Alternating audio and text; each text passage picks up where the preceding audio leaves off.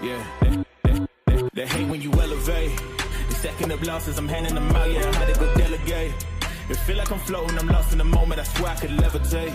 They never believed that I would really fly, I had to go demonstrate. I had to set them straight. They hate when you elevate, elevate, elevate. They hate when you elevate, elevate, elevate. Yeah, they hate when you elevate, elevate, elevate. They hate when you elevate, yeah. I had to elevate. I'm way too fly, yeah, I'm feeling myself. Ain't no chance I'm coming down, no. Got a soul view to myself, yeah. Why would I give it up? Why do they wanna come take my place? I work too hard for it, don't need a replacement.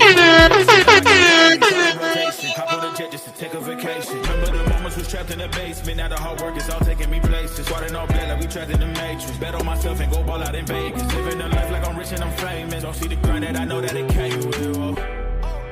I ain't make it this far for myself, yeah. I had to prove to everybody else, I had to set them straight, yeah. I had to ball, so I had to renovate, I know. They hate when you elevate.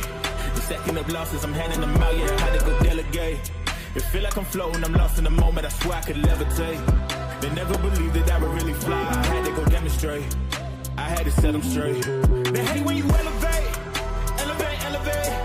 They hate when you elevate, elevate, elevate. Yeah, they hate when you elevate, elevate, elevate. They hate when you elevate, yeah. I had to elevate. Ooh, yeah, why they wanna bring me down? So much drip, yeah, I almost drowned in it. I can't come it down, yeah, I'm way too fired up. I can't slow it down. Ooh, yeah, yeah. I see the flashing lights, make sure the fashion right, yeah. I'm in my bag tonight, yeah. Ooh, I might just pull up before it. Watch out, the engine is roaring. It's too loud, you can ignore it.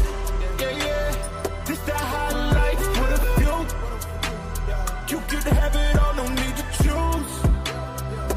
First, let me demonstrate how you can rise to the top. Yeah, I had to elevate, elevate. All right.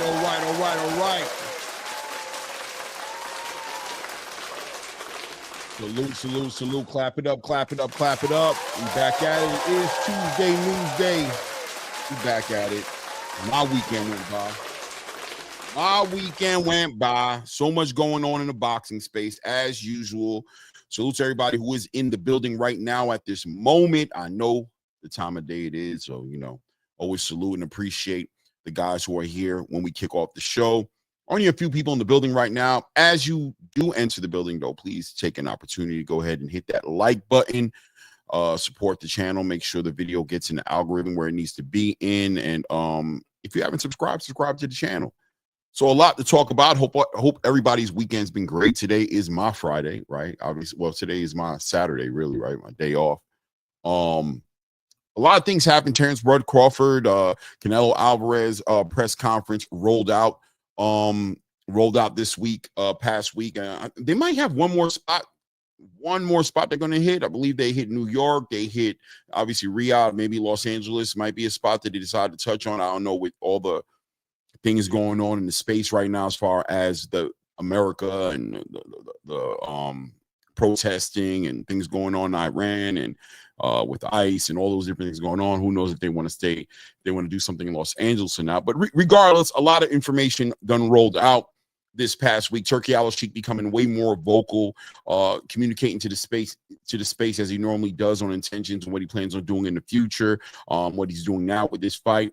New players have been brought into the game now. We have Dana White officially not only announced it as far as a promoter in the game, but officially taking the helm as far as heading the promotion with these press conferences and things moving forward. We saw Max Kellerman added to the conversation as well. Salute to Max Kellerman. If you guys understand and been here for more than the past 10 years of boxing, you know how much of a integral part in the sport. Max Kellerman played at one point another one of the best commentators in the boxing space as far as I'm concerned. He'll be sitting next to Jim Lampley calling these fights. That's going to be amazing to watch. We got to talk about all these different things that Turki Al-Sheikh plans on implementing in the game. Dana White also with plans of implementing certain things into the game. His plans for TKO as well. Also had some great fights this past weekend. We had Vito Mielnicki get a defeat, another win another one in the win column for Vito Mielnicki in the 160-pound weight class division.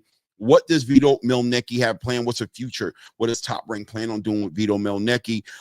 He's been fighting. He's been kind of, got this fan base. He's brewing up with it a little bit. But at the end of the day, it is time to probably step up the competition for him. We'll talk about Vito Mielnicki. Jahi Tucker, Lorenzo Truck Simpson throws down this weekend. Small ring for the Top Rank event too. We'll talk about that. A small ring, but Jahi Tucker able to show, improve, outmaneuver, outbox, outscore Lorenzo Truck Simpson. Great fight for the most part, right? But Lorenzo Truck Simpson does fall short of a win again. Where does he go now? At 160 pounds, reuniting with Calvin Ford and Kenny Ellis and stepping into the space with his original team. Where does he go? And Jahi Tucker now at 160 pounds also shows that he can compete at a high level. Once again, another fighter showing that boxing IQ and pedigree, right? Showing don't get hit, but at the same time being able to stay in range, engage, outscored a pressure fighter like like Truck Simpson. Very, very good fight. We'll see what the future for these guys are at 160 pounds. The 160-pound division wide open, right? I mean, all that's there is Janabek, Carlos Adames, Arizlandi Lara, not really anybody taking the helm as far as being that star in 160 pounds.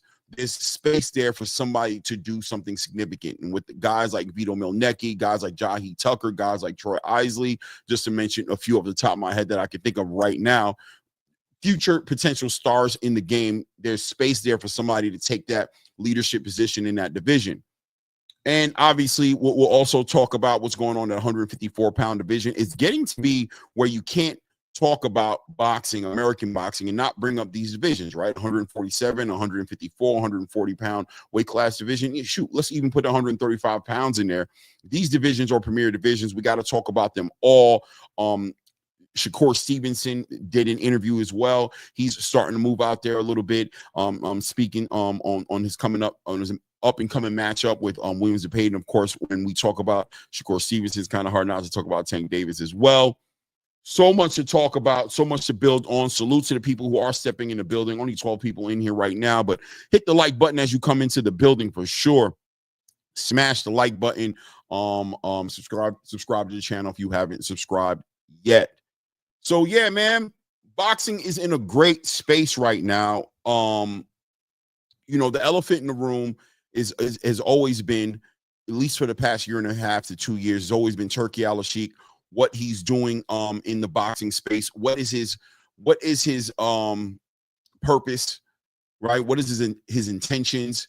And at what point does he either walk away from the space or is he going to double down? And I think he's been consistently doubling down in the space, right? He's been consistently just adding and not taking away. And I think at this point, most boxing fans are becoming more and more comfortable with the presence of Turki Al-Sheikh, or at least more. His presence is starting to be understood, that he's going to be here and he doesn't look like he's leaving anytime soon. That being said, as he's made the moves that he's made in boxing since he's been in boxing, even most recent with one of the biggest moves he made, collaborating with Dana White, with Nick Khan, doing these things now, adding these pieces, the Max Kellermans, the Jim Lampleys, adding the Netflix network deal, and being able to execute on things that nobody else arguably could be able to do in the sport. Probably more so based on his access to resources, money, right? That moves the needle in most sports. moves a needle for sure in boxing and in all combat sports. Turki brings that intangible, that wild card that he brings to the table that a lot of other networks just don't have. And here he goes rolling out this press conference, starting it off in Riyadh season with Terrence Crawford and Canelo Alvarez. We see there's like a different energy, another dynamic going on to the sport. Maybe it's an old school thing, right? Maybe it's an old school thing. I don't know, right? But there's a respect there between Terrence Crawford and Canelo Alvarez. How's that affecting the fan base as they're trying to process and understand what we're looking at? Seeing two fighters who are going to be fighting each other, share dinner, sit in the same room and do interviews with the likes of Piers Morgan, sitting there doing interviews with Shaquille O'Neal, Dana White now mediating and pushing the promotion forward. A lot of mixed feelings, I guess, over what we're looking at. Some people are wishing this event to go as good as it can go. You know, Las Vegas, Allegiant Stadium, 70,000+ people, set to break all kinds of records on views, not pay-per-views, but on people watching the fight, on people in the building. All these different milestones seem to be in line to get achieved, and there's mixed feelings in the boxing space. And boxing being the sport that it is on an international level, different from your football, different from your baseball, different from your basketball, as these sports that I'm mentioning and other sports next to it are very American-based sports, as far as they don't have to compete with Italy. They don't have to compete with the UK. They don't have to compete with Russia or any of the Eastern European countries. This sport in particular, boxing, being the international sport that it is, a world stage sport, now finally getting that look to where you're starting to get that feeling of it being something that can't be contained here in America exclusively. And the nationalism nature of the sport naturally would have people in the sport who are not so comfortable with a foreign entity like a Turki al-Sheikh or Saudi Arabia's presence being in the sport, to the point to where there's a certain feeling of domination happening. And the nationalism part of the sport surfaces as people not wishing this event to go well, right? Not to mention other things that affect that, as far as personal feelings towards a fighter like Terrence Crawford or things of that nature. So, but we'll talk about all those things today, because I think they're important, and they're coming out, in my opinion, and it's starting to look like an unstoppable force of nature, what's happening. And me personally, as a boxing fan on a personal level, loving every moment of what I'm seeing. I'm not going to lie to you. I'm loving what I'm seeing, because the sport needs that look. The competitive nature of the sport needs the best fighters in the world to have a platform, to have a way, to have some sort of space that facilitates a space for all these fighters to be able to meet somewhere and prove to the world and to themselves and to us as the fans who the actual best is, right? It is what it is. And Turki seems to be getting closer and closer to doing that. It doesn't seem like something that can be really the train is just moving right now. The momentum is too great. Shout out to Adol Choice in the building. Assalamu alaikum, brother. Walaikum salam. Says good fights in the desert. No doubt, man. Great fights in the desert. Great fights in America too, as well, as that theory's been kind of shot down, as far as people believing that this man was going to take these great fights and take these fighters and make them fight exclusively there in Saudi Arabia or overseas. And he's showing more and more, and every time doubling down by making events in New York. He's following up with another event coming up in New York with Edgar Berlanga, and brought up his own fighter in Hamza Shiraz, and we're going to see Shakur Stevenson on that card fighting against William Zepeda. Once again, fights we've been wanting to see, but it seemed like nobody could facilitate these fights.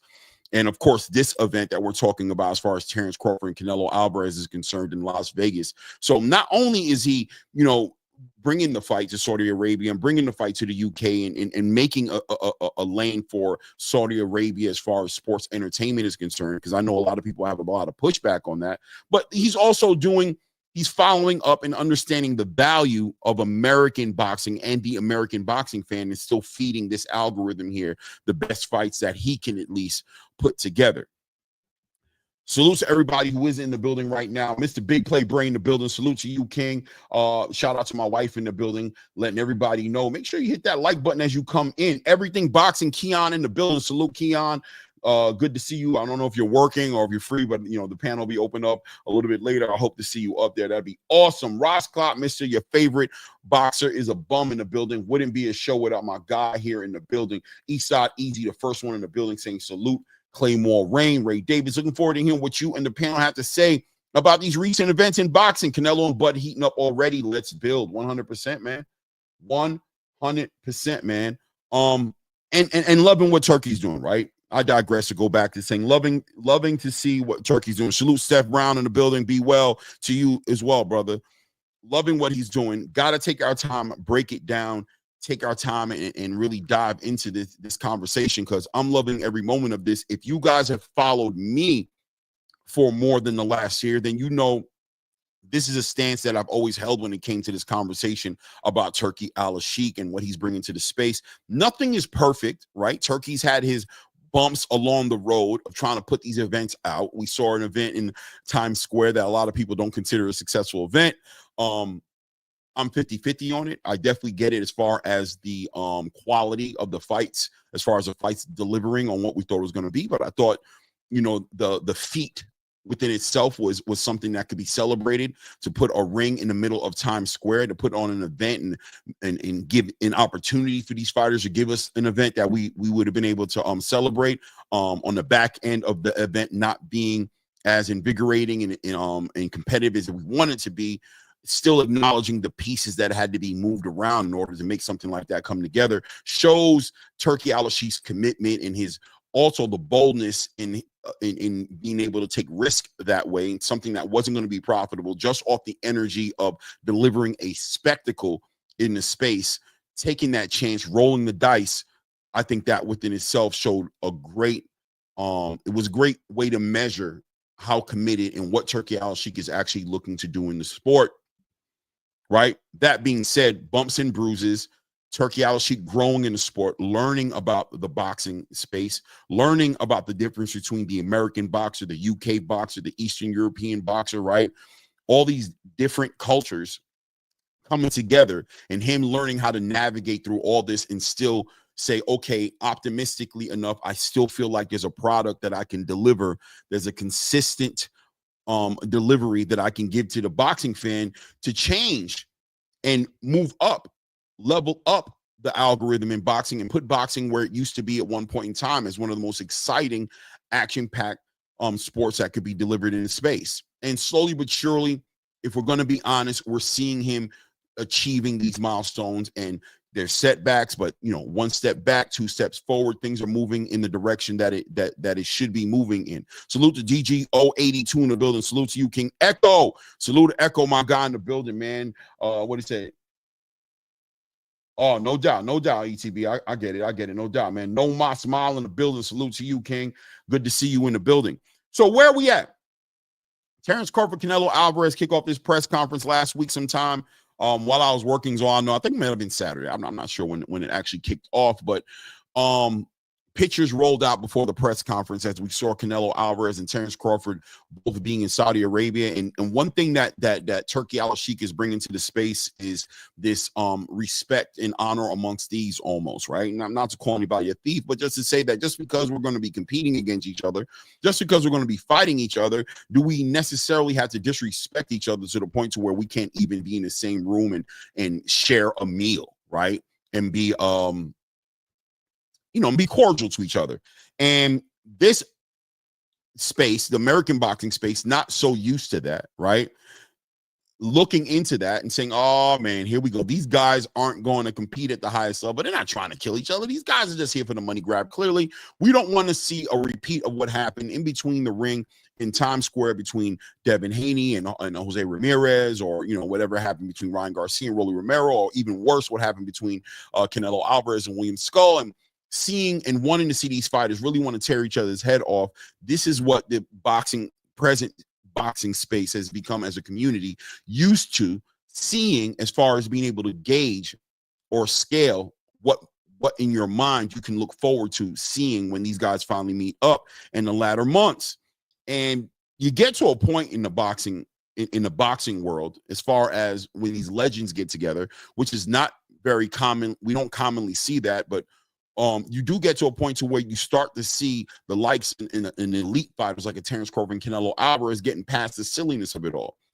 And when you really want to be honest about it and look at Canelo Alvarez and Terrence Crawford, these two guys are guys who really never liked the energy of being disrespected, right? The disrespectful part of the boxing, the promotion of the game, they never really liked. Canelo Alvarez didn't like Edgar Berlanga, poking at him and speaking about him and telling him, inviting him to his privacies, private parts and things of that nature. And there's an argument there to be said that the reason the David Benavidez fight didn't happen between Canelo and David Benavidez was based off David Benavidez's lack of respect. Now, I'm not saying that's what it was from my point of view, but I'm saying there's an argument there to say that based off of what Canelo Alvarez has communicated to the space. Terrence Crawford's never been really that kind of guy who talks crazy to his opponents. Obviously, he's more than willing to reciprocate the energy that you're putting out there. If you're delivering this toxic negative energy and you want to tear him down, he has no problem defending himself. But it seems like when it comes to the boxing, understanding that no matter what happens in the build-up, we're going to have to fight each other, and I plan on beating you by any means necessary. And that seems to be enough when you have fighters like Canelo Alvarez and Terrence Crawford who have a consistent delivery on their brand being great boxing, exciting boxing, stoppages, right? Things of that nature. You get past it and don't need to see the fingers getting pointed and them having to be separated as they're trying to bite each other and kill each other before they get into the fight, right? And questions start to arise with a boxing fan, and I'm going to keep it 100, a casual boxing fan who's not really used to this, in my opinion, right? Not really used to this type of energy. Let me just make one adjustment here real quick here. Bear with me. Boom. Let's take that down. There we go. Who really doesn't know how to adjust to that, right? Terrence Crawford, Canelo Alvarez face off with each other. Very respectful, mutual respect in the build-up to the fight, answering their questions, being confident in themselves, but not attacking each other. And I think it has everybody kind of thrown off a little bit. Is Canelo Alvarez nervous? Is Terrence Crawford nervous? And who's scared, who isn't scared, and trying to gauge, the energy that's going on here as we're watching things unfold. And I'm seeing all kinds of opinions. I've stayed off of, I didn't drop any videos or any type of reaction videos to the press conferences or anything like that. I've really been watching the social media space in the boxing space react to all these things and seeing all the different opinions. People feeling like Terrence Crawford is scared. People feeling like he's nervous. Maybe he's a little overwhelmed. This being the biggest event he's ever been a part of, headlining, next to the Errol Spence event. This event right here is just a whole different conversation. Now you're in the big leagues, Terrence Crawford standing on the other side of a stage from the face of boxing, Canelo Alvarez. And Canelo Alvarez, this being a walk through the park, this is what he's normally used to. Is this going to get in the way or affect the Terrence Crawford that we see the Terrence that we see as far as on September 13th? And then you got Turki Al-Sheikh, who's once again doubling down on his Tom and Jerry issues with fighters not fighting each other, running around the ring. What does he exactly mean by that? And does the way Terrence Crawford fight align with the way Turki Al-Sheikh wants to deliver boxing right now? Turki threatening to potentially shrink the ring. Maybe I hope I don't have to make it a 12-foot ring in order to get this fight where it needs to be. I don't want to see these fighters dancing around the ring, not fighting each other. And the boxing fans in the community, the American boxing fan, taking a little bit, the black boxing fan, taking a little bit of issue with Turki Al-Sheikh's running Tom and Jerry thing he got going on as far as boxing is concerned, and saying, oh, you're trying to take away the slickness, the athleticism.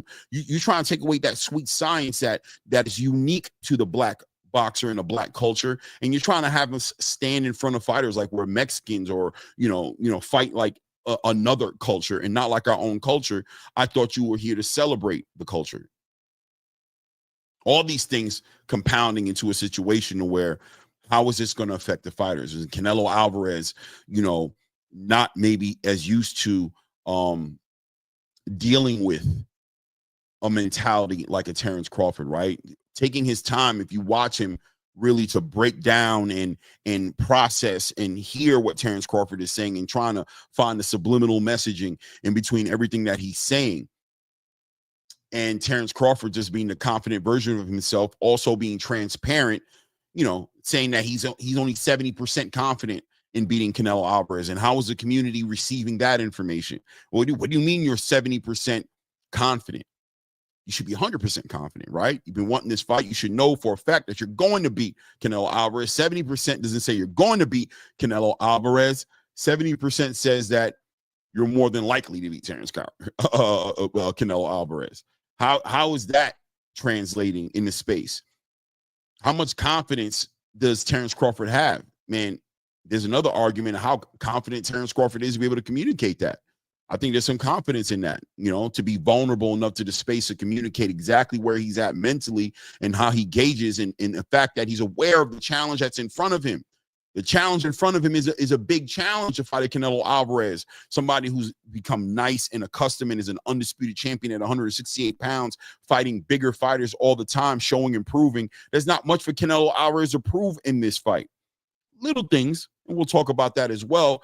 But in a big way, this fight has become more about Terrence Crawford than Canelo Alvarez, as Canelo Alvarez is giving over the opportunity to Terrence Crawford, but Terrence Crawford is the one really underneath the magnifying glass, right? He's the one who actually has to show and prove that he can take a punch from Canelo Alvarez, that his athleticism is not going to suffer going up 2 weight classes, never even competing at 160 and only having one fight at 154. And here you are going against the best that boxing has to offer in the Canelo Alvarez. Is Terrence Crawford biting off more than he can chew in this fight? These different intangibles make the sport intriguing, make this fight intriguing, is what makes boxing one of the best sports in the world. When it's showing up in the way that it's showing up right now, we're seeing different elements like Max Kellerman be added to the conversation. Jim Lampley, we watch him get added to the Times Square event, watch him get added to the conversation. We're seeing Dana White being added to the situation, his style of promoting, his style of pushing these fights. How is that going to translate? Coming from the MMA background, promoting the UFC, where he had more of a monopoly and control over the fighters, now dealing with this idea with fighters who can do what they want, who are getting paid way more money than he's used to dishing out. Now with things like bonuses involved in the game and all these different parts that he done in UFC that he's trying to bring into boxing, how does that translate? And how's that going to look when it's all said and done as far as the final product is concerned? I'm excited. To say I'm not excited would be a lie, and to be honest with you, to say I'm excited may be an understatement, because I know that the boxing's needed something. Is this in particular what boxing needed? Time will tell that story.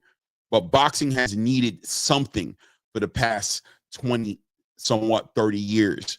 Boxing has needed something. Watching a product or a platform like the UFC go from where it was to where it is now, you have to give that credit to Dana White. You have to say that a vision from Dana White and his discipline and his commitment to executing that vision to where it is right now, having that type of mentality now into boxing with the financial backing of a Turki Al-Sheikh and also the marketing strategy of a Nick Khan with the WWE. This, on the surface level, looks like it could be a great thing for boxing. It is what it is, right? It is what it is. Shout out to my co-host, Ray M.F. and Davis in the building. What's good with you, family? What up? I'm just always MFing, guys. I don't know what Clay always talking about, but I'll accept it today. What's up, everybody? I've been chilling. How's everything with you, Clay? Everything's good, man. No complaints, man. No complaints. Just, taking it day by day, right? It's a marathon. It's not a race. So we're taking our time and plan on making it over the finish line. That's the game plan, man. That's it, right? No clout involved. Sometimes a little clout. Sometimes you gotta do clout chasing. Every now and then, you gotta do a little bit of clout chasing. Okay, no worries. No lurking involved.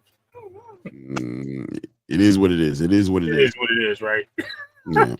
All right, moving forward. You catch any boxing this weekend? No, I'm very disappointed in myself because I've been dealing with a lot of I actually worked both week days this weekend because I'm on vacation this week. So, sunshine. Oh, where we going? Home, man. Staycation. You know what I mean? Okay. My son's graduation party's coming up and all these days. I know he graduated like a week ago, but we planned it out a little bit because everybody else has the things they're doing, and but eventually in August we will be leaving. Okay. Where we're going is, Margaritaville is definitely there. I'm just letting you know. So. Oh, in August y'all going on vacation? You're going to actually go out of town? Where y'all going? So you nosy. No, I'm going to St. Thomas. I'm interested. I want to know, man. I know. Listen, I might meet you there. I know. I get it. We can broadcast from there, right? You never know, man. On the beach, the islands of the white sands of St. Thomas, Clay, and Ray, all day sitting there with the sun breeze and the palm trees. Couple of Coronas, you know what I mean? Enjoying the sights, right? Enjoying the weather. Yeah. Great fights this weekend. Some decent fights this weekend. I didn't catch all the fights, but 160-pound weight class division did get a little bit of attention this weekend. We saw Vito Melnecki fight this weekend, getting himself another win. He stays in the win column. We saw Jahi Tucker and Truck Simpson, Lorenzo Truck Simpson, kind of get it in. That was a great build up to that fight. Debuting at 160 for Jahi Tucker, he did pretty well, man. Both of them did pretty well, but ultimately there was can only be one winner, and Jahi Tucker was able to outwork Truck Simpson. Truck Simpson falls on the bad side of another loss again. Nothing crazy, right? But what's he gonna do from here? I don't know. He reunited with Calvin Ford and with Kenny Ellis. That was a good look for him. He did, they went their separate ways for a little while. Now back together, but unfortunately not able to get the win out there. Congratulations to Jahi Tucker, Long Island representative Jahi Tucker. At 160, plans on making a move, and I think 160 pounds needs that attention, right? Vito Melnecki does the same thing. We need to see something happen at 160. It's wide open. We know who the champions are, but I don't know. The division just doesn't seem as exciting as it could be. So looking for that. Those wild cards that come in the division and do something interesting in that division, but nothing crazy or exciting to talk about when it comes to 160. But at least, like I said, with the addition of Jahi Tucker, and obviously we know Troy Isley's there and Vito Melnecki putting on those performances. We'll see what 160, right? What 160 does. Young buck like Jalil Hackett should go up there and make some noise. We said that like 2 years ago, man. Yeah, well, I don't know. It was 2 years ago, but I would say about maybe a year. Maybe it was definitely a year ago. A year. I'll give you a year. Yeah, I think it was about a year. But I mean, Jalil Hackett, I wasn't saying that he needs to go to 160, but definitely he needed to leave 147, right? He was that big at 147, man. He should have been at 160. He definitely drained himself way too much to make 147 weight drain wise, and should have been at 154 when he started his career. But they play that game, man. They play that game. What did Rod Scott say? Everybody's a weight bully. Unless you're a heavyweight, everybody's a weight bully in boxing, right? Everybody trying to get that leverage, man. Playing those games on that scale, trying to get that leverage. Yeah. And 154 always is top of the news. You can't talk about boxing, not talk about 154, 147, 140, or 135. Like it's just not happening, right? These divisions right here. We're always looking to see what's going to happen in these divisions, and 154 gets the addition of Jerron Boots Ennis, and of course, Jerron has the best problems in the world. I keep saying that, right? Jerron has the best problems in the world. You can't get better problems than Jerron Ennis got, which is everybody wants to see Jerron in this fight, right? They want to see him fight. Who do they want to see him fight? That can differ, right? That can go depending on the kind of fan you are, what you want to see him do. But do you want to see Jerron Ennis fight? Of course, you want to see Jerron Ennis fight. Jerron Ennis moving on from 147, leaving one fight on the table that a lot of people feel like you're leaving your food, you're playing with your food. You got one more fight that you didn't give us that we all wanted to see, which was Jerron Boots Ennis fighting against Brian Norman Jr. I kind of wanted to dive into that as well. I'm all over the place right now. Let's leave that to the side for a second. And let's just stay on the Terrence Crawford, Canelo Alvarez situation. Let's stay there. That's where I was at. Yeah. And I want to talk about that. What did you get a chance to catch the press conferences? Yeah. Videos. Highlights, press conference, after conference, comments, you name it. Right. It's hot news, man. It's fire right now. Man, listen, in the interviews going on right now, a lot of interviews with Terrence Crawford and Canelo Alvarez in the same room, sitting right next to each other. Without a doubt, the elephant in the room when it comes to Terrence Crawford and Canelo Alvarez right now, in my opinion, is this respect. Is there too much respect happening between these two fighters right now? These two legendary fighters in their own right, future Hall of Famers in their own right, pound for pound great in Terrence Crawford and face of boxing, and pound for pound in Canelo Alvarez as well. Is there too much respect in these build-ups at this point? How you feel about it? I don't think there's such thing as too much respect. I think the respect levels that they have for each other are honorable, man. Like, Canelo knows that Bud is this great fighter. He knows he's talented. He knows he's a very game opponent, and he knows his striking abilities, right? Whereas Bud knows what Canelo brings. He's fought nothing but bigger foes. So him having the power and being able to withstand punches and things of that nature, he brings a lot to the table. So it's like, do you want to poke the bear on either end? No. So what you try to do is you try to ruffle some feathers, but you don't want to go all out and try to push somebody over the ledge, because you might just get hurt, and you don't want to sound off the alarms and have the guns firing. Basically, we don't want to do what the situation happened 2 weeks ago. We don't want to do that. Right. Well, I mean, political media, but basically.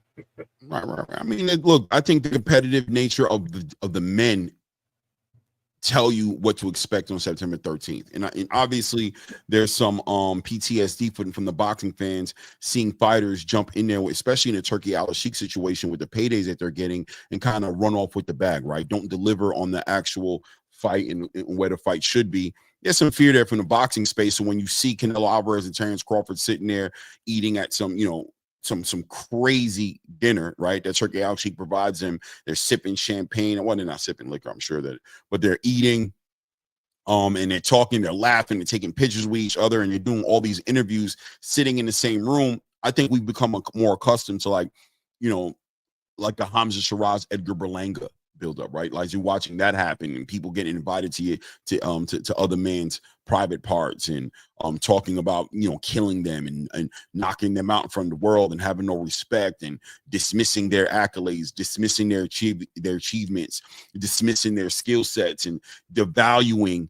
And I'm doubling it. I'm heading in the direction right now, right? Because both these fighters know that the other fighter is in their own right the best fighter, or the highest level, or an elite fighter in their own right. So how do you tear down a fighter that brings as much legacy, brings as much accomplishment as these two fighters do stepping in the ring on September 13th?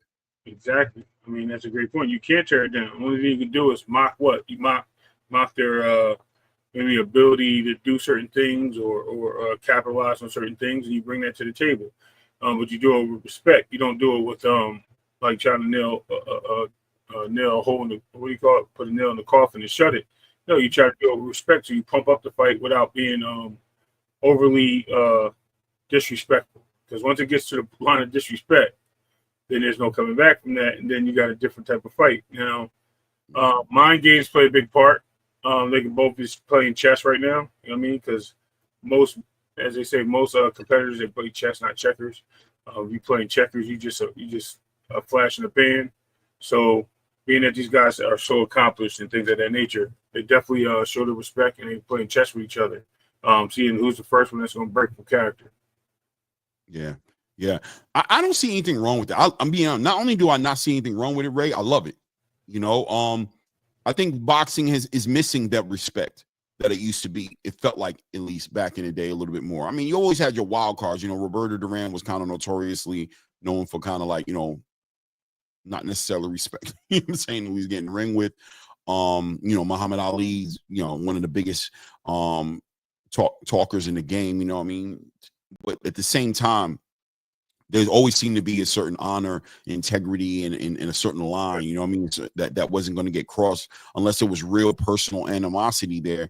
the fighters, you know, I remember when fighters used to show up to a lot of these press conferences in suits and things of that nature, right?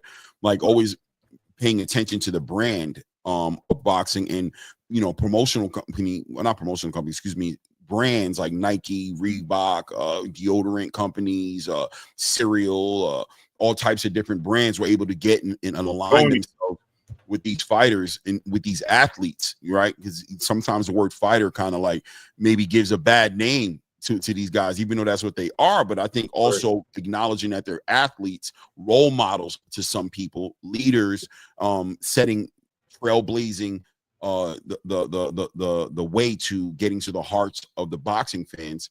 You should take that into consideration, and maybe that's being kind of pushed to the side a little bit, right? And it's affected the marketability of the sport to a broader fan base. What do you think about that? I totally agree. I heard you talk about this the other day, and absolutely. You figure, I think the last person to actually do a commercial that was a boxer, and that's currently boxing was Canelo Alvarez, believe it or not. I think he was the last person to do one for a brand. And the fact is that, yeah, we're not getting the sport broadcasted around the universe of, besides social media. There's no interactions. There's no run for the sport for advertisement, which is big, because having advertisement in sport is big selling points for the sport. It brings casuals to the table. It brings marketability to the table. It allows for sponsorships to create more revenue for these fighters. But you know, with certain things being outside the way, like pay-per-views and that nature, you don't have these things no more. So you got guys that are commentators, like you just mentioned, Max Kellerman, doing commercials, and guys like retired boxers and things of that nature doing grills and things of that nature. So they're not really doing anything anymore, Clay. So the things have to go back into the gentlemanship and the respect, without trying to be too ghetto or too hood. Sound like I hate to put the blame on somebody, but it's always they want to sound like the toughest rapper that's out there. Like they want to be the most thuggish guy in the world, like, or dress like them, or it's like their image is so blatant. Like you're trying to relate to the streets, but for what? The streets should be relating to you. You should be the example, not you following the wrong example. And that's where the problem lies. And it's happening in society all the time. Yeah, it happens in society, and naturally it's happening in boxing as well. There's a lot of lack of professionalism in the sport when it comes to that part of the game, right? The branding and the public relations, right? It seems to be missing that without a doubt. But that being said, diving more into what we pulled away from the press conference as well, to say that, all right, well, both these fighters in position now. Terrence Crawford is now in the crosshairs, in the limelight, right? We know Canelo Alvarez is used to this. This is his world, right? Big press conferences, big crowds, big celebration. Everybody, you know, this is just another day in the office for Canelo Alvarez. But Terrence Crawford, first time, right? Really being on a stage like this outside. I mean, if you want to call the Errol Spence one, that one had its own, you know, that was a big fight as well. But this one seems like it's, you know, it's on the road to being a way bigger situation. And there's got to be a part of Terrence Crawford that kind of concedes, and looks like he has been a little bit conceding to the idea that, you know, this is your world, Canelo. Like, you know, inside that ring September 13th, that's my world. You may think that's your world, but we're going to find out whose world it really is as we compete. But in this press conference, in the building up to it, this is huge for Terrence Crawford.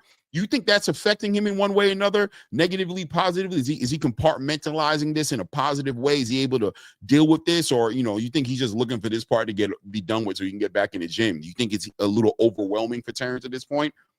No, absolutely not. I think Bud's, his game plan is to do everything he's doing. I think it's more so he doesn't need to overwork himself. He doesn't need to invite certain things outside or things of that nature. He doesn't need to change anything. I think what he's doing is exactly what he needs to do, from all aspects of weight gains, showing out, visuals, sounds, whatever the case may be. Whatever he's doing is what he's supposed to do, and it's a purpose for that. And that's why I said this is actually a perfect setting for him, What bigger stage to do this on? He's been under the lights, right? He's not a guy that has just been on Top Rank and never showed for the pay-per-view or Or this anything like little that, local right? bodega Right. or So he's been little under the lights. right. He's not. He's fighting somebody that's now the face. Like I said, you got the pound for pound great versus the face of boxing. What more do you need?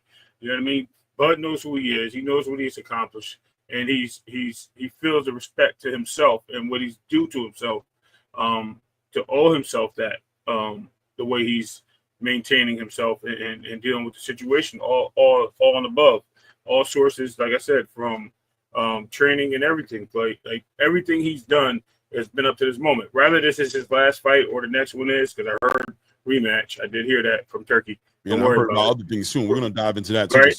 I did hear rematch, but my point is I've noticed that Bud has rather, like I said, whichever direction either fighter goes, they both earned this. They've earned this stage right now. There you go. That's what I'm trying to get to. Stage. They earned it. Yeah, definitely. Listen, man, one thing I'm happy for Terrence Bud Crawford. I know how it feels to work towards something, maybe not to this magnitude, but when you get to this point, not many people, a lot of people do the work. A lot of people get into the path of achieving their dreams and never get to this stage. This wasn't promised, right? To be able to do the things that he's done with the adversity he's faced in the sport, with the across the street politics he was caught in, probably one of the biggest victims of the across the street politics. Took him so long to get into those fights. The Errol Spence fight almost just didn't happen for him. He was almost going to have to be content with where his career was at that point, being that he didn't want to concede to the idea of having to be on a certain side of the street to make certain things happen. Wanted to carry that independent energy, and got a lot of pushback for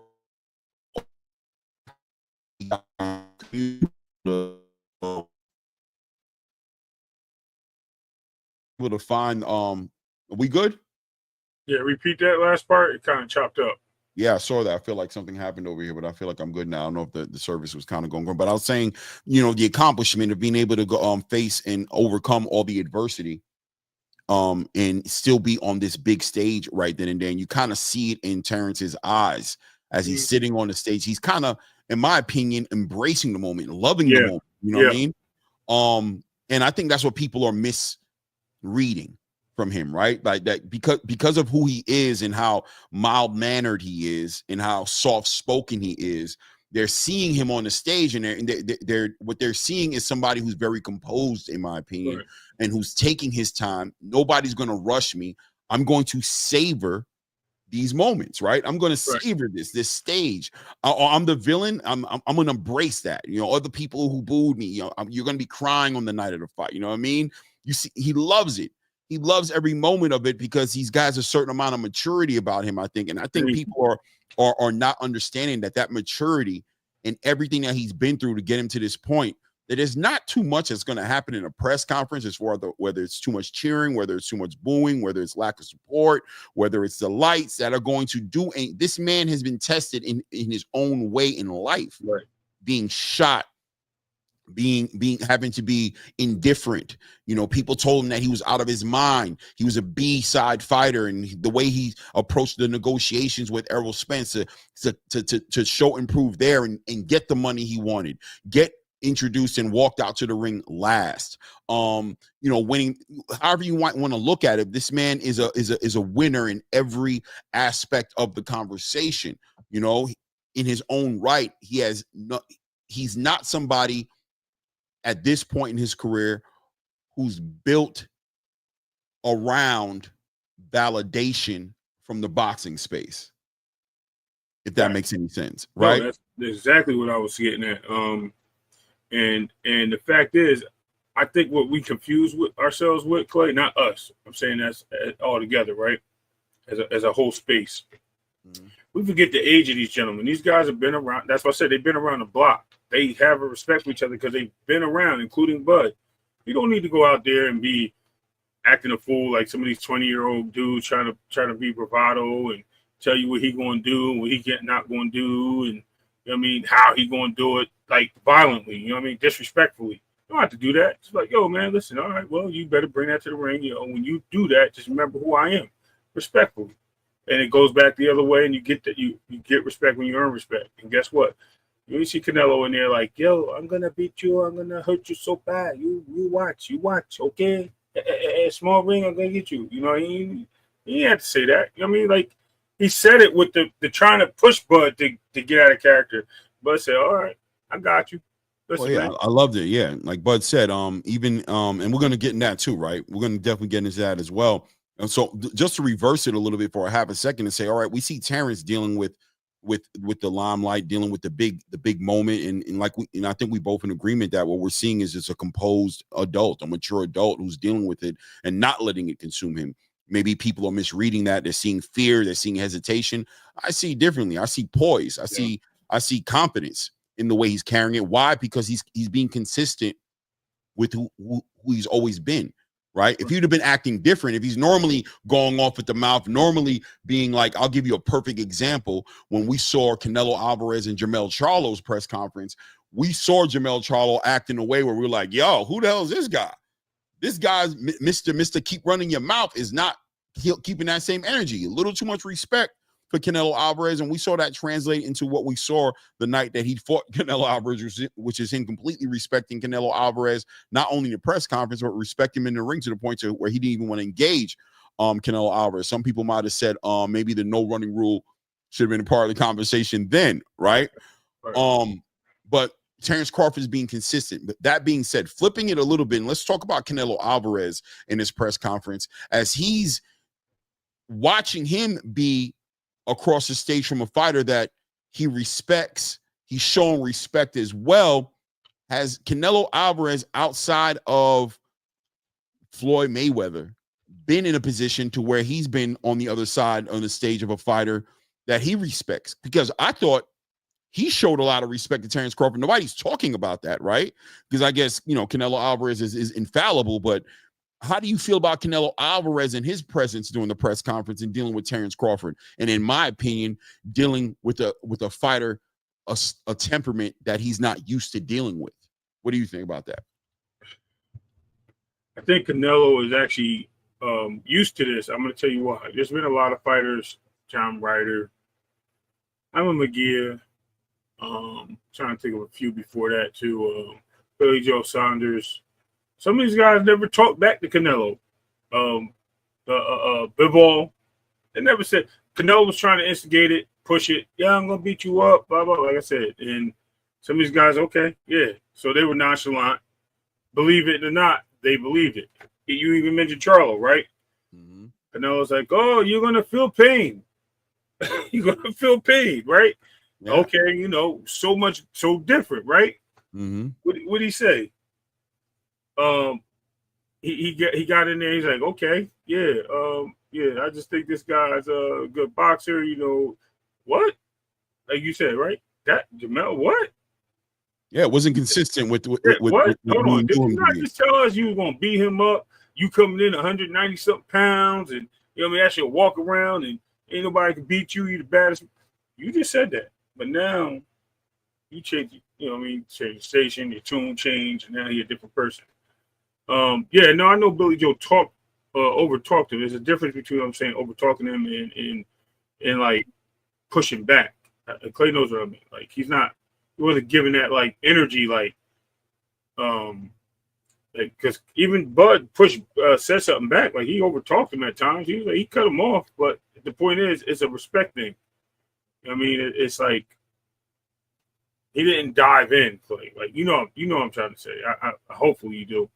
Like Bud didn't jump into a whole different character to try to come at Canelo, right? He was very calm. Right. But how do you think that Canelo? How do you think? That's what I'm saying. And there's another thing I'm going to bring up a little bit later. I mean, I could bring it up now too as well. But just to say that Canelo's also having to deal with this, and he's used to something, and I think Terrence Crawford gave him something else. And how is he dealing with that different pace? How does he see it for himself, and how does that affect him as far as his preparation for this fight, as far as his confidence is concerned? Is Canelo Alvarez the type of person who is, when you're somebody like Canelo Alvarez, Ray, somebody used to being celebrated and championed by your fan base the way Canelo Alvarez is, there's a good chance that you and the fan base and the energy the fan base gives you and the perspective of the fan base affects you as far as who you are, because you've become somebody who gets energy from it. And I think that's one thing that Terrence Crawford brings to the conversation that Canelo maybe not used to dealing with, is somebody who's legitimately driven off of what he sees in the mirror and what his team thinks about him, and could care less about what anybody outside of that circle thinks about him. Whereas Canelo Alvarez is totally tapped into the mental part of the game, into the cerebral fight that starts at a press conference. Whereas Terrence Crawford is tapped out and completely doesn't care about it because it doesn't affect him one way or another. Canelo dealing with the Terrence Crawford the way he's dealing with it, with the interviews with Piers Morgan's, with the interview that he had with Ring Magazine, with the interview he had with the Shaquille O'Neal situation, the interview they had over there, having to deal with that. Is he putting his guard down? Is he becoming vulnerable? Or on the opposite side, him being the fighter that I know he is, as far as his intelligence is concerned, is he having concern about this, knowing that, damn, I'm really going to have to beat that guy September 13th. I'm not going to be able to beat that guy in these press conferences, as far as this is where the fight begins, right? At the press conference, somebody like Gervonta Tank Davis really taps into that. And I think that was one of the things that kind of like was weird for him in dealing with the Lamont Roach situation, right? Was the inability to win the fight the way he did against Frank Martin, which was at the press conference, making him flinch, talking crazy and talking about his girl, getting him in his feelings. He wasn't able to move Lamont Roach left to right when it came to that. And it became are you going to beat me when we fight May 2nd in the ring? That's where you're going to have to beat me at, because I don't believe you. I don't care about all that stuff you're saying. Canelo had to deal with that with Terrence Crawford. Do you think that one way or another, and I wouldn't be shocked one way or another whether it did affect him or it didn't, because I think Canelo Alvarez is his experience just at such a high level. But still, how did you feel about how Canelo Alvarez was dealing with Terrence Crawford when it came to that? The guy has 70 fights. This is his 70th fight. I don't think he's not seen everything in the game, per se. In a press conference, besides something very uncharacteristic of boxing happening. Mm-hmm. But anything that has to do with boxing, I don't think it's nothing he hasn't seen. From him being on the end of the cards all the way up to being the headliner. So, I mean, okay. That being said, right? Who would you compare? What is this? Looking at this press conference with Terrence Crawford, if you were to go back into your memory Rolodex, you know what I'm saying? You didn't get an opportunity to do research on this, so I'm not expecting you to have the answer. But if you had to think of a press conference or a fighter that Canelo Alvarez was in front of, who would you compare this to? What kind of energy do you think? I think Sugar Ray Leonard brings a lot to mind. No. I'm talking about for Canelo. Speaking about Canelo's experience, what experience you think? For Canelo's career. Yeah, that he would refer to be like, oh, Terrence, you just acting like you feel me? And who brings that pedigree that Terrence brings. Yeah, no, I think this is his biggest fight outside of like a Cotto or Mayweather. And none of those guys ever like literally didn't trash talk him. Right. So I don't know. I don't think he's ever had something of that magnitude or level of fighter that's been shied away from engaging into wordplay. Would you say that a fighter who can back it up, right? Like a legitimate fighter who's not scared, he's not out of his league. You're not better than him in every category like that. You're bigger than him, arguably. You're stronger than him, arguably. You have a better resume than him, not arguably, right? You bring these intangibles, but Terrence Crawford has every right to be as confident as he is, and his resume and his track record says that he's used to delivering on what he's saying. So this is somebody who you should believe, right? As Canelo's listening to Terrence Crawford, and I'm going in a direction, right? We're heading somewhere, Ray. Trust me when I tell you this, right? We're heading somewhere, right? Okay. Does Canelo Alvarez believe Terrence Crawford? And it's important because did he believe Jaime Munguia? Did he believe Edgar Berlanga? Did he believe Triple G? Did he believe these guys could do anything to him? Did he believe these guys were ready for a fighter of his level? I think there's an argument to say he didn't believe those guys. I don't think those guys were in to a degree. I think he has a mixed feeling about this. If you want me to be honest with you, I think he knows the capabilities in a boxing sense of Terrence Crawford, but I also believe that in his mind, he doesn't think Terrence Crawford can budge him or hurt him or outbox him. I think look, just having a ring size, I love it. Just having a ring size as a big pointer of this means that he believes if he can cut off the ring, he can put Terrence in some serious situations, right? Okay, wait, real quick. Just pause on that moment right there, right? Yep. So yeah, and because you're going places I plan on going, and I love it, right? We're right here right now, right? To me, I saw insecurity in that statement when he said that. Yeah. To me, I saw concern about his ability to cut the ring off on Terrence Crawford, his ability to compete at the same level he competed with a Floyd Mayweather or Miguel Cotto or a Triple G, right? His ability to be that young, vibrant, athletic fighter is, in my mind, I'm gonna be real with you. In my mind, is Canelo Alvarez low-key a fan of Terrence Crawford? Yes, absolutely. And that being said, and I think, and that goes both ways, respect. But yeah, no. Listen, one thing Terrence Crawford has not done in this buildup is sugarcoat anything, and I love that about him. We're going to dive into and talk about it because we have to talk about the 70% thing and that transparency and that vulnerability that he showed when he communicated that. A lot of people looked at it like the opposite way. I looked at it like confidence. I feel like it's super confident for somebody to be truthful and aware in a moment like what Terrence was in, to be able to speak that way. Most fighters, whether they were confident or not confident, would have said 100%, I'm going to beat Canelo Alvarez. He said 70%. Right. He's being honest. He's being transparent. I don't care what you guys think about me, as Terrence Crawford shows and proves over and over and over and over again, to let you know that I can communicate to you my fears, my concerns, what I'm aware of, the actual imminent danger that I know that I'm in. I know for myself, I don't even know what I'm going to do at 168 pounds because I ain't fought there yet. I'm confident in my ability to adjust, to adapt. I'm confident in my ability to deal with issues, to deal with problems, right? To deal with things that aren't guaranteed, to walk into a situation with no real reference as to what I'm going to do, except my confidence in my abilities as a boxer. I have no problem communicating that. But the person who has a pressure on him, who we're not speaking about the right way, is the fighter called Canelo Alvarez, right? Who can't have excuses, who is the guy with the leverage, who is the undisputed champion, who is the bigger, stronger fighter, who's fought the bigger, stronger fighters, who doesn't have the excuses. He can't do it, Ray. He can't say he's 90% confident, 85% confident.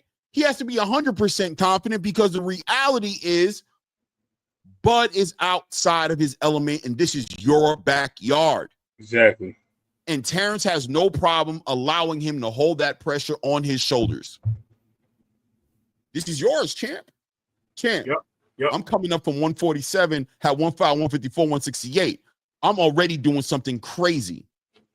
Champ, if I lose, this ain't going to end my career. I'm challenging myself to go to 168. Is this culminating into something that could be living rent-free in Canelo Alvarez's head to a degree that gives Terrence Crawford an edge? And I'm going to tell you, I'm going to give you the key phrase to this, right? Everybody can laugh at it. I hope this character just do. Please repeat this today. Salute, just do. Salute. Listen. For real, Clay, this is what's going to happen, right? Canelo Alvarez is watching what he has done. What I mean by that is daring to be great, moving up, fighting at 175, getting that title from 160. right before going back down to 168. He dared to be great. He kept on going. He kept pushing until he met his match with Bivol, right? Mm-hmm. Terrence Crawford is daring to be great, knowing what's in front of him, observing where he came from, believing what he can do, and understanding what Canelo is capable of. On the flip side, Canelo has done all this. Again, like I said, he's got 70 fights in, right? This is his 70th fight or 69th, whatever the case may be. But my point is, he knows all these things already. He's already lived it. He's dared to be great. He moved to those parallels and levels and blew up to a whole new stratosphere of boxing, created fan base based on him daring to be great. So now Bud is on the same term to dare to be great, and not only that, to accomplish something that Canelo has never done by being a 3-time undisputed champion, making him the greatest boxer of our era. Keyword, our era. Because it's not of all time, I doubt. You know, of course. A lot of people like to throw things around, but you can debate. No, you're 100% right to add context to what you're saying, because this social media space will twist your words and have you all the way viral saying that Bud Crawford. Yeah, right. You got to take your time and articulate what you just did. Yes, sir. Yes, sir. What's up, Blue? But yeah, so look, my brother Blue Blood Sports in the building. Yeah. On that note, man, daring to be great is exactly what Canelo fears from Bud Crawford. My own.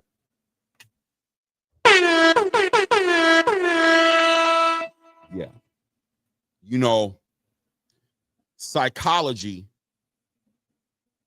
and what a lot of fighters have said, and great legendary trainers and pugilists in the space, from your Teddy Atlases to fighters like Zab Judah to legendary TBE Floyd Mayweather and Lennox Lewis, and fighters that are still around today that aren't fighting but still very relevant in the space as far as communicating the knowledge of the sport and the science of the sport. 9 out of 10 of them, if not 10 out of 10 of them, will always agree that mentality is the largest and most important part of a boxer's genetics when stepping inside the ring, right? That your skill set is important.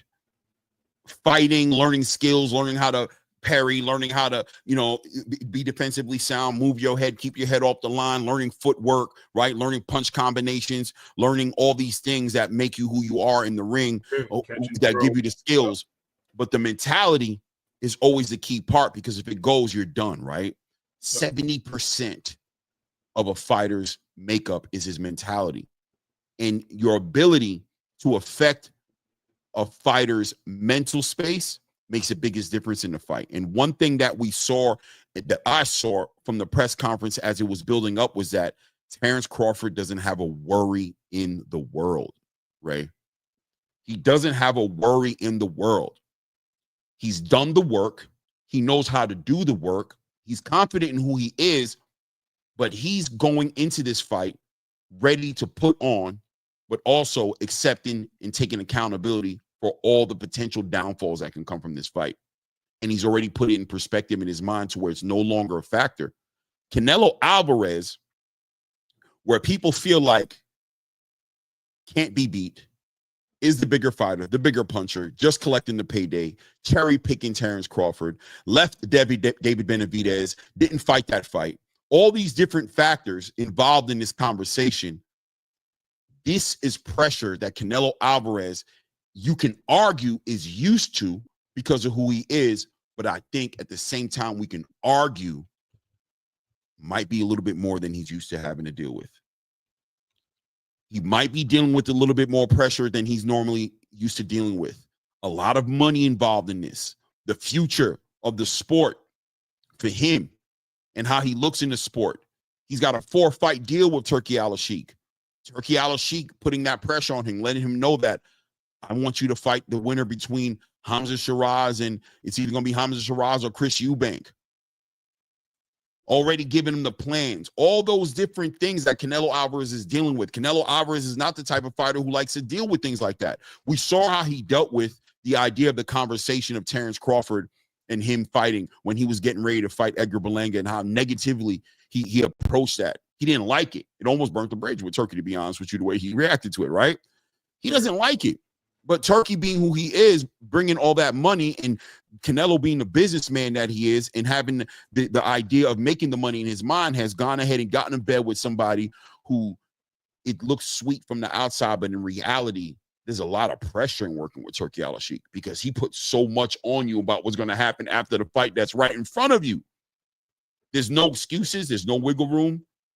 Canelo Alvarez is supposed to beat Terence Crawford.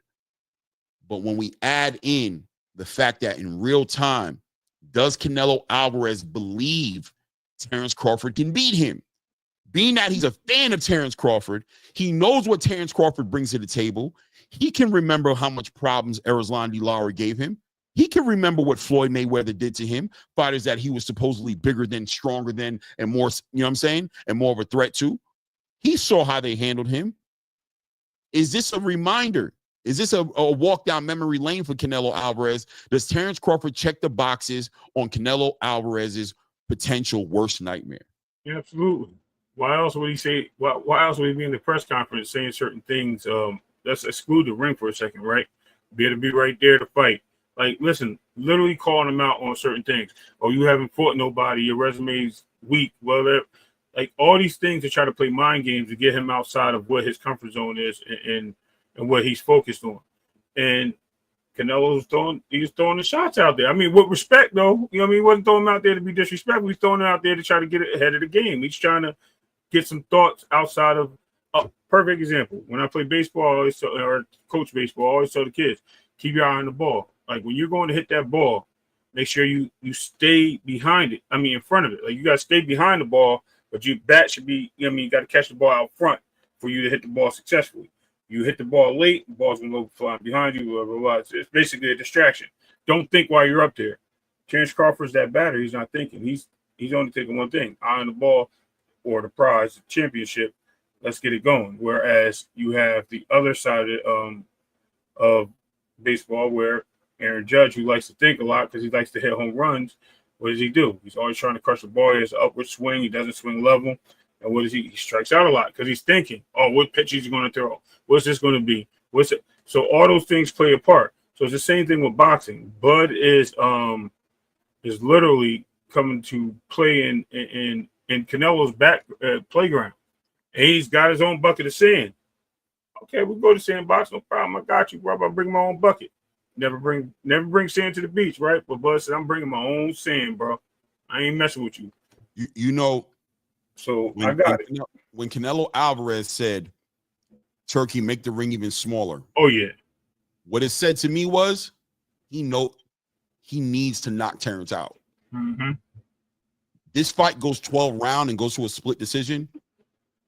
This is a loss for Canelo Alvarez because sounds familiar, right? And it's not a loss because of Terence Crawford necessarily all the way. It's a loss because of there's a pink elephant in the room when it comes to this fight. You know what that pink elephant is, bro? Did you imagine what enlighten? The elephant in the room is David Benavidez. The elephant in the room is David Benavidez because most people who don't like this fight hate this fight because they believe David Benavidez is the fight that is supposed to be happening. And most people have factored in that Canelo Alvarez has ducked David Benavidez because David Benavidez would probably destroy Canelo Alvarez. He's way too big for Canelo Alvarez. David Benavidez has had to lead the division. He's not 168 pounds, but I talked about this, ladies and gentlemen. I talked about this last year, ladies and gentlemen, and told you that this David Benavidez fight would be hung over Canelo Alvarez's whole entire career, his legacy. That the fight he didn't fight in David Benavidez will be brought up in every conversation that Canelo has once he's retired. The understanding that Canelo Alvarez had about David Benavidez and his lack of motivation to jump in the ring and defend his title against that guy. Now you put yourself in a situation where you're in the ring with Terence Crawford, a fighter who's moved up 2 weight classes, if this fighter messes around and beats you or even takes this to a close split decision, this will put context to what we saw happen between David Benavidez and Canelo Alvarez. What do you think? Yeah. I mean, you're right on the money on that one. That's all you hear about. That's all and does that manifest pressure? No. To Canelo Alvarez to perform. I'll tell you why. I think he's for the sake of Canelo's sake, right? I think Canelo's already at a point where, like, he knows who he is in boxing. He knows what he accomplished, and when he wants a David Benavidez, when he wants that David Benavidez fight, he can have it anytime he wants. But there is a but. He also knows that this is a torment of conversation, constantly burnt in his face, constantly going to be. It's almost like everybody asking about Floyd Mayweather fight for the rest of his career, right? If he never lost to Bivol, and they keep talking about Floyd, it's going to start being a distraction to him. It's going to be something that's going to, who's the next guy that's going to beat you? Terrence Crawford. Is he like Floyd Mayweather? Does he move like Floyd Mayweather? All these things are playing in these mind games amongst yourselves as Canelo and the same thing with Benavidez. Okay, so now you got to beat this guy because you avoided this guy. And this guy's coming up, right? So, yes, to your point, Clay, that is a key factor. But I think there's the factor of it being like pressure is different from the factor of it being a reality. So in reality, he knows what he can do whenever he wants. The pressure is the reality to him because people are never going to let him live that down. It's always going to be something that's brought up. Like when he turns the corner, Benavidez. When he goes across the street, David. When he jumps, Benavidez. So it's never going to go away, no matter what. So eventually he has to get the monkey off his back, as they would say, right? And he can't do that while fighting another fighter like a Terrence Crawford because it's going to be something he has to live with. He's going to have to explain himself every single time. Yeah. I think Canelo Alvarez is managing a lot of moving parts in his mind right now. And what's understated about Terrence Crawford is him understanding how to manage the intangibles when it comes to prepping for these fighters. You know, when Terrence Crawford was getting ready to fight Errol Spence, facing all the naysay and all the ridicule that the boxing space had to offer him, one thing Terrence Crawford showed and proved on was, although all this noise is happening outside of this negotiation between me and Errol Spence, he understood the space that he occupied in Errol Spence's head. Yep. He understood the leverage he really had in his ability to negotiate with Errol Spence. Where people felt like they didn't understand why Errol just didn't walk away from the table, why he allowed Terrence Crawford to move the way he did. People didn't understand what Terrence Crawford understood because he's so, one thing about quiet people, Ray, and I'm not a quiet person, but one thing about quiet people is their ability to observe and read the room that they're in. Quiet people are people you should always be concerned about and you should always pay attention to because they're paying attention. They're listening. While other people are speaking, they're listening. Terrence Crawford and Bomac are fully aware of the reality of, I don't care what nobody says. That boy know who I am. And the more he denies it, the more he dismisses it, the more he says things like, I'm 100% confident, the more he says things like, Turki, make the ring 12 feet. The more he says and tries to trick me into moving in a way that I normally don't move, the more he tries to play that game, the more I know I'm in this man's head because he knows better than that. He knows I'm a different fighter. He knows I'm a different fighter than any other fighter he fought before. If he says I'm not, he's nervous. He knows I'm one of his favorite fighters and he's a fan of me. I ain't got no problem saying I'm a fan of him. Oh, he's nervous.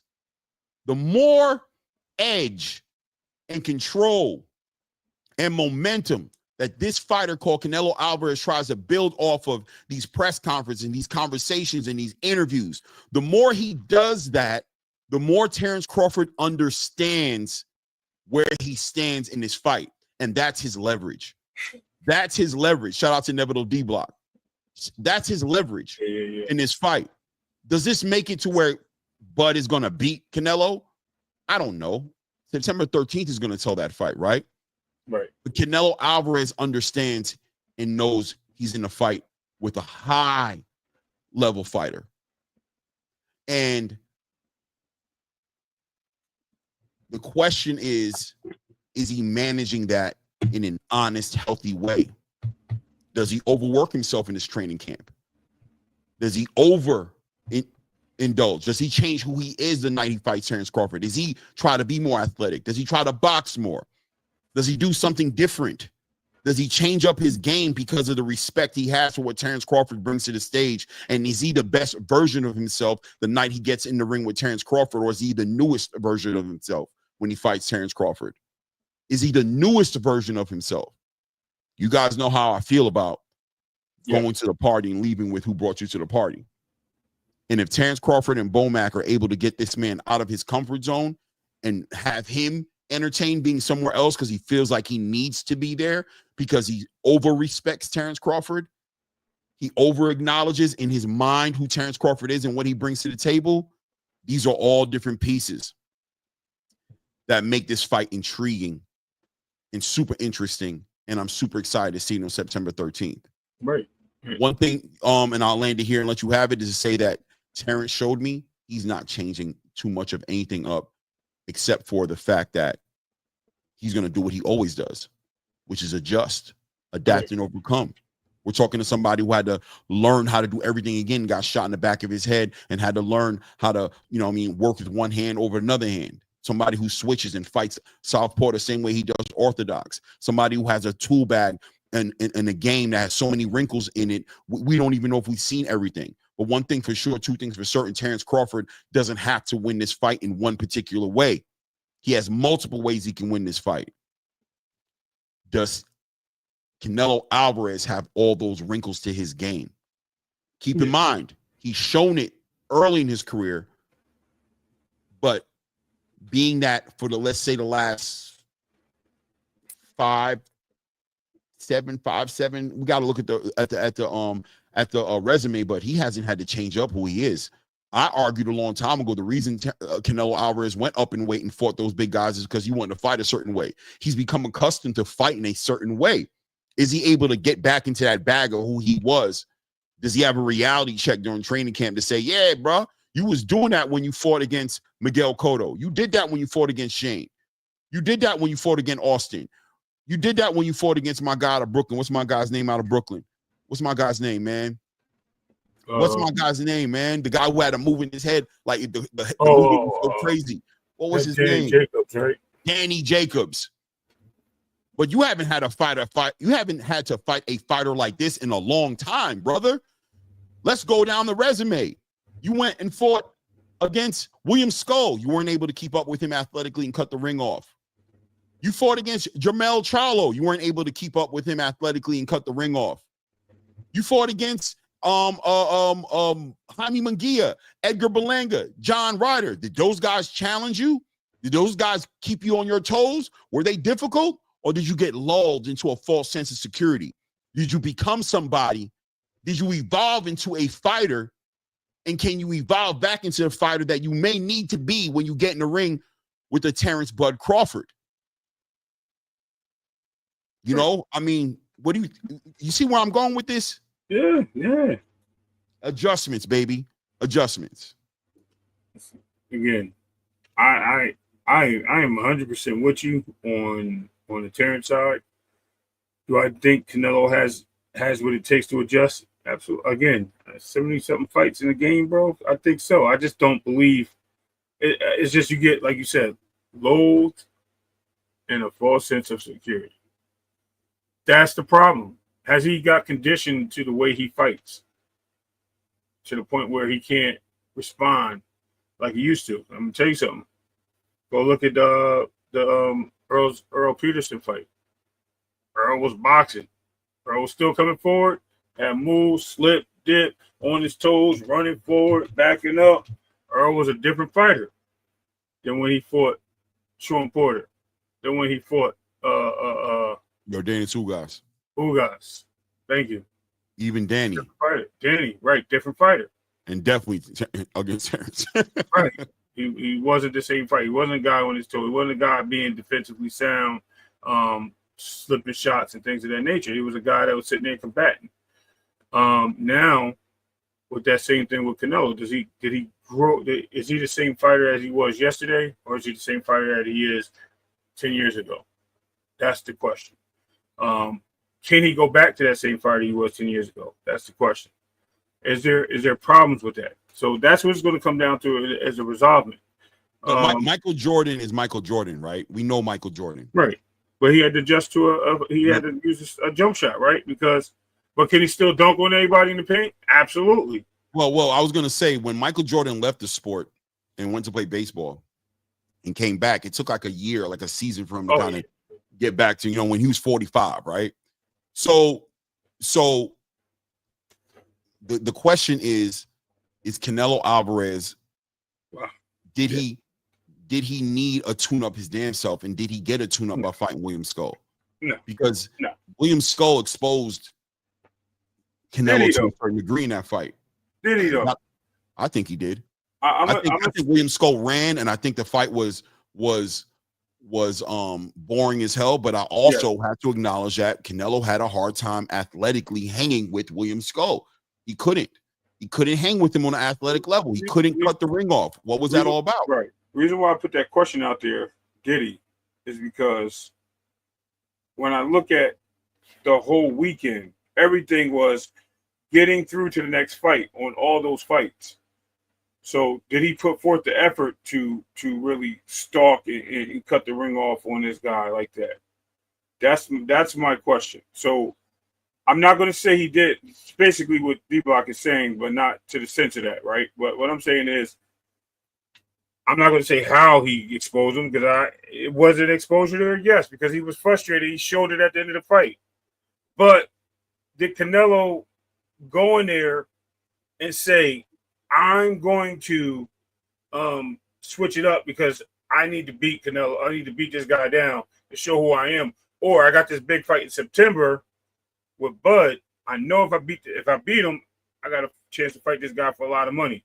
Facts. So was he playing it safe like Devin, Ryan, T.O.? Were they playing it safe to get to the next fight? Or was he in tangibles of getting everything thrown at him and like, yo, I can't stop this guy. I can't hit him. I got to move around. So that's why I said it's a well-balanced argument to say either or. But I mean, from the looks of things, if you're looking from the eye test, Canelo looked terrible, right? Couldn't do nothing. But if you're looking at strategy and you think of strategy, you're like, okay, this guy just wanted to get to the next fight. He played it safe. It is what it is. But yeah, the question is, when it comes to what we saw in front of William Skull, for me, the question is, did he do what he wanted to do, or did he do what he could do? And did he not do what he So could the eye test, no. Right? Eye test did not show what he could do. Right. I mean, eye test can go multiple ways. It can go, he did not show what he could do, and it can also show a limitation on what he could do. He might have done what he can do. He might have, Canelo has been very against the fighting Terrence Crawford. One of the biggest things that he said about fighting against Terrence Crawford, and one of the things that people feel like motivated him to take the fight with Terrence Crawford, was his willingness to stand there and fight the way he did against Madrimov, to not move around. In the beginning, he didn't want to deal with that because there's a history behind Canelo Alvarez dealing with those athletic fighters, right? Who want to move around and make it a boxing match. When he fought against Jamel Charlo, he couldn't cut the ring off on Jamel. He couldn't. When Jamel decided it was time to move around, he didn't want to be in the midst of danger anymore, he comfortably did that. Celebrated himself at the end of the fight and said, boy, did you see the way I did that? At least he ain't bop, bop, bop, bop. Did Canelo just allow him to do that because he just chose to? Maybe. But he's getting older, not younger. That's true. Canelo Alvarez is not getting younger. And to add on to that age thing, right? So we can say physical age, he's younger than Bud Crawford. But boxing years, He's got Bud Crawford by double, bro. So he's older in that ring, and that's another key factor I was going to build on later. But that's to each their own in different points. But yeah. Age plays a factor. I love it what D Block is saying right now, right? Shout out to D Block, by the way. You guys make sure you go subscribe to his channel, his Twitter. That's a lit dude right there. I get it, right? But D Block, I'm gonna tell you, I'm not speaking from a Terrence Crawford fan. I'm speaking about all the intangibles. I think Terrence Crawford is also a man who's on the bad side of 30. He's getting older. Athleticism is the first thing to go out the window. But one thing about Terrence Crawford that I never celebrated Terrence Crawford on as much as other people is, I never celebrated him that much on the athleticism as much as I celebrated what was between his ears. His ability to adapt and overcome and move efficiently. Efficient moving is what Terrence Crawford's always done to me, not over moving. He's not a super athletic fighter like, let's say, Roy Jones, who was athletic and took a lot of chances. And that as the athleticism went away from him, he became susceptible to flaws he always had, but was always able to compensate for because of his athleticism. Terrence Crawford has always been an efficient fighter. Enough athleticism, enough power, enough cerebral, a balance of a well-rounded eye test when you see on him that made it to where he can compensate for a lot of things. Canelo Alvarez hasn't been forced to adjust and move out of his comfort zone for years now, in my personal opinion. He may be forced to, and I said this before the Errol Spence fight, before I made a channel, before I started talking to you guys and we started building this community. I said to my cousin, Errol showed what he could do against Mikey Garcia, but when was the last time he had to do that? And was that going to show up in a bad way against a fighter who's going to force him to adjust? Was he going to be able to adjust? Everybody got a game plan until they get punched in the face. Mm-hmm. Shout out to Mike Tyson with the one-liners, right? There are intangibles in this fight that I just feel like aren't getting the consideration. You hold it down. Yeah. Terrence Crawford is prepared to adjust. Terrence Crawford is going to this fight expecting for plan A might not work. Plan B might not work. There's a good argument out there to say Terrence Crawford has a solid A, B, C, D plan before it becomes even something necessary to become nerve-wracked about. As Canelo Alvarez made a plan A, B, C, and D, and how efficient is he at executing plan B, C, and D if A doesn't work, being that he hasn't had to do it in such a long time? We'll see on September 13th, of course. And it wouldn't shock me if Canelo Alvarez doesn't show and prove that he is who a lot of people say he is, who we know him to be, which is one of the greatest fighters of this era. A national treasure, an international treasure when it comes to boxing, the face of boxing. The guy who's shown and proven, gone through all these different weight class divisions from 147 pounds all the way up to where he is now, well, all the way up to 175 pounds, but all the way up to where he is now as an undisputed champion at 168 pounds. If this man adjusts and performs at the highest levels and stops or beats a Terrence Crawford, it will not shock me. But we can have an honest, open conversation about what makes this fight interesting. What makes this fight interesting? Because although it's unpopular and it goes against the consensus of what this fight is, this is one of the greatest potential fights of this boxing era for reasons that people don't want to speak about. And if you don't talk about their reasons, then you start to believe the hype that Terrence Crawford is going to get steamrolled, that he should have never got this fight, that this is not going to be a competitive fight, that Canelo Alvarez is going to do all these things and Terrence Crawford is not going to do nothing. Right? So there's things out here that need to be talked about. There's an age factor that needs to be factored in. And age makes a big difference because Terrence Crawford is who he is at 37, who is Canelo Alvarez at 35 against a Terrence Crawford. Who was the last fighter that Canelo Alvarez fought that brings a pedigree that Terrence Crawford brings to the stage? And how comfortable is that for Canelo Alvarez? You may know something about Canelo Alvarez that he doesn't necessarily know about himself when it comes to fight night on September 13th. because Canelo Alvarez has a boxing mind and he knows who's sitting in front of him in Terrence Bud Crawford. How confident is he in himself? The way you are, hopefully. But if he's not, what does that show up in, and what does that look like on September 13th against a confident Terrence Crawford? We'll see. We'll see. Just wanted to offer you guys some perspective and some context to what I saw in the press conference and what I walked away with. A lot of people walked away with a lot of different ideas and a lot of different viewpoints. I saw two great fighters, and I saw a fight where it's going to be the smallest intangibles that make the difference in this fight. It's going to be the small intangibles, ladies and gentlemen. When you got two great fighters in the ring, it's the small things that start to move the needle one way or the other. When there's such a large gap between two fighters, the small things don't mean anything because you can overcome the small things with the things that you dominate in.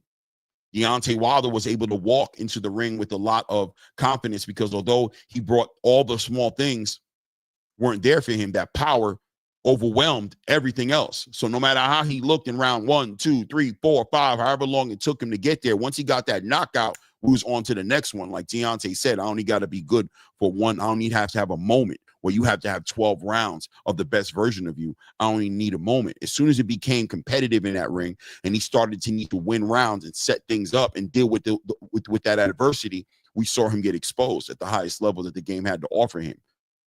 He got lulled into the false sense of security of believing that his right hand was always going to be there as the equalizer and it was always going to be effective.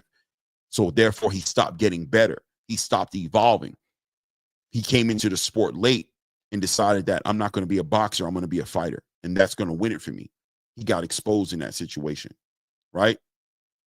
So here we are.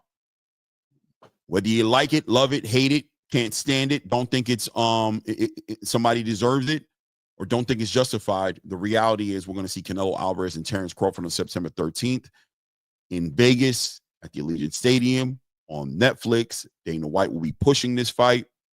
Max Kellerman and Jim Lampley will be calling this fight, as well as your boy too. Your boy will be calling this fight. Looking forward to doing that as well. And it's going to be what it is on the 13th. I have a hard time believing it's not going to be anything less than one of the most competitive fights of the past 10 years.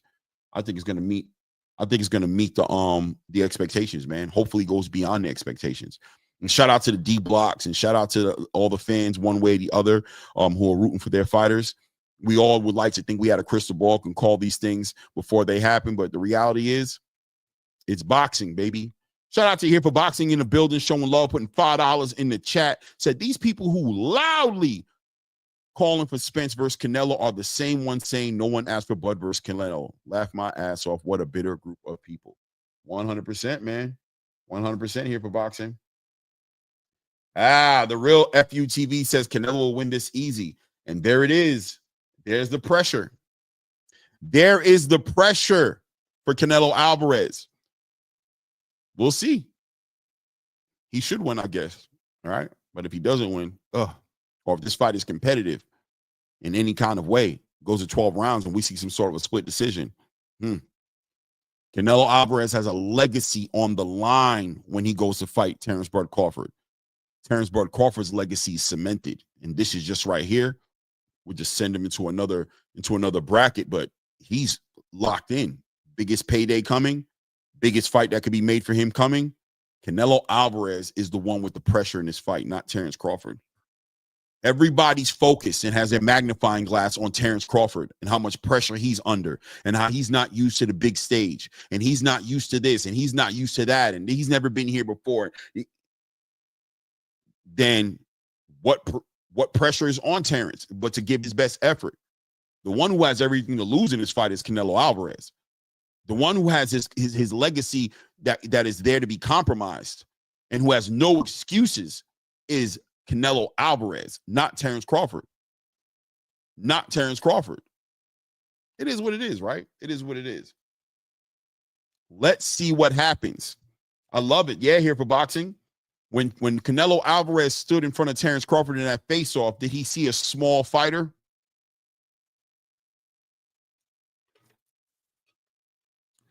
Did he see a fighter that was small and in over his head. When he looked into the eyes of Terrence Crawford, did he see a fighter that was in over his head?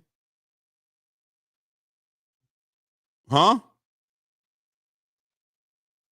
Yeah, 2 cents. I'm not cutting weight. I'm losing weight. I'm eating right. I'm working out, man. I'm doing the right thing, man. We taking it back, man. I look good. Or what you think, man? Yeah, man. I'm showing y'all how to do it, man. I got goals out here. We definitely doing that, 2 cents. Believe me when I tell you that. I really seen it. I really mean it. Yeah, man. Thanks for acknowledging me slimming up, man. We gotta do our best. Plus, I'm in front of this camera. I'm talking on these lives. I can't be out here looking like Jabba the Hutt, like I'm eating TV dinners, like I'm racing to a TV dinner when I get off the show, man. I gotta show it. Thank you, Echo. I'm trying to be like you, 100%, man. I'm definitely trying to be like you. But it is what it is. Canelo Alvarez is supposed to win this fight. Naturally, we think a lot of y'all think he's going to win it. I'm not necessarily there. You guys know who I'm rooting for. But I think there is a misconception on where the pressure really is in this fight and who has the edge going into this fight. Listen, pay attention. And your boy Clay definitely going to have you paying attention because I'm definitely going to bring that other side of the conversation. You don't got to agree, but I'm definitely have got no problem speaking to the other side of this conversation. Holla at me when I put the link in the chat. We're going to talk about it even more. I'm sure a lot of personal opinions. D-Block, if you're in the building, man, I hope you hit that link, man, because I'd love to pick at your brain about this and get your perspective on this, man. As a knowledgeable person on Canelo Alvarez, there might not be anybody in the space more credible in this conversation, the inevitable D-Block. Yeah. So let's move the needle, man, and continue the conversation. I want to go into the 154-pound division right now. Want to talk about the addition of Jerron Boots Ennis to the 154-pound weight class division. I want to talk about the fight he left on the table. I want to talk about the fight that he left on the table between him and Brian Norman Jr. I want to talk about the fight in front of him, the biggest fight that could be made at 154, according to, if you're a Jerron Boots Ennis fan. I want to talk about Virgil Ortiz. I want to talk about Eddie Hearn. I want to talk about Turkey. I want to talk about Turkey's plans for Jerron Boots Ennis. So let's dive in, man. Let's talk about 154 pounds. Ray Davis, last week, we got the information directly from the horse's mouth. We heard it from Eddie Hearn. We heard the rumors in the game, and you know how rumors are. But Jerron Boots Ennis once said this a long time ago, Ray. He said, if you don't hear it from me, don't believe it. You remember when he said that around the first Virgil Ortiz fight? He said, if you don't hear it from me, don't believe it. And yes, I'm talking about even Eddie Hearn. I don't care if Eddie says it. Well, if you don't hear it from me, it ain't happening. Well, last week we heard it from Jerron Boots Ennis, courtesy of YSM Sports Media. Shout out to my guy Jamel over there. Got the exclusive interview from Jerron Boots Ennis, who stated and confirmed with the game he's going to 154. We know what it did. It shook the game up. It shook up the algorithm. Many of people split, as a lot of people wanted to see him go to 154 pounds, but there was an elephant in the room and food on the table that he did not finish. He didn't finish his breakfast, leaving Brian Norman Jr. there at 147 pounds and destroying the boxing fans' ego as they couldn't believe that this fight finally had a fighter in Brian Norman Jr. who's willing to concede, negotiate, and make this fight happen. And we had to watch Jerron Boots Ennis leave and go to 154 pounds. We know what the rumors are in the space. Jerron is ducking this, that, and the other. He also had the jacket on him of ducking Virgil Ortiz. Well, now he's at 154 pounds, calling out Virgil Ortiz. He's in the crosshairs of the scrutiny of the boxing space. Where are you right now? This being the first show we've done together since all this information really dropped in real time, right? Like officially. Where are you at when it comes to this topic at this point? Man, oh man, oh man. Do I gotta mention Oscarine in this segment? Listen, man, whatever you gotta do to get every time, and if I'm crazy enough, every time there was a legitimate fight for Virgil Ortiz with somebody really up to par. For some reason he was always hurt or had to go to the hospital or couldn't make weight. It was always something. Just kind of odd. But now they did mention his hand, but now his hand injury is a factor of why he can't make a fight 3 months from now. He's not requiring surgery or anything of that nature that I know of. Maybe he is. Maybe it's something I missed. But the fact is, there's always something fishy going on when it's time for this dude to fight a legitimate fight, and he's being called out. So, on that note, that's on 154 with Virgil Ortiz. Let's move on from Virgil Ortiz, and let's talk about Boots Ennis, because he heard the storm was coming and grabbed his boots. That's what they said. But did he grab his boots? Well, first of all, I like to go on record to believe that Jerron Ennis always has his boots close to him, as that would be a responsible thing to do. It's a crazy world outside, and nobody should be walking around barefoot. So Jerron Boots Ennis generally probably, if he's going somewhere, I'm sure his boots are definitely coming with him, without a doubt. Right. But I agree with you. What's the question? Did he grab his boots, or did he get welcomed to the storm? Was it the storm that motivated him moving with his boots this time around? Or was he ready to weather the storm at a different level? You know what I mean, why fight a shower when you can go fight hurricanes? That's what I think Boots said. You know what I mean? So he was like, "Yo, listen, the bigger fights are up there, man. You ain't nobody." I mean, look, it is what it is. I'm not taking either side. I mean, I think Brian Norman is a great. It's shown to be a good entertainment value fighter. Eventually his day will come, but hey, right now, listen, people believe in Boots. People are disappointed. This is where all the naysayers come in and all the people come to play the duck game. And the reason why that happens is because the eye test. We put the carriage before the horse with Jerron Ennis. We were giving him accolades and praise of things of so many natures because of the eye test, because of what we thought he can do. Not saying he can't do that. I believe he can.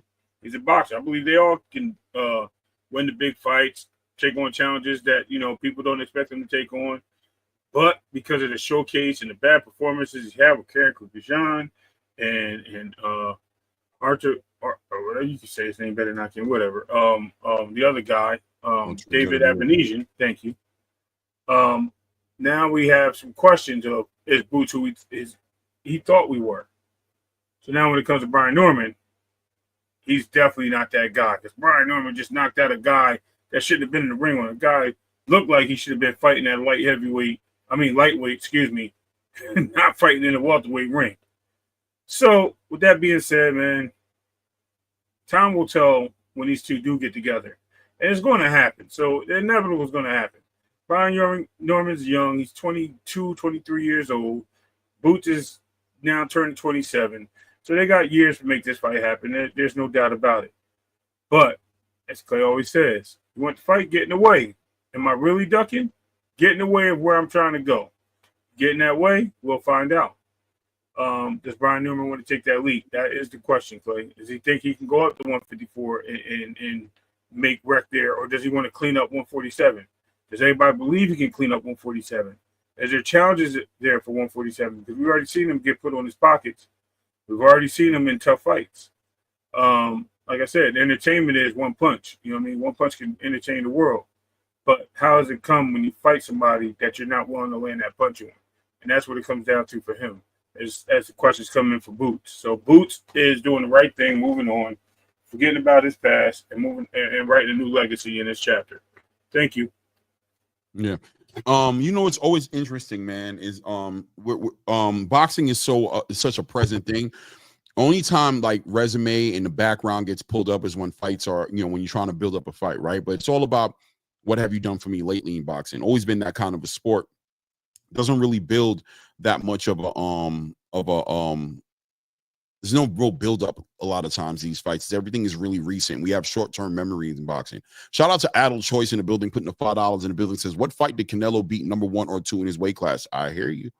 You know what I mean? Obviously, when he became undisputed and in the super middleweight division, he had to fight, those fights. But I agree with you, man. The past couple of fights that Canelo Alvarez has had is his I would say last 7 or so fights. I don't know. I got to do the math. Don't quote me. I mean, he's like Triple G. Yeah, he didn't age well. Caleb did not age well, though he was a highly ranked fighter at the time. Yeah, I mean, he didn't fight.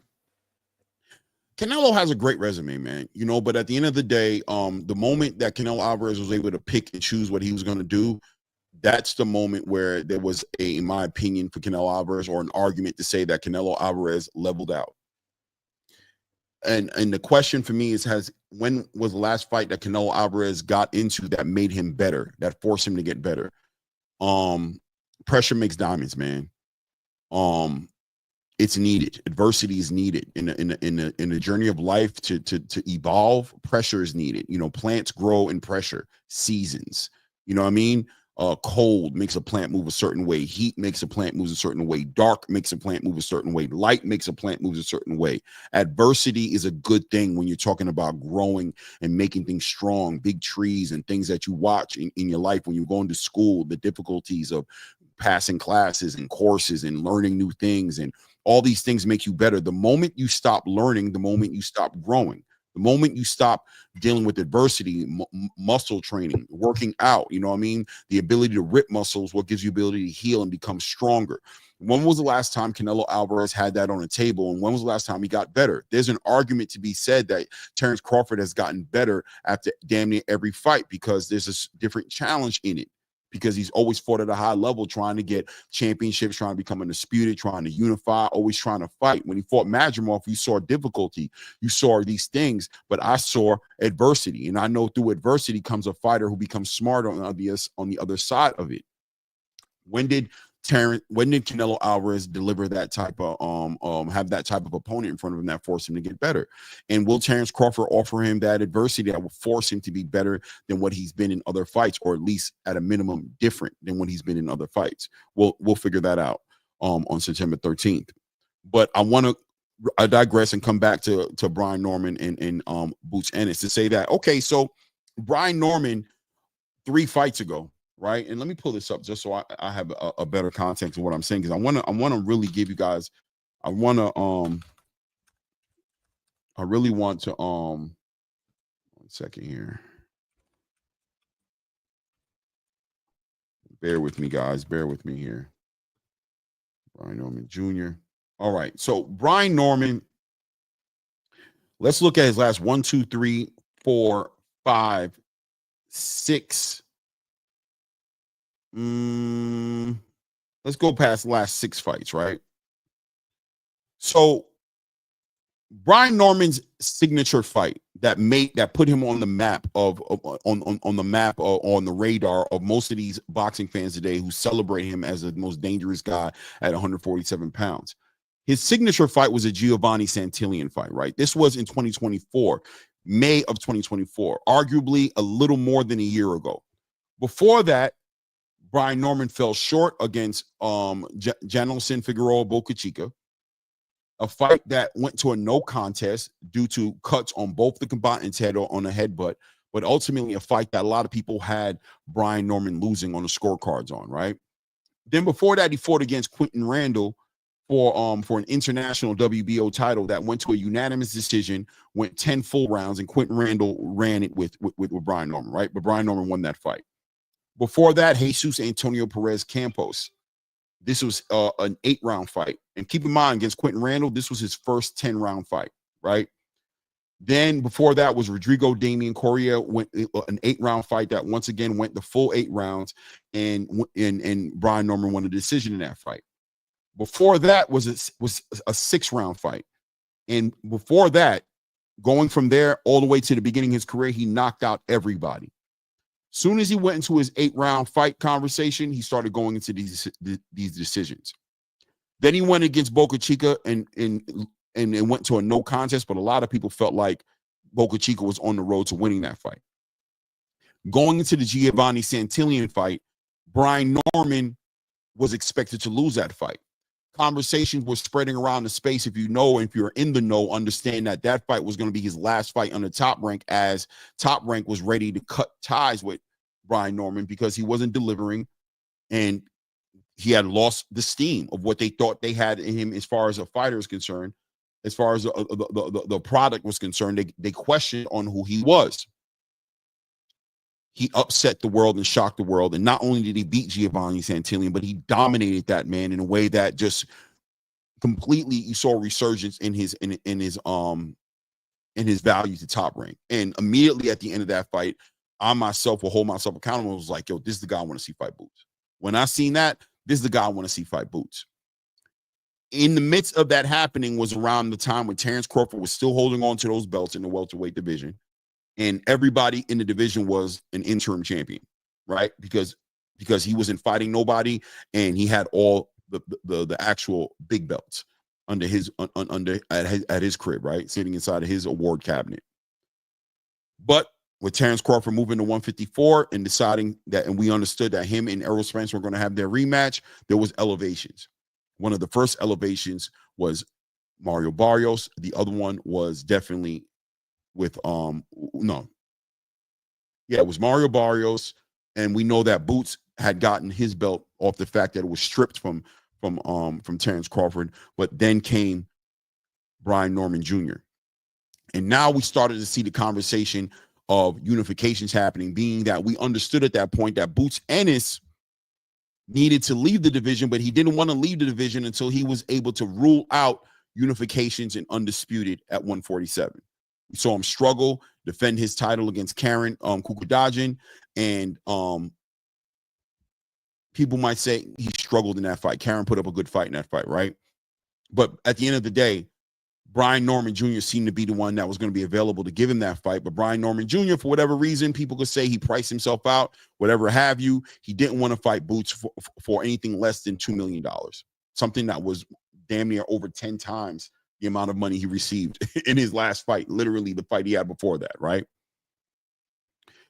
And all of a sudden, the conversation and the saga started between Brian Norman Jr.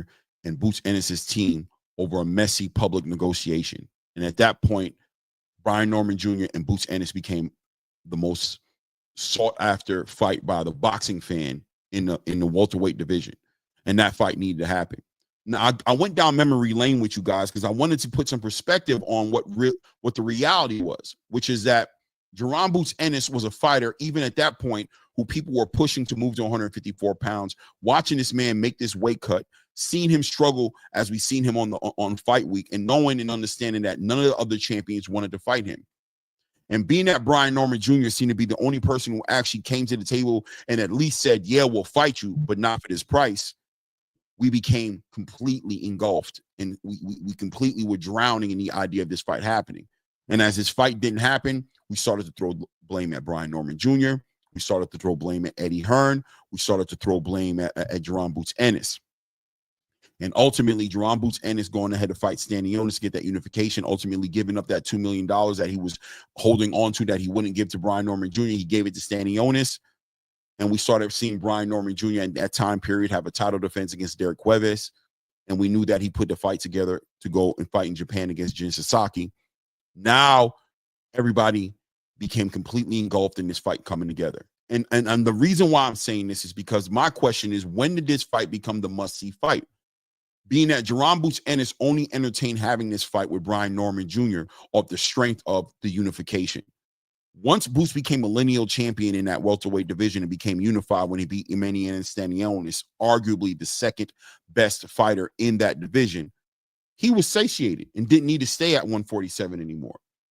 The fight for Brian Norman Jr. immediately at that point became a favorite for Brian Norman Jr., not for Jerron Boots Ennis. Whereas in the beginning, it was more so looked at as a favorite for Jerron Boots Ennis, because Brian Norman Jr. didn't have any pressure on him to make that fight happen, being that he was the youngest active champion in boxing, and he had just gotten his title. And in a fight where he upset the guy who was supposed to win, there was no pressure. Brian Norman Jr. had plenty of enough time to grow in his own right in the division. Jerron was the one with the time clock on him who needed the fight. And Brian Norman Sr. and Jr. understood that, and they leveraged that over Jerron Boots Ennis to try to make the biggest payday that they could make. And ultimately, whether you want to say it was on purpose or not, did actually price himself out of that fight and send Jerron Boots Ennis in another direction. But now that Jerron Boots Ennis is in the position that he's in right now, and we saw him walk away from a Virgil Ortiz fight to stay in that division to get a possible chance at unifying. Now he's moving up to 154 pounds to make things happen at 154. Now all of a sudden he's ducking he's ducking Brian Norman Jr.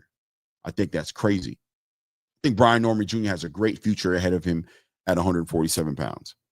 I think without a doubt, he probably is going to unify at a minimum at 147 pounds and has a real good chance of actually taking all the way up to undisputed at 147. And he doesn't have the pressure. He doesn't have the pressure of a bad weight cut on his back. He doesn't have that pressure of a bad weight cut on his back. He makes the weight very, very comfortably, and he's probably going to compete at the highest level in that division. If Jaron Boots Ennis and Brian Norman Jr. are going to fight each other, it's probably going to be at 154. That's where it would happen at. If you guys want to see Brian Norman Jr. fight Jaron Boots Ennis now, then the pressure is on Brian Norman Jr. to get in the way of Jaron Boots Ennis, being that clearly that's the fight he wants more than anything.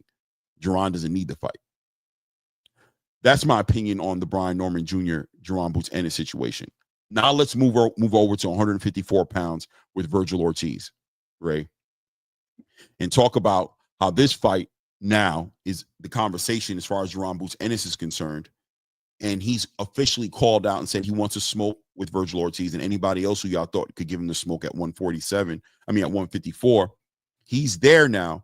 Virgil Ortiz, I told you guys over 2 weeks ago that Virgil Ortiz had a surgery that he was doing to his hands. I know that because I spoke to Virgil Ortiz personally in New York when I met him in New York and knew that he had a surgery on his hand. And I told you guys he was never going to be able to fight Jaron Ennis in August or September. We already knew that. If you guys have watched the show and you've been keeping in line with the show, I've been told you guys that fight was just not going to happen. Matter of fact, I was looking forward to maybe a Yoenis Tellez fight, right? And all these other fights. But here it is. It's coming to the table now. We know Virgil Ortiz is confirmed. He has a hand surgery. He's healing from his hand surgery. Jaron Boots Ennis has to move and make a decision as to whether or not he's going to stay active and fight whoever he can fight, or does he hold off and wait on fighting Virgil Ortiz Jr.? What do you see happening in that situation, Ray? I think the Virgil Ortiz and Jaron Boots fights happens. I think right now is not the time. I think they want to get Virgil in a more championship type fight. I think the risk is too high for Virgil. I think that's what I firmly believe. I think Robert Garcia believes that.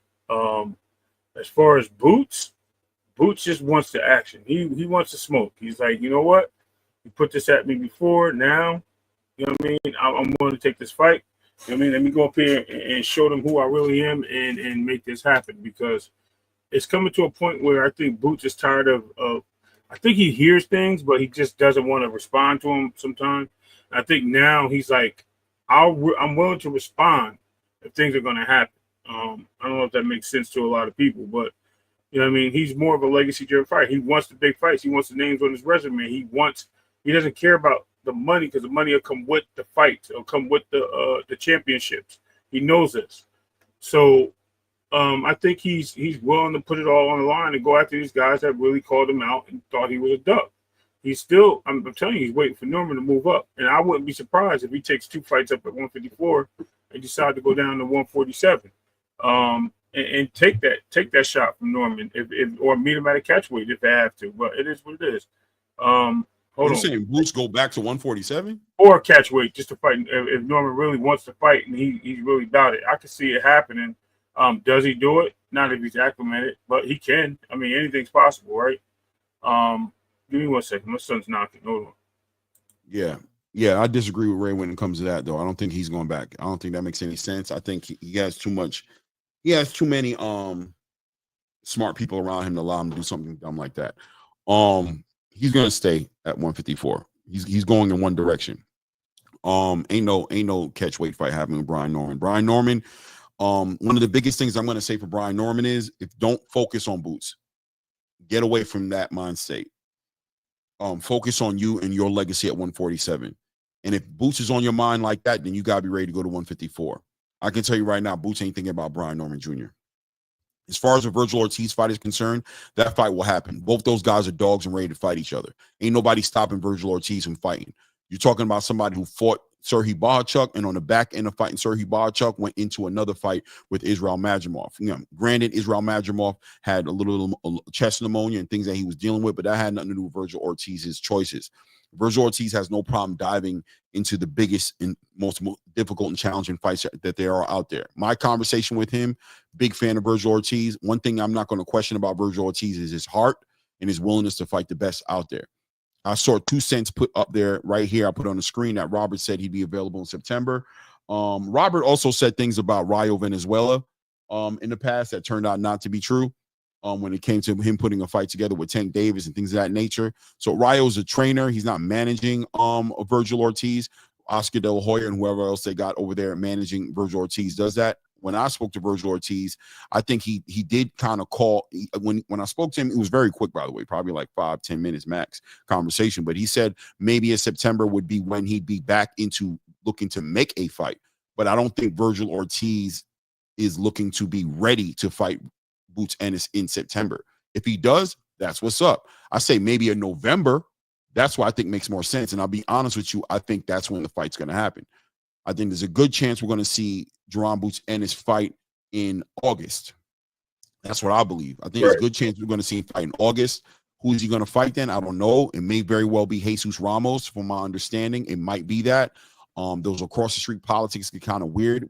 We're delving into the PBC conversation, and we know those situations look real good on the surface level, but it actually can get pretty deep as far as the politics is concerned.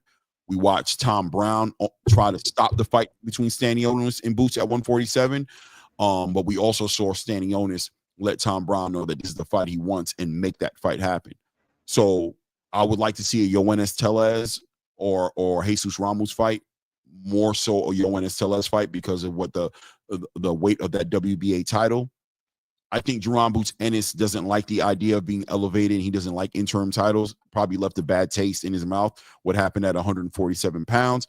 But if Eddie Hearn is able to talk any type of sense into that team over there and give him a bigger picture of the strategy that he has about how that lines him up perfectly to be a mandatory for Terrence Crawford on the back end of a loss to Canelo Alvarez, if Terrence decided to come for his next biggest payday, which would probably be a fight between him and Jerron Boots Ennis. I'm sure that's what Turki would like to facilitate. That puts him in the right position there. And also, you know, it doesn't stop or get in the way of him getting into a fight with Virgil Ortiz. Virgil Ortiz himself sitting on an interim WBC title right now at the moment. That there are options and opportunities at 154 to say the least for Jerron Boots Ennis.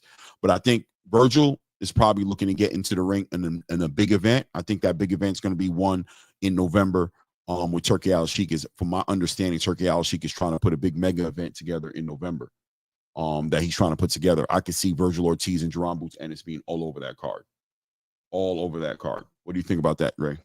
No, I mean, I was in total disagreement to what you were saying. I think there was some points that I was making about Virgil that was a little misleading, but I'm just going to say straight up, I think Virgil was not, when I say not ready for a Boots fight, doesn't mean that he won't fight Boots. I just think that Robert Garcia would rather have a tune-up, especially after a hand injury before he goes into a fight with somebody like Boots. Same thing with Boots. I think Boots would want to move up and get acclimated. I think he's ready for all the smoke. He'll take that fight with Ortiz, but he'll take whatever's next. Another good point that you made was the Tellez fight, right? That if that doesn't happen, then he goes to Ramos. Ramos is a hell of a fight. I think that's probably the biggest and most marquee of the division. He's a young fighter that's probably around the same age as Boots and just as talented. So, I mean, there's a lot of good fights there at 154. I don't think there's anywhere for 154 to run from Boots and Boots to run from 154. No matter which way you go, there's some noise to be made. I like the interim title thing. That's what I was suggesting. And I was also suggesting that because Ortiz has an interim title, I think he'll probably look forward to going for a championship than putting that interim title on the line with somebody like Boots first, if not taking a tune-up in order to do that, you know what I mean, or a unification of interim titles. So there's a lot that can be said and that can go on in this conversation. I mean, it's a hornet's nest, right? That's what you call it. So with that being said, that means we don't know what direction any one of these things are flying. Pause. Any one of these hornets are flying or bees, whatever you want to call them. And when they land on the same flower, let them have it. You know what I mean? Yeah. I'm there. I'm there with you, man. Yeah, but that's where I'm at with the Jerron Boots Ennis conversation. As far as him ducking Brian Norman, no way. And salute to Brian Norman. Salute to Brian Norman Jr. Like, big fan of what he's doing and looking forward to seeing him do great things, right? And you know, he's a fighter. His father is a proud father of a son who's accomplished a lot. And it's been a complicated road, to say the least, for Brian Norman Sr., not Jr. Jr.'s been very good at just staying to himself, staying stoic, staying in his lane, and not letting the outside world affect him too much. But Senior's been the one on the front line, dealing with the social media, dealing with the content creators, dealing with the naysayers, and in trying to defend his son. So I completely understand where he comes from and how this has become a little bit personal for him, being the amount of hell that he's received and pushback that he's received off of his stance on how he decided to navigate the negotiations, him and his son's management. I think his name is Adrian Clark or something like that. The decisions they made, and how, there's a lot to say that, there's an argument there to be said that Brian Norman's team priced themselves out of that fight when that fight was actually on the table, and that now, in the ninth inning, when Jerron Boots Ennis is exercising his free will to make a decision that benefits him, that doesn't necessarily include Brian Norman Jr. as an exclusive option, that he would choose to go in another direction. Now, they would like to push the narrative that Jerron Boots Ennis is ducking them now. I understand where they're coming from. I think it's misappropriated tension. I think they're pointing it in the wrong direction, which is at Jerron Boots Ennis and his team. And I think really what they should probably point it at is probably in the social media direction, or in the content creator, or whoever he has smoke with, who was giving him all the issues. That's where the indifference should be. The reality of the situation is that a little more than a year ago, you weren't nowhere near on the radar to fight a Jerron Boots Ennis, or even fight for anything. You weren't nowhere near the conversation. And now you are right there in the conversation. You've earned your right. You are a champion right now. And you coming off of a crazy fight of the or knockout of the year performance against Jin Sasaki. I can understand now that you have all this momentum behind you, to the best thing that can happen for you in the world is to get and make this big fight between you and Jerron Boots Ennis. But the truth of the matter is, Jerron Boots Ennis has been struggling with that 147-pound weight cut for a while now. We've all known it. Jerron's finally admitted it and said he's been struggling with it, and he's not 100% the version of himself he needs to be to compete at the highest level in that division.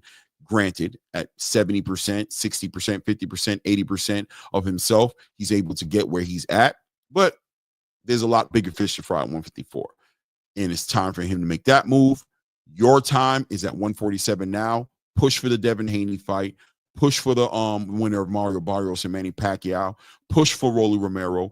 Push for these fights that's inside of your division, and make your own legacy. And I think it's there for him to make. And I think, if he pays attention to what matters, that's what's going to happen. Yep. You know what I mean? Yes, that's what's going to happen. That being said, what else I want to move before I heard they were in talks with for the winner of Barrios Pacquiao. Or they're pursuing that. Not they're in talks. They're pursuing that fight. To me, with Brian Norman, the fights that make sense to me is either Devin Haney, which makes the most sense for me right now. Right. I think that's a fight that's going to happen. I think I saw Brian Norman on Boxing Voice yesterday, Senior, talking about, and I think Bill Haney popped up there with him. And I'm pretty sure, I'm pretty confident that's the fight that's going to happen next. Is going to be between Devin Haney and Brian Norman Jr. But if not that fight, then the Rolly Romero fight would make sense to me, being that once Boots vacates that WBA title, it's going to elevate Rolly Romero to that full champion.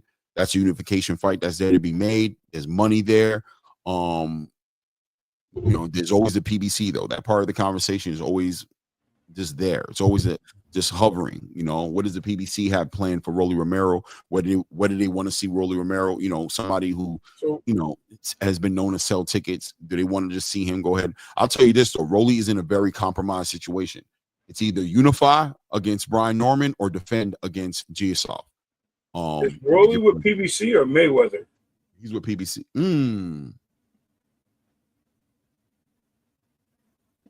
I think he considers. I think most people consider him a PBC fighter, but he may very well be with Mayweather. I don't know. Yeah, I think he's with Mayweather. Hold on a second. There we go again. No interruptions. Yeah, that's actually interesting what Ray said, but I don't think it makes that much of a difference. I think he moves with the drum to the beat of the drum of the PBC. So wherever the PBC sees fit that he needs to be is probably where he's going to end up at. So we'll see what Brian Norman does, right? It is what it is. I'm actually, HLD state the reliable source Boots himself called out Virgil of the fight. HLD team Boots turned down Victor Ortiz again for the fall because he needs to tune up fights. Quack, quack. Yeah, I don't think that's the case. I don't think he's turning down any smoke, HL. Sorry, bro. I don't know if you want to share the sources or whatever you're hearing, but I got my own sources as well, and none of my sources spoke about that in that way at all. This fight between Virgil Ortiz and Jerome Boots Ennis happening or not happening is exclusively right now at this present moment dealing with Virgil Ortiz's surgery he had on his hands. That's what it is. I don't know nothing about Boots wanting a tune-up or any of that nonsense. I don't believe that's the case at all. You know, I don't think so at all. From what I understand, but I mean, I know you got sources too. So if you feel like sharing, share. But if you don't, then we'll just wait to see what ultimately ends up manifesting. I'm gonna put this link out here as well to the channel. We're at the 2 hour 15-minute mark. They want to be here all day, you know. Plus, you guys ain't showing no love in that damn super chat. I don't know where to love at. It is what it is. So let's put the link up. Let's put the link up. D-Block. I know you coming. Pause. I know you heading up here. Let's talk about the Terrence Crawford and Canelo Alvarez conference. We could talk about Brian Norman Jr., Jerome Boots Ennis. We got to talk about Shakur. The interview. Yeah, great interview. We could talk about it. Go ahead, man. Set it off. What do you think about it? Oh, man. I'm just all right. Yeah, I mean, what you think about it? I think a lot of things he's saying is very valid. I think what he wants and his desires are he's not there to chase people, man. You know what I mean? Like he's put it out there that he wanted to fight. Fight didn't take place, whatever the case may be. People are looking at it as, you know, he's clout chasing or whatever the case may be. It is what it is. I mean, I can't tell people how to feel, but I know it's just always, and it depends on the fighters in certain instances, right? Where if certain fighters chase somebody, they're clout chasing. If certain other fighters call out somebody, that other person's ducking. It's like you never have the same argument for two different people. So the point is, I think Shakur making it known like, yo, man, listen, if this guy don't want to fight, I'm moving on. I'm not gonna wait for him, and I think that's the best thing for him to do. As far as him, all that nonsense about him had to sign with other people to avoid the fight or scared to fight and things like that, that's crazy. Come on, Ray, don't go down that rabbit hole, Ray. What rabbit hole? What rabbit hole you going down right now? Please build on it, please. Let's get to the business. Listen, all right. So the rabbit hole I'm talking about is we got maybe 2-3 topics on the board. Canelo, Terrence Crawford, Boots versus Virgil, Boots whole movement to 154. That's the rabbit hole. Wait, say it again. What's the rabbit hole? Say it one more time.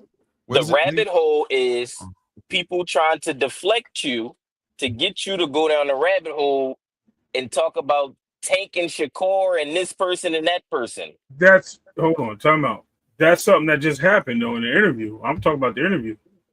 What interview? With who? Shakur just had an interview yesterday. A great interview, to be honest with you. Probably one of the best interviews I've seen. Not a rabbit hole, dude. This is something he said. He's getting really good, by the way. At I think he been said that though. Yeah, he has been. I mean, look, at the end of the day, that's new news. It's not that it's new, but we're just talking about the interview. He emphasized it very strongly. I didn't know y'all was speaking about the interview. I thought you were responding to someone's comment. No. Okay, that's my fault. That's my fault. Okay, yeah, no, I was talking about what he said in the interview. I mean, there's other things. Okay, my fault. That's my fault. No, that's cool. All right, yeah, no doubt. What's up, Coach Eddie? Coach Eddie in the building. Salute, King. Hey, man, what's good, brother? Oh, man, we are good. We are good, man. Ready to talk about this boxing. So much going on. And man, we're going to dive into this Terrence Crawford, Canelo Alvarez press rollout. We've been seeing everything like that. But at the same time, just to tag on to what Anton was saying about Shakur and Tank. Listen, man, Shakur is a competitor at the highest level to his heart. That's what he is, and that's what he wants to do. And I agree to everything he said in the interview. I don't think Anton's seen the interview. But basically what he was saying is, listen, man, I want to test myself. I want to make the biggest fight possible. But if Gervonta is going to take it personal and turn it into I'm clout chasing and I'm I can't keep his name out my mouth. And what am I supposed to do? We're both at 135 pounds. You're the other guy. I want to fight you. But if it's gonna be something other than that, if you're gonna turn it into some fatal attraction, I'm stalking you, I'm sweating you, I'm clout chasing you, I'm doing all these different things other than trying to fight you, I'm okay. The fight doesn't need to happen. That's pretty much what it comes down to. I don't care as much as other people might want me. And I think he hit it right on there when he said it's getting old. He knows it is. He's like, at this point, he's not even that excited about the damn fight anymore, right? Because it is what it is. You know what I'm saying? It is what it is at this point. Fighters in general, Shakur Stevenson specifically, are getting bored with the Tank Davis conversation. Me, myself, you're talking and looking at somebody who's completely over it. I am 100% over it. Right. I don't even question. I don't care. Ask me who I want to see Tank fight. I don't even know if I want to answer it anymore. I don't care. I'm telling you, I genuinely don't care. And I think what's happening is the fighters are there. Even Turki doesn't care. People are just in a space right now where we're disenchanted with the topic. We're disenchanted with Gervonta Tank Davis in general. And whatever he does, we wish him the best on doing that. We'll watch him do what he wants to do. And nobody's asking him to do nothing he doesn't want to do anymore. We're over that. We're past that. We truly are. You know what I mean? It is what it is. But that being said, guys, have you guys tapped in to this press conference rollout? What do you think about the conference? What do you think about the addition of Dana? What do you think about the addition of Max Kellerman? What do you think about the Netflix? What do you think about Turki's approach? What do you think about everything that's unfolded since the last time we spoke last Thursday? You want to go first? I'll go first because I ain't got too much to say. Okay. I feel like I don't know, man. Listen, I probably came into the show probably 45, well, maybe close to an hour after it started. But Clay, I know you were saying you were speaking about the fight from both sides and stuff like that. Mm-hmm. But when I was listening, it didn't really seem like that. Okay. To me, what it seemed like is one thing that you said that I definitely didn't agree with. That's the only thing I didn't agree with. You said that Terrence Crawford legacy is already cemented. Basically, are you saying Canelo's legacy is not cemented yet? No, what I'm saying is this fight affects his legacy more than it affects Terrence's legacy on the end of a loss. If Terrence Crawford loses this fight, he's still a two-time undisputed champion, pound for pound best fighter in the game, damn near 4-weight class champion. He still achieved and accomplished all the things that he did. Canelo Alvarez has also achieved a bunch of things, but he put his legacy on the line when he put himself in front of a fighter who's coming up 2 weight classes and did not fight the fight that was on the table for him and David Benavidez. So what ultimately ended up happening is, depending on the results of this fight, if Terrence Crawford were to win this fight, this would throw a straight shot at Canelo Alvarez's legacy, especially when it comes to the conversation of what happened and transpired as far as the negotiations between him and David Benavidez, and fights he didn't fight, and the fight that he chose to fight. This will be a cherry pick gone wrong for Canelo Alvarez. There's pressure there for Canelo Alvarez that I don't think people talk about that way. Terrence has nothing to lose, bro, and everything to gain. No, I agree. I agree with that. But Canelo's legacy is cemented. His resume is his resume. Canelo is undisputed. His legacy is what he's accomplished will never go away, but a loss against a fighter coming up 2 weight classes to fight him in a fight where every one of his fans across the board are saying that he can't lose.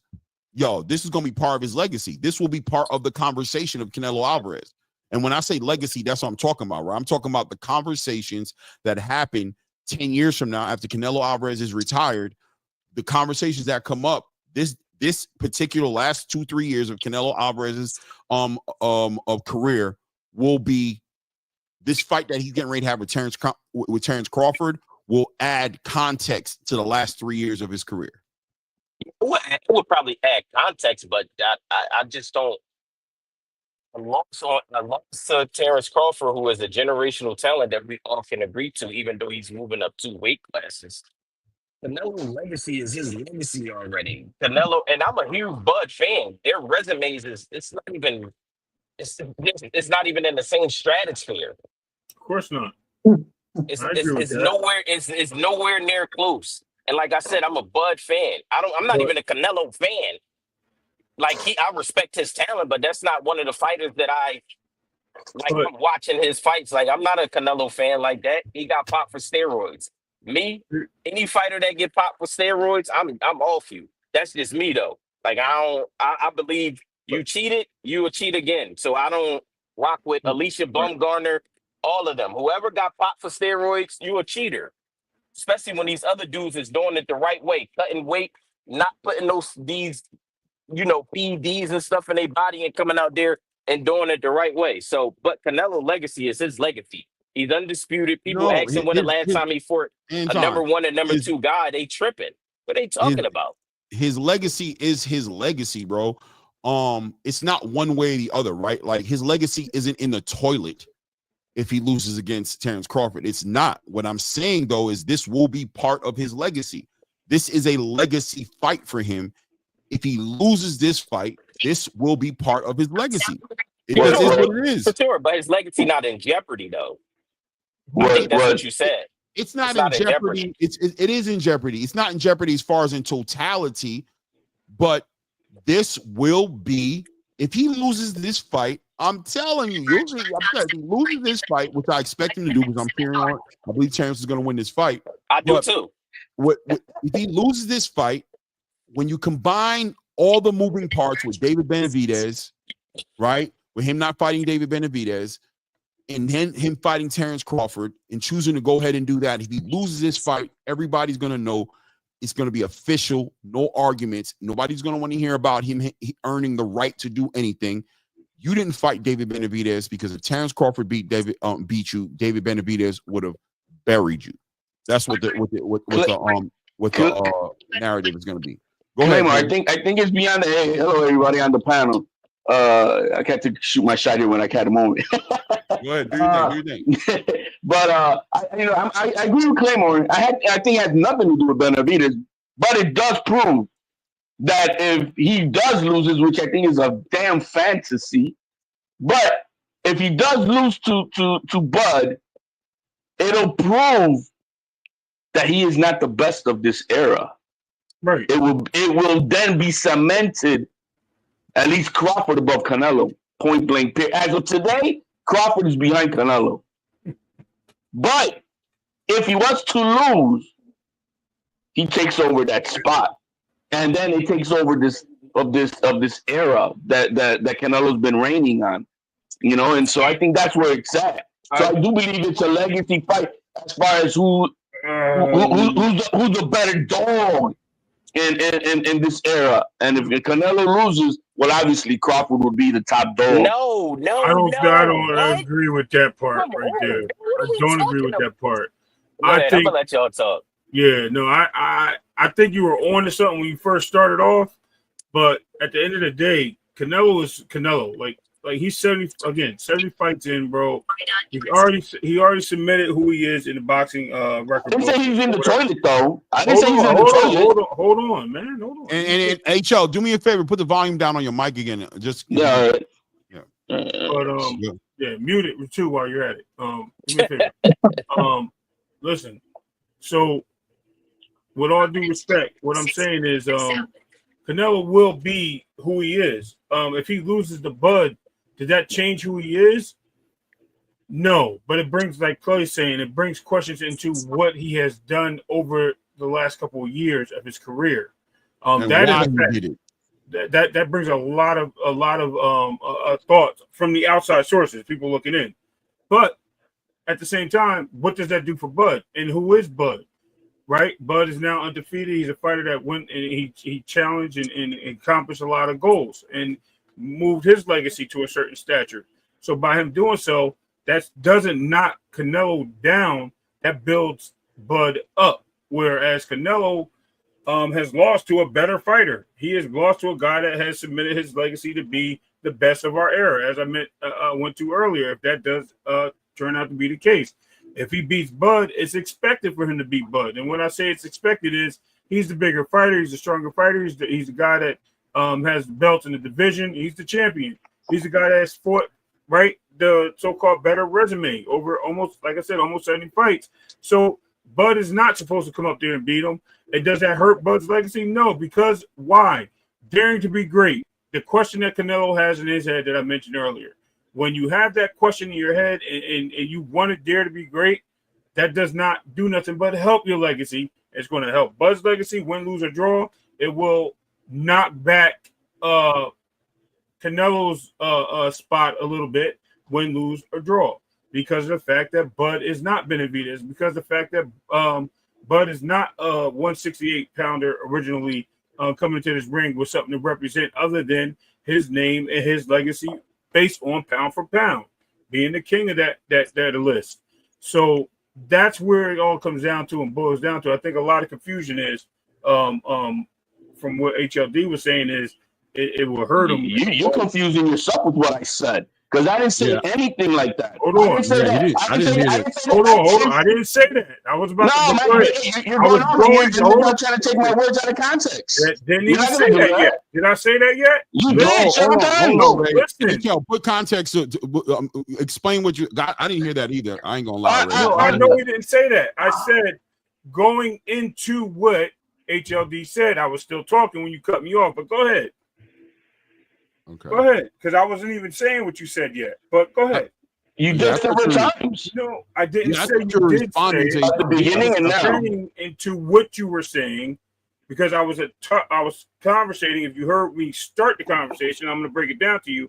I was alluding to what Antoine and Clay was stating, right? And then I said into what you said.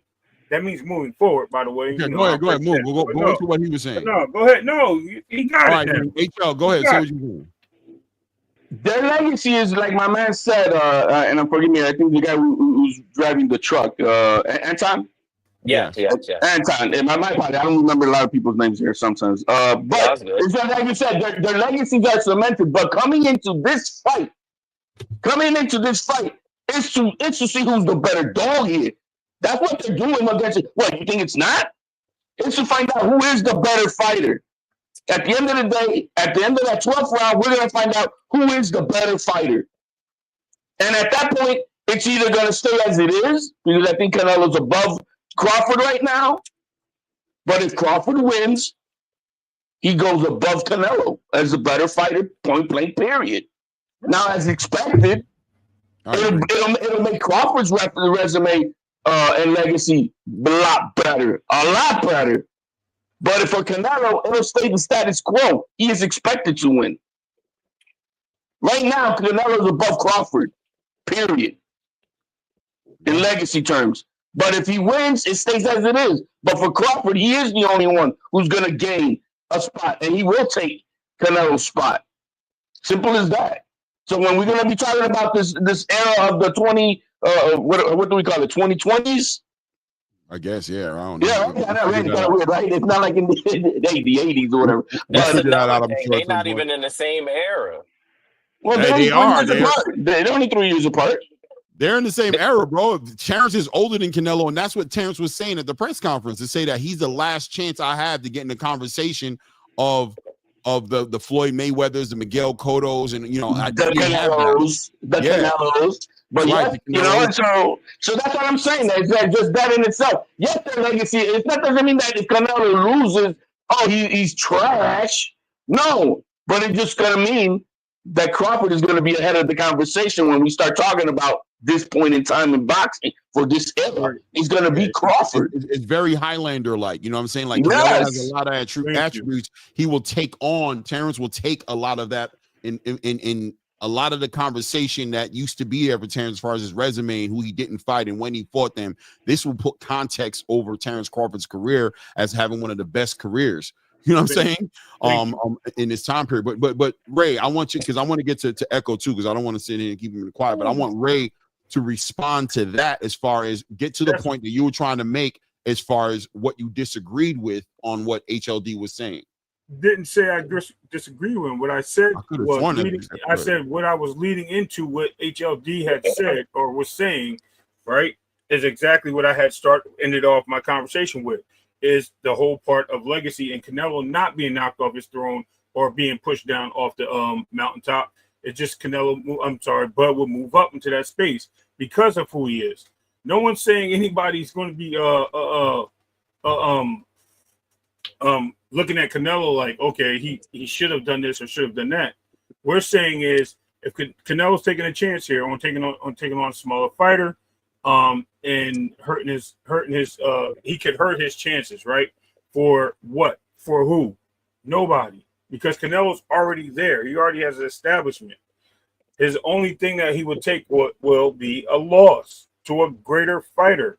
It doesn't matter at the end of the day if Bud wins or not. If Bud wins, it just helps Bud's legacy. It moves his legacy to the top of the air. Like I said. Yeah, if Canelo wins, it does nothing for him. Thank you. That's what I'm getting at. No, not if he wins. What it if does he nothing loses? for him. But I said he wins. Nothing happens to him. Forget about the win. What happens on the back end of a loss? If he loses, Canelo is still a Hall of Famer. Right. And in this era, Okay, Anton, hold on. Anton, listen. Better competition than Bud. This is in a conversation about whether or not Canelo Alvarez is jeopardizing his Hall of Fame status, or jeopardizing all of his accomplishments that he's had up to this point, or jeopardizing any of that, right? This is specifically the past 2 to 3 years of Canelo Alvarez's career, which is part of his legacy. Will a loss to Terrence Crawford put context and perspective as to how Canelo Alvarez has been moving for the past 3 years of his career? No. Why wouldn't it? Why would it? And the reason I say why wouldn't it is when you think about Canelo Alvarez's last 3 to 4 years, maybe even of his career, people have been complaining about him not fighting David Benavidez, about cherry picking and fighting the fights he wants to fight and not fighting. Just one fight. That's just one fight. One fight out of 70 fights. We can't knock that man down for not fighting one person. Yeah, not for one fight. I agree with that. Not for one fight. If it was multiple fights, I would understand, Clay, but not one fighter in David Benavidez. Not just one. Everybody has fought somebody. The David Benavidez fight is the fight that Canelo Alvarez has been not fighting for the last 3 years. Am I wrong? And it took us 5-6 years to get Floyd versus Manny Pacquiao. So no. But he never got it. We never got it, right? So what I'm saying to you is, the choices that he made instead of fighting David Benavidez have all been considered cherry picks. Yes or no? I didn't look at that, but that's subjective. When he fought, yes. Thank you. When he fought John Ryder, should he have fought David Benavidez? Yes. When he fought Jamel Charlo, should he have fought David Benavidez? Yes. When he fought Jaime Munguia, should he have fought David Benavidez? Most likely, yes. Now, I don't know if Edgar Berlanga, should he have fought David Benavidez? When he fought Edgar Berlanga, was he supposed to fight David Benavidez? No, because he already moved up to 170. Hold on.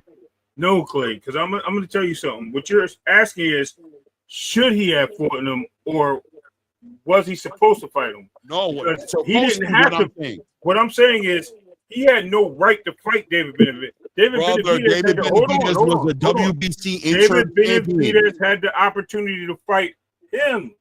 He's the guy to throw. Hold on. Now, at the time,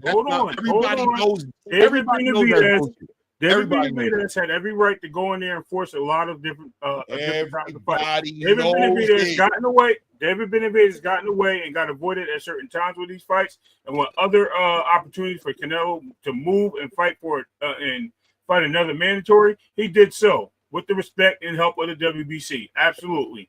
Now, at the same time, the WBC did have him as a mandatory, in which Benavidez had the opportunity to force these fights on Canelo.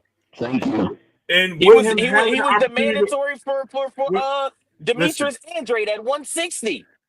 It doesn't matter. Be mandated, guys. March of last year, WBC was gonna order the mandatory. They offer exactly. 2 weeks before The WBC was not going to do anything, man. They do what they want to do, man. The bottom line is he didn't wait the 2 weeks and decided to move up before the March deadline, and that was Benavidez' actions. That was Benavidez his moved fault. into this And he could have division. done like Skull did. He could have done like Skull How did. long? Hold How on. long was Dillian White, Deontay Wilder's mandatory? Answer that question. I don't get. Hold on, Oh, LGB, HL, 'cause I your ain't finished connection, saying what HL, I I was just want to let you know. saying. Wait, hold on. HL, your connection is something's going on with it. I'm just letting you know. Like, I don't know what it is. It's not loud, but something's going on. Like, I don't know. It's like it sounds kind of crazy. Hey, No, Clay, let me so- finish. Let so me finish do- my point. Go ahead. Because HLD really touched on it. But here's the thing: when they offered Benavidez to move up in the division to get an opportunity to fight for the WBC intern there, or stay down and wait for Canelo to finish that fight that he had with Berlanga or Magia, whichever one it was, and then get the next fight, he chose to move up. He decided to move up to the 175 division and said, well, maybe I can go down afterwards and I win the title there, because he thought he was going to get the fight with Bivol or Bertervier's winner, which he didn't get at the time. Then he got rewarded the belt as promised. So the WBC playing games, whether or not, that has nothing to do with Canelo on that point. That's WBC. But as far as him getting in the way, he had the opportunity to push that panic button and make Canelo enforce that fight. Shakur pushed the panic button on Devin, right? Whether he got the fight or not, he pushed the panic button. Devin decided that, look, I'm not going to do these negotiations when I offered you a fight because it was a different scenario. I'm moving up, right? So Benavidez had the same opportunity to push that panic button 2 times, and he didn't. All right. So look, I know that we can get technical on this and play the game of putting the blame on David Benavidez, right? No, I'm not doing that. No. Let me say what I'm saying. There can be a technical debate and conversation to be put out there on how David Benavidez may have not exhausted every resource he had in front of him to apply pressure to Canelo Alvarez to fight him or be stripped of the WBC title. There's an argument there for it. But the reality is, though, and the question is, in the legacy, in the history of this whole entire saga in between David Benavidez and Canelo Alvarez will always be understood, and you'll be able to go back into the archives and see David Benavidez screaming, pushing for this fight to happen. Samson Leakowitz saying Canelo's team doesn't want the fight. The WBC saying exactly what Blue is saying right here that I'm aware of. That's not a secret. That the WBC spoke to how Canelo Alvarez earned a right to not have to fight any mandatories, to fight who he wanted to fight. There will be an understanding of that. In the past 3 years of Canelo Alvarez's career, as I've gone down his box rec to show you from 2023 up until the present moment we have here, we're in 2025. That's 2 years, right? That when he fought John Ryder, David Benavidez was in the conversation and they wanted that fight. When he fought Jamel Charlo, he pulled up a fighter from 2 weight classes beneath him at 154 to fight him instead of fighting David Benavidez. That when he went and fought Jaime Munguia, that Jaime Munguia came out of nowhere and got a fight with Canelo Alvarez. That Edgar Berlanga came out of nowhere and got a fight with Canelo Alvarez. That William Skull got a belt off of an IBF interfering in the fight, which didn't make any sense. Shout out Turki Al-Sheikh, who shouted that nonsense out too and told the world why he had to make that fight happen. They didn't even want that fight. And now he's pulling up a Terrence Crawford 2 weight classes up to fight him. And defend his undisputed titles. If Terrence Crawford beats Canelo Alvarez, this will put context and perspective over the last 1, 2, 3, 4, 5 fights that Canelo Alvarez has had. And there will be context to the whole entire saga of what happened between him and David Benavidez specifically, and this will add context. He never wanted to fight Terrence Crawford. Hold on. Let me get this man. That's cool, but I'm talking about performance. I'm saying if Terrence Crawford beats Canelo Alvarez, it will show what David Benavidez would have done to Canelo, and it will show what Canelo was scared of. Before you go, Ray Clay, I just want to ask you one simple question. If Canelo Alvarez fights and he beat David Benavidez and he lost to Terrence Crawford after that, what would you say? Listen, I would say that You know what I mean? That would just add to Terrence Crawford and make him that much of a better fighter. But the bottom line is, if they don't fight each other, what I'm telling you guys is very simple, right? Like, I hear all these arguments, right? But what I'm telling you is, in 10 years from now, there's going to be a conversation. Okay. Like it or not, wherever you stand on that conversation is where you stand on it. What I'm saying is, this right here will add context to the David Benavidez Canelo Alvarez conversation. I agree. If they don't fight each other, this will be part of that conversation and will add context and perspective to how people look at what happened. Now, if he beats Terrence Crawford, which people are expecting to do, I don't expect it. But if he beats Terrence Crawford, then the conversation will be, listen, man, Canelo earned the right. He did something legendary, this, that, and the other, whatever you want. It's all good. But at the end of the day, on the back end of a loss, it is what it is. I agree, right? I agree with that, Clay, and I'm not taking that away from you. What I disagree with is the argument you're making on why he couldn't fight nobody when he fought John Ryder, Jamel Charlo. John Ryder was his last fight with Matchroom.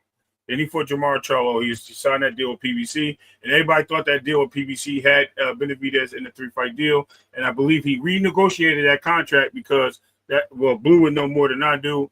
That deal had Benavidez in it. He's supposed to fight Big Brother Charlo, Earl Spence, who they thought was going to beat Crawford, and then he's supposed to fight David Benavidez at the end of that 3-fight deal. Apparently, when they fought the 3-fight deal, right? He signed with the first time, and then because they wouldn't give him the Big Charlo, right? He got upset, and they wanted him to fight Munguia. Why? BBC wanted the bag. They wanted to have somebody else forfeit this bag because of the situation they were going through with Showtime at the time, and they had Eddie Hearn and them co-promote this fight, if I'm not mistaken, or Oscar De La Hoya co-promote this fight with Munguia, and that's when he fought Jaime Munguia.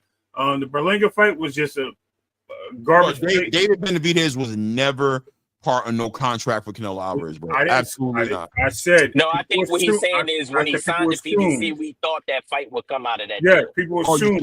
Okay. We assumed that fight was part of the deal. Okay. So when that got restructured into it not being a deal, and we don't know what happened behind the scenes, because after that, when they wanted to fight Munguia, right, he somehow switched his whole argument that he wasn't going to fight a Mexican fighter, that he was trying to fight Jamal Charlo at the time, who he thought he can beat. And everybody's like, well, what about Benavidez? You said you would never fight a Mexican fighter. He fights on Jaime Munguia.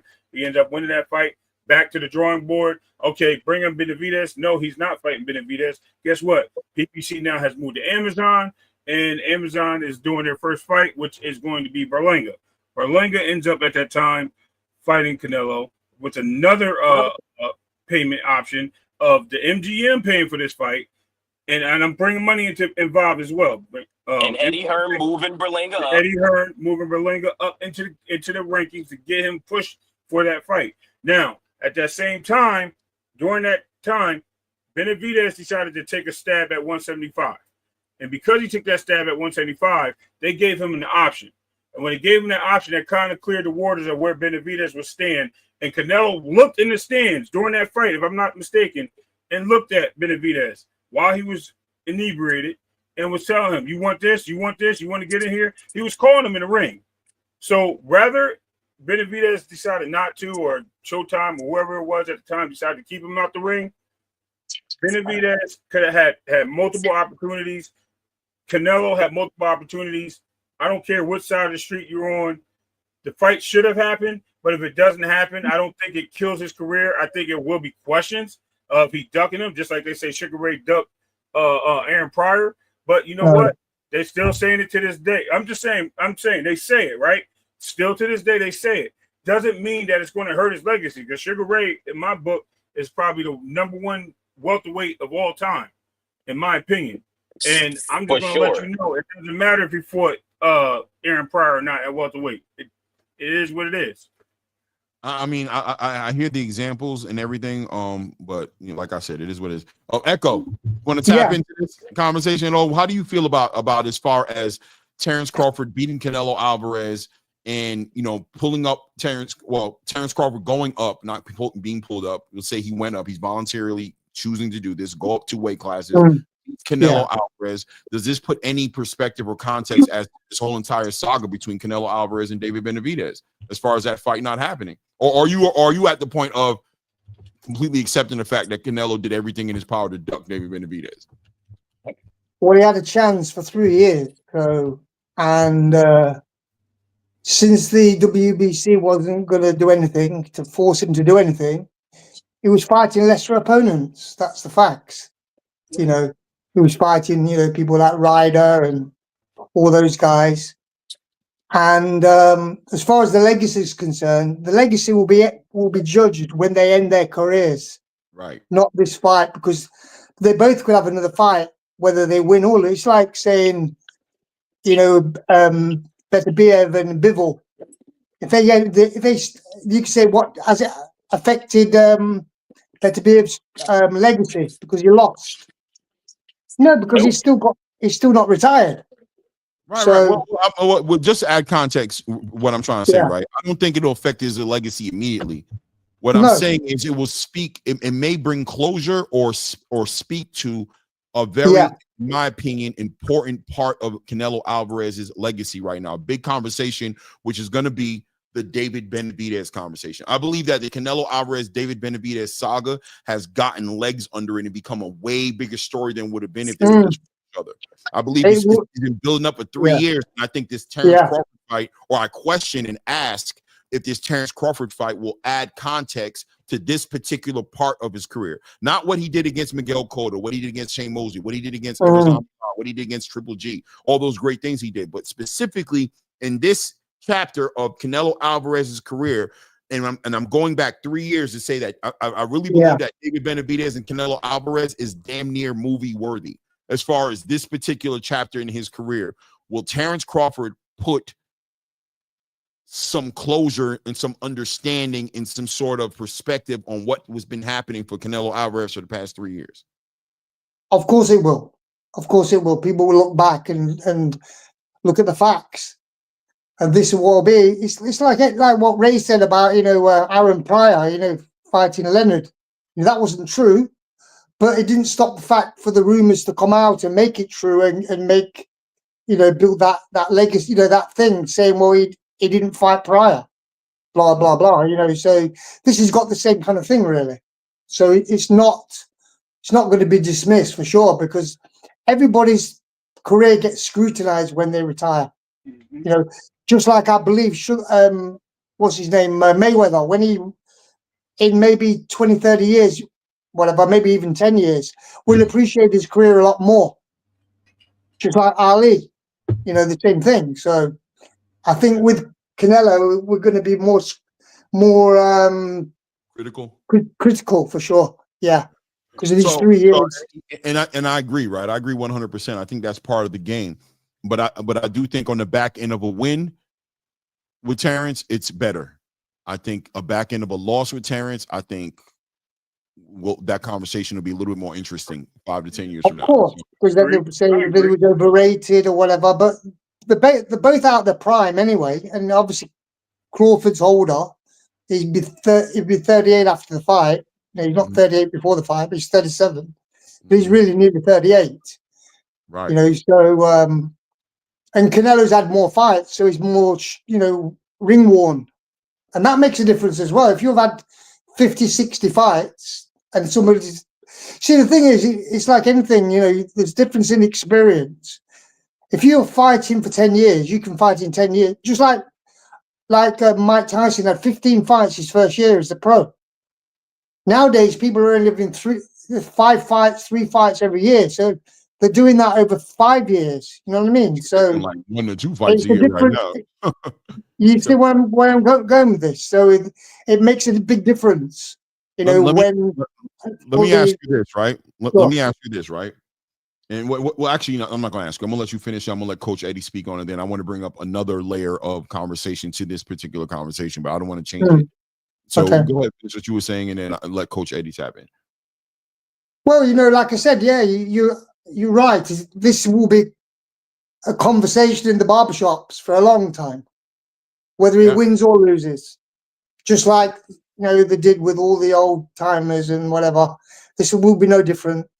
Who ducked who should have fought who, blah, blah, blah. This will be no different, regardless of whether he wins or loses.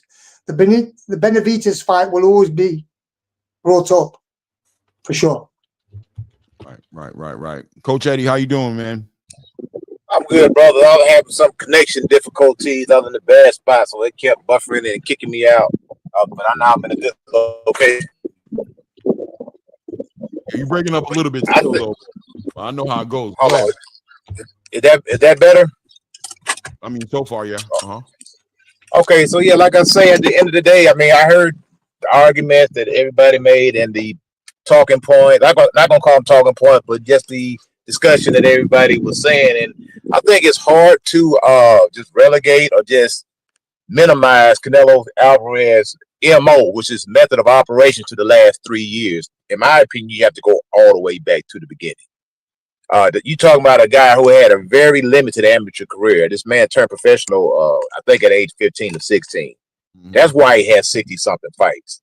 He had over 20-something people on the resume with losing records because he was learning on the job when he was young right there. They seen HBO Golden Boy, found a diamond in the rough who had a huge fan base, a whole country behind him, and Canelo Alvarez was a sensation when he came over to the United States in the HBO days. He was a sensation. He was in the same class with Demetrius Andrade and the Charlos at the time at 154-pound division. Now, to me, Canelo has never beat an elite fighter. He never beat one. Every time he fought an elite fighter, he lost. Every time he fought a good fighter, it was very competitive. Every time he fought a quote-unquote good/great fighter, it was Miguel Cotto was elite. Not at that particular time, he wasn't.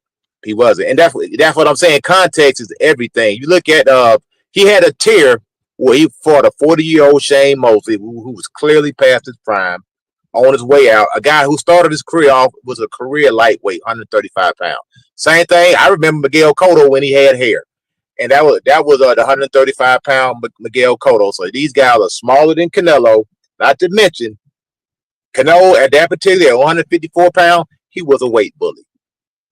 I seen Triple G. I said Triple G. I'd say every time he stepped up and fought a good fighter, it was either very competitive, or he arguably lost, or some controversy. The Lord, hold on, HLD, chill out, man. You gonna get your time. I don't talk that much. Just wait a minute. That's Anton. Sorry, Coach. I'm sorry. I'm sorry. My bad. I got a reputation. But like I say, with Triple G, when he fought Triple G, it was a controversy. The first fight was a controversy. A lot of people thought Triple G won that fight, but in the record book, it's a draw.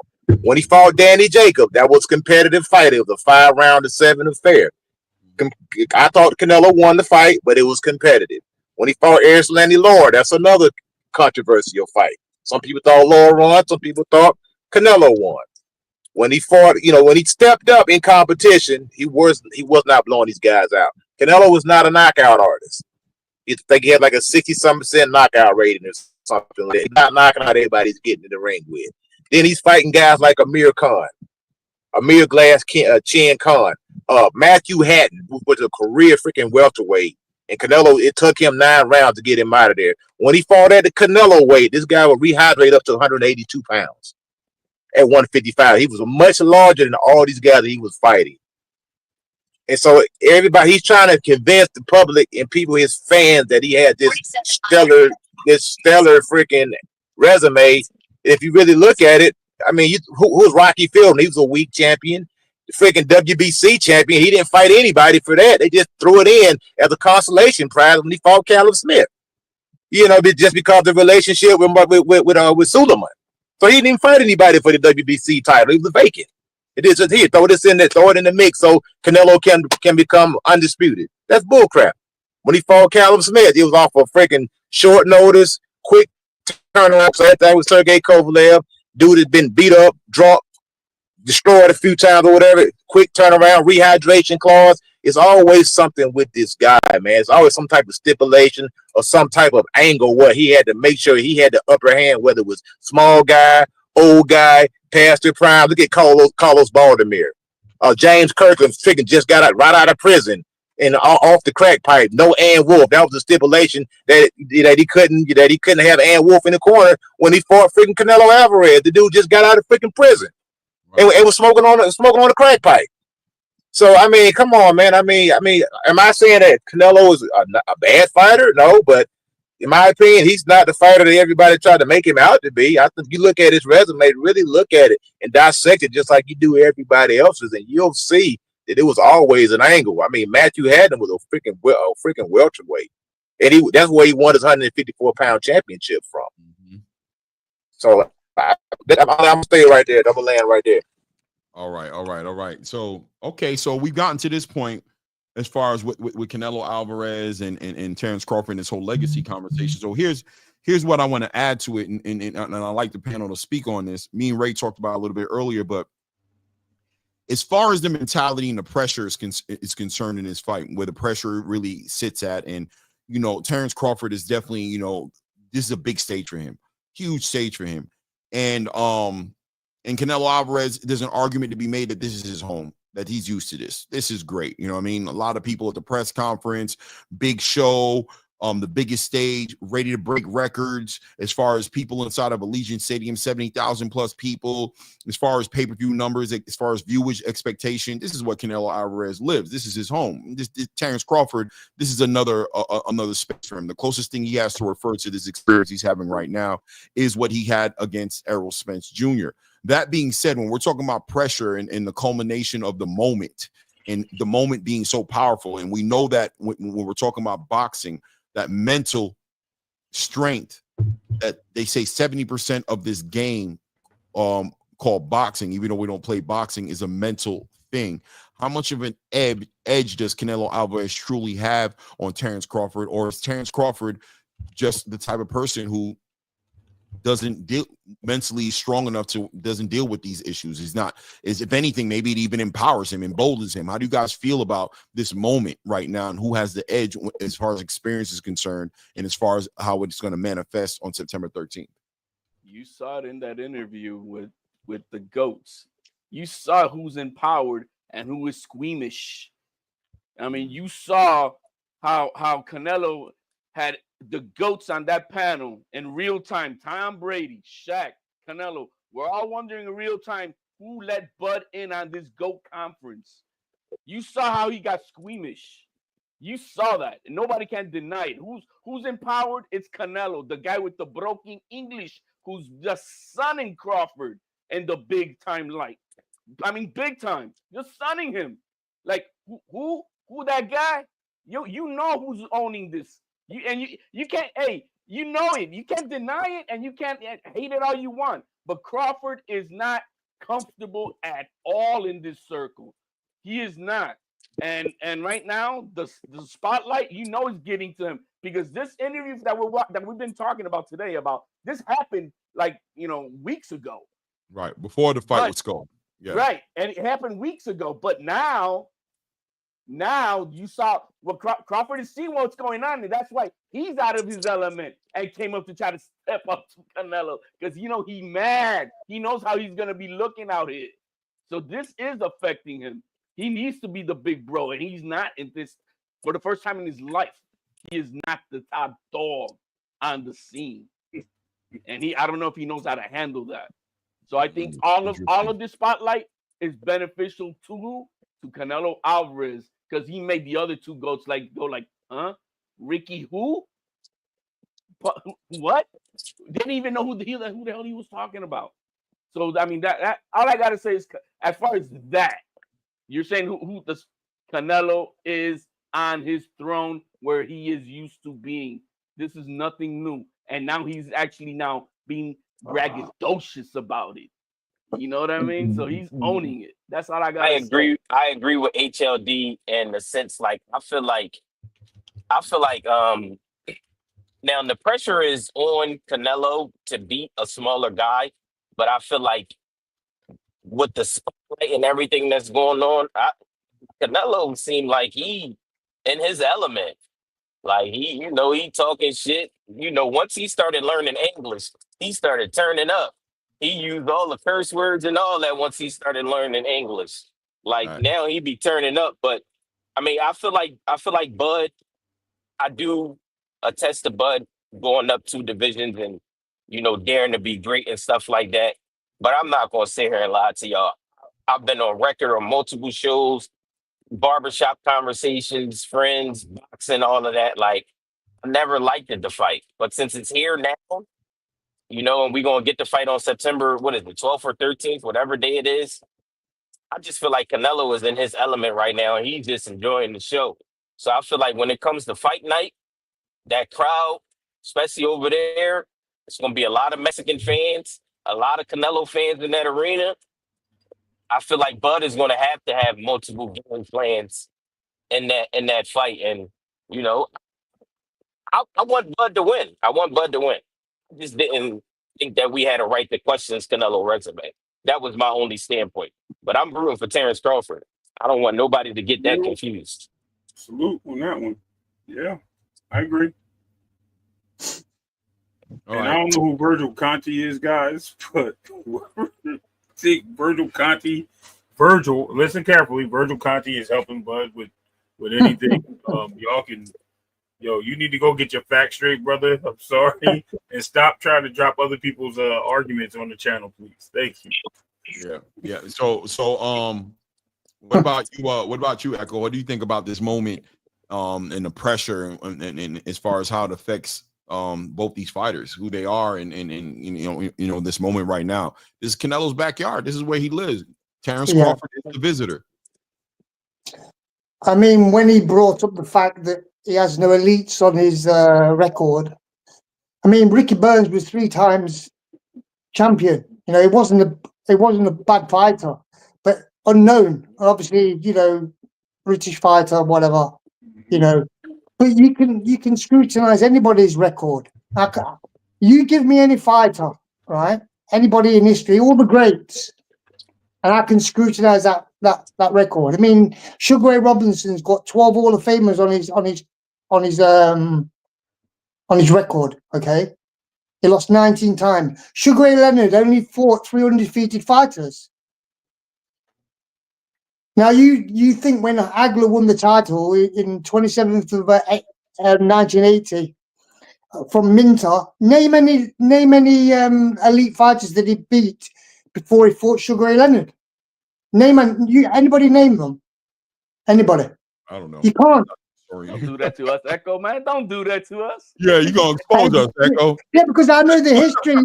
You can't pussyfoot around me because I know the history too well. Yeah. You know what I mean? Mustafa Hamsho, he's not an elite fighter. And the crazy Fully thing is, Hobo is not an elite fighter. Skyping's not an elite fighter. So when you're talking about, that Canelo's got no elite fighters, all you can do is fight the people that are there. That's all you can do. So as far as I'm concerned, I thought Canelo kind of dominated that segment for sure. Right. Because what can Crawford say? He can't really say anything about that. But what he is doing though, Clay and everybody on the panel, is daring to be great. And you've got to commend him for that, But when people talk about him being on Mount Rushmore and all this kind of stuff with all the other greats that did things, it's going to be we'll have to really address the history of boxing. He's not doing what Henry Armstrong did. That went up 3 weights, but they were pure weights: featherweight, welterweight, lightweight, and he did that in the space of 1 year and 10 months. Mm-hmm. He held them simultaneously. You know what I mean? So it's different. He took his time to go up in weight. Remember, the fight with Ricky Burns was in 2014. Mm-hmm. Mm-hmm. So you know what I mean? So he's bringing up somebody who he thought was an elite 11 years ago. Damn, I like it. Coach Eddie, who has the pressure? You already heard it, so I want to hear your perspective. Canelo's got the pressure, by the way, for sure. Who? Canelo, he's got the pressure. Yeah, go ahead, Coach. Yeah, I agree with a lot of things that everyone just said. It's so much to unpack, and man, this is so complex, man. It's hard to just narrow it down to one thing. The pressure is on Canelo, but at the same time, you got people who are different, man. You know, and I like to quote a song verse real quick, just to let people know who Bud might be and who he is, man. All right, now You you about to know, sing. You about to sing. Don't mess the song up, man. now I ain't gonna mess it up. I ain't no singer, but all I know is it was a segment back in called "The Last Dragon." It said when you reach that upper level, your mind, your body, and soul must be one. You know, that's all I'm saying. Bud got that glow, man. Bud has that glow, and I see it on his face. I'm telling Bud got that glow. He said, yeah, and you fear no one when you got that glow. It's a power of elevation, my brother. I ain't worried about it. I'm 100% confident that Bud gonna get the job done. At the end of the day, yeah, resume fine. You want the resumes don't win boxing matches. Check belts don't win boxing matches. People win boxing matches. The great, I seen Roy Jones. I seen when Superman left the building, which was Roy Jones. And Canelo could do absolutely nothing with Roy Jones in his prime. I seen him with witness when he left the building.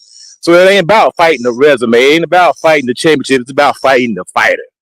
Yeah, you beat all them other guys, but you ain't beat me yet. I think Crawford had that type of attitude. Yeah, your resume is good, and the one reason you do have all them people on your name because you was a goddamn star. And when you a star, you're gonna get all the marquee matchups. That's what people keep failing to realize. When you sell tickets and when you put butts in seats, you're going to fight 4 times a year because you are a money-making machine. And they're going to make sure that you fight 4 times a year. They're going to make sure that you got the marquee matchups on your resume to build your profile because you are our star for the next 15 years. They started that when he's fighting the HBO. They recognize that this guy has to push. See, in wrestling, all these guys start out on one level, and then they see who the fans like. And whoever the fans get behind, that's the one who's going to get the push. And Canelo got the push. That's why he has all those people on his resume. That's why he was able to become undisputed in goddamn less than a year. Look how long it took to get a undisputed heavyweight champion. Look how long that took. Think about it. Let that sink in. What, 10, 15, 20 years, something like that, to get a freaking undisputed heavyweight champion? And Canelo does it in 11 months? That tells you everything you need to know right there. That Canelo can move how he's the goddamn kingpin on the chessboard. And he can move any way he wants to move. He can fight anybody he wants to fight. He can call any shot that he wants to, which lets you know he wanted absolutely nothing to do with David Benavidez. Because when you can move like that, all you gotta do is snap your finger and the contract is set and they're gonna sign it. All them guys sold their belts. Caleb Plant sold his belt. Billy Joe Saunders sold his belt. Callum Smith sold his belt. Coach Eddie, I mean, what are we talking about? Coach Eddie, but did he? I just want to ask him real quick. Did you see that glow in that interview that you're talking about? Yep. Yeah. Well, you know, this is the funny thing right here. If you like Canelo, you said that Bud was scared. If you like Bud, you said Canelo was scared. No, I'm just saying because there's a natural bias there. Yeah, HL, what he's saying is depending on how you see it, because, and I agree with him. I did not see it the same way you saw it as far as the Canelo situation is concerned. But I mean, I respect where you're coming from, though. I can get where you're coming from. But I saw something different from Terrence. I didn't see fear. I didn't see him out of his element. I didn't see him. If anything, I saw Canelo try to pull him out of his element, and I saw the awareness of Terrence Crawford to stay in his lane. He did not try to over defend anything. He said he ended it the right way, which is, well, I'm fighting an elite fighter September 13th. And he left it at that. Now, that being said, I want to add some context to this to add to the conversation for the panel. Coach Eddie did a good job of talking about the essence of a man. He said, your titles don't fight for you. Your resume don't fight for you. You fight for yourself in that ring. And what I pull from that is a certain reality that we as fans can be caught up in the hype of what he's done in the past and the resume and who he is, and marketing and the delivery and the matchmaking can have us believing something that the fighter may be and maybe in reality isn't. We don't know. We're just fans. But there's a certain truth that the fighters live in. There's a certain reality that the fighters live in, that they know who they're fighting. They know who's standing in front of them. They know what they've done in their career. They know the level of fighter that they really are in real time. That's why you'll see a fighter like Canelo Alvarez potentially not fight a David Benavidez, even though his fans might be like he beat David Benavidez 10 out of 10 times. They believe David Benavidez doesn't bring nothing to the table for real that he would win. But there's something about a fighter who knows who they are before they get into a fight. They understand the real stake. They understand what's really at stake. So my question to the panel is, does Canelo Alvarez truly believe? Does he respect Terrence Crawford and understand and look at Terrence Crawford as quite possibly the biggest challenge that he has up to date, an opportunity to rectify a point where he was exposed by Floyd Mayweather Jr. to a point to where whether he won the fight or didn't against Arizona Lara, people felt like he was exposed in that fight. A point to where he was exposed by Dimitri Bivol, who didn't overpower him and beat him because he was the bigger guy, but outboxed him and left Canelo Alvarez without questions. Does he know that Terrence Crawford, does he respect Terrence Crawford enough to know that Terrence Crawford more than likely checks all those boxes and might have to be a complete different fighter when he fights Terrence Crawford? And vice versa, does Terrence Crawford know who he is? Who's a more confident fighter going into this fight? There was one question on that panel from that GOAT panel, from the real GOAT on that panel, Tom Brady, when he asked the one question to Canelo Alvarez, how long, Canelo, has this fight been brewing? And he's like, he laughed, he chuckled. He like, I never thought about this guy. Never. That's how confident he is that he's just gonna blast through this guy. Easy money. Easy. That's how confident Canelo is. Yeah, does he have the pressure? Yeah, if he lose, but he ain't got no thinking about he gonna lose to this lightweight kid. He ain't. This is the smartest man that he's ever faced in his career, probably. So he's like, man, no. I'm like, no. And when Brady sees that reaction, what do you think Brady's thinking as a GOAT? Because guess what? All of his challenges, all of Shaq's challenges, they're always thinking about their number one competitors out there. They're trying to get better than those guys. Canelo's never even thought about Crawford on that level for himself. He's never had to prepare himself for that level for Terrence Crawford. That's why he's that confident. Because Tom Brady was thinking about Peyton Manning. Shaq was thinking about what Jordan and the Bulls were doing early on, or then the next few teams that he had to then follow up on. Canelo hasn't been thinking about no Crawford, and that's why he chuckled at that question. And they left the GOATs on that panel like, damn. That's all. Yeah, I judge their confidence in the ring. I just want to say that. I can't judge it from an interview.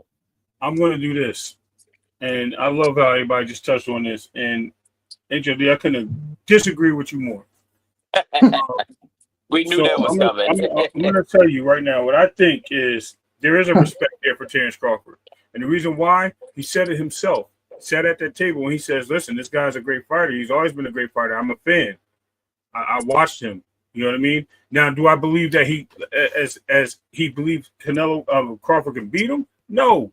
Name a fighter that sits across from another fighter that thinks they're going to lose that fight. Name one. None. You can't. You know why? Because they all have confidence in themselves. That's number one.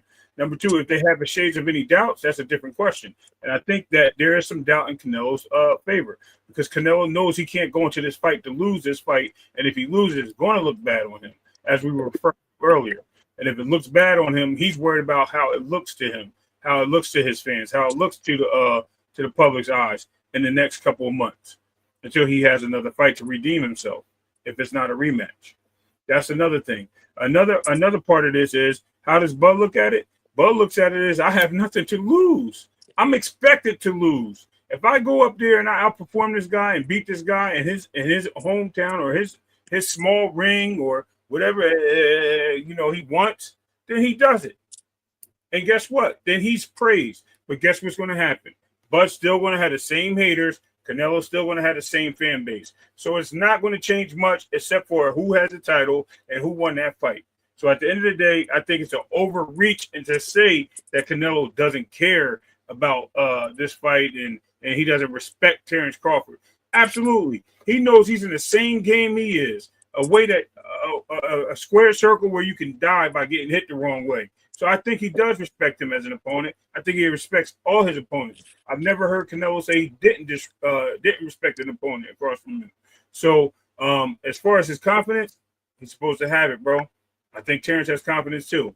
It's just a matter of what confidence is shattered and what are you bringing to the table. Because I don't think Canelo's bringing that full confidence to the table that he think he could just stop Bud. I think he has in his mind he has to stop Bud. If he doesn't stop Bud, it can look bad for him, and that's a big problem with him and self-reflection. That's what it comes down to. I'll land.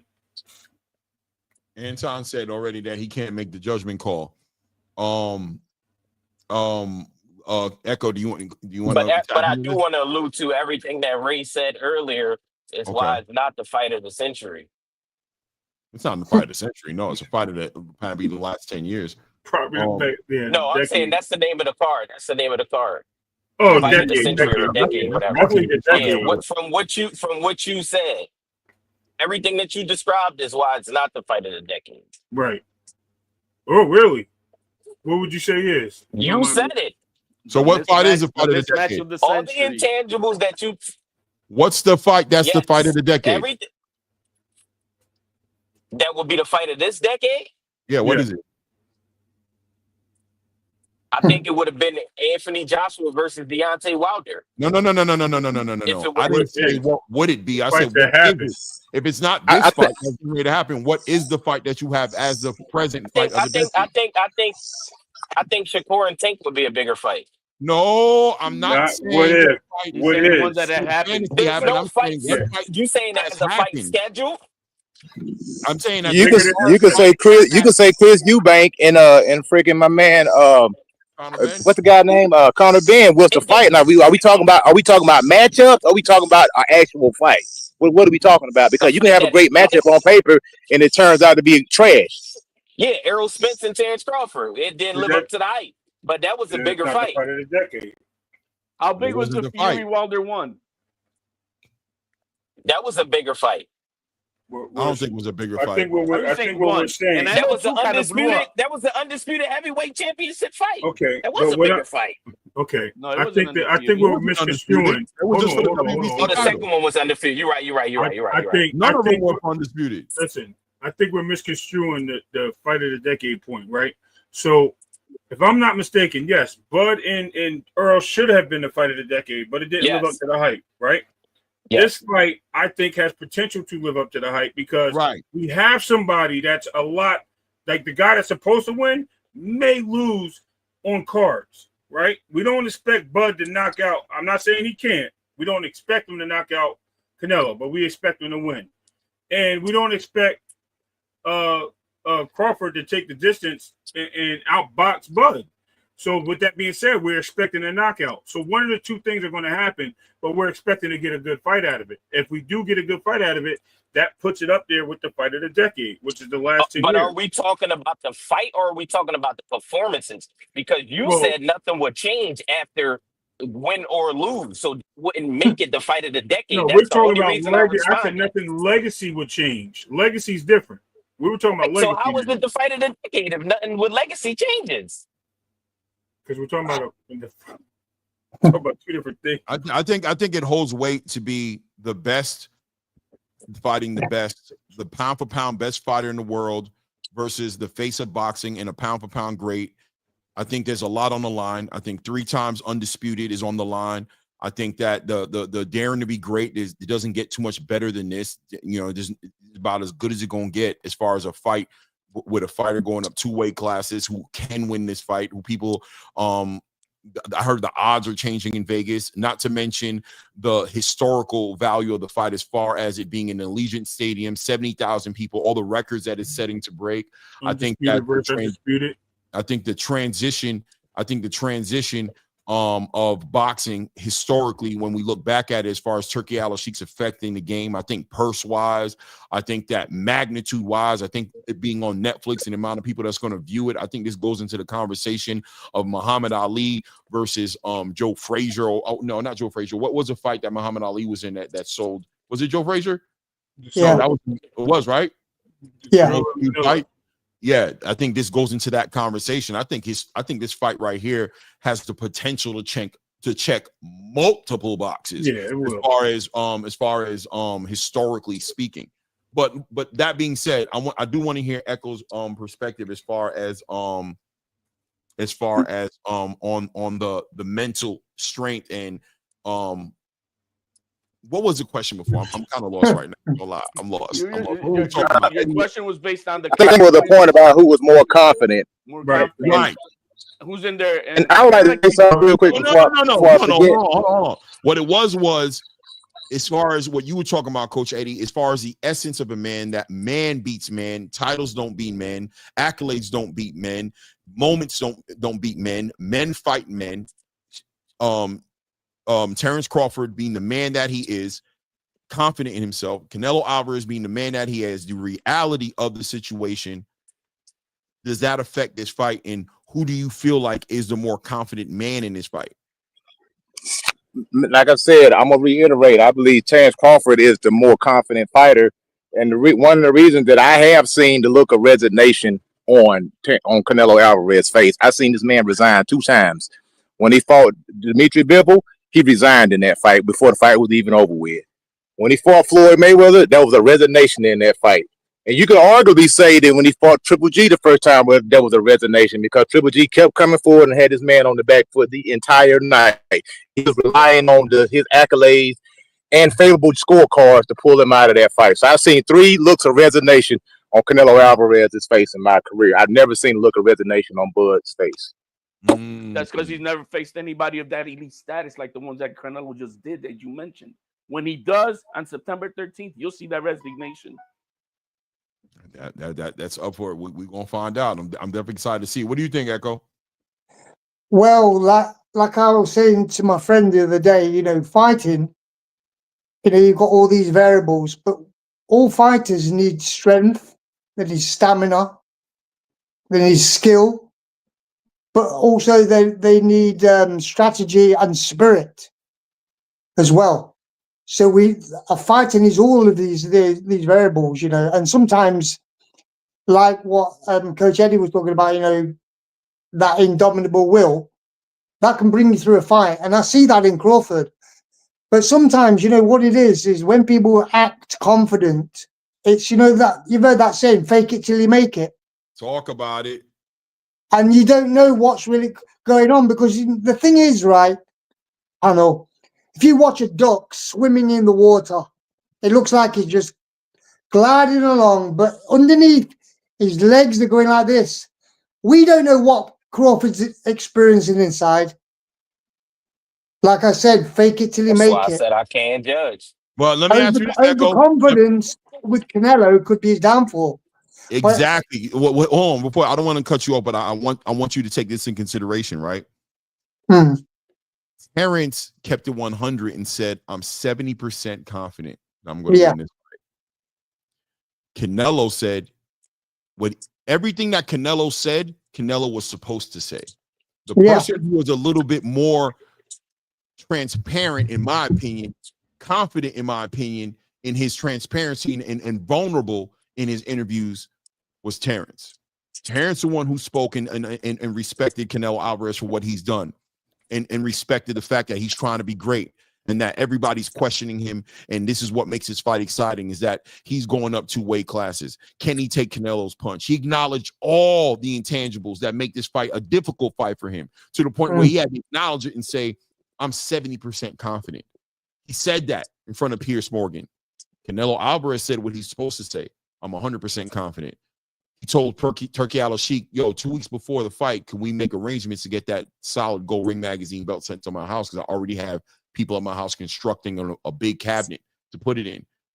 He's super confident, the way he should be confident, because he can't afford not to be confident, because any lack of confidence in Canelo Alvarez would show weakness, because what could you be unconfident about?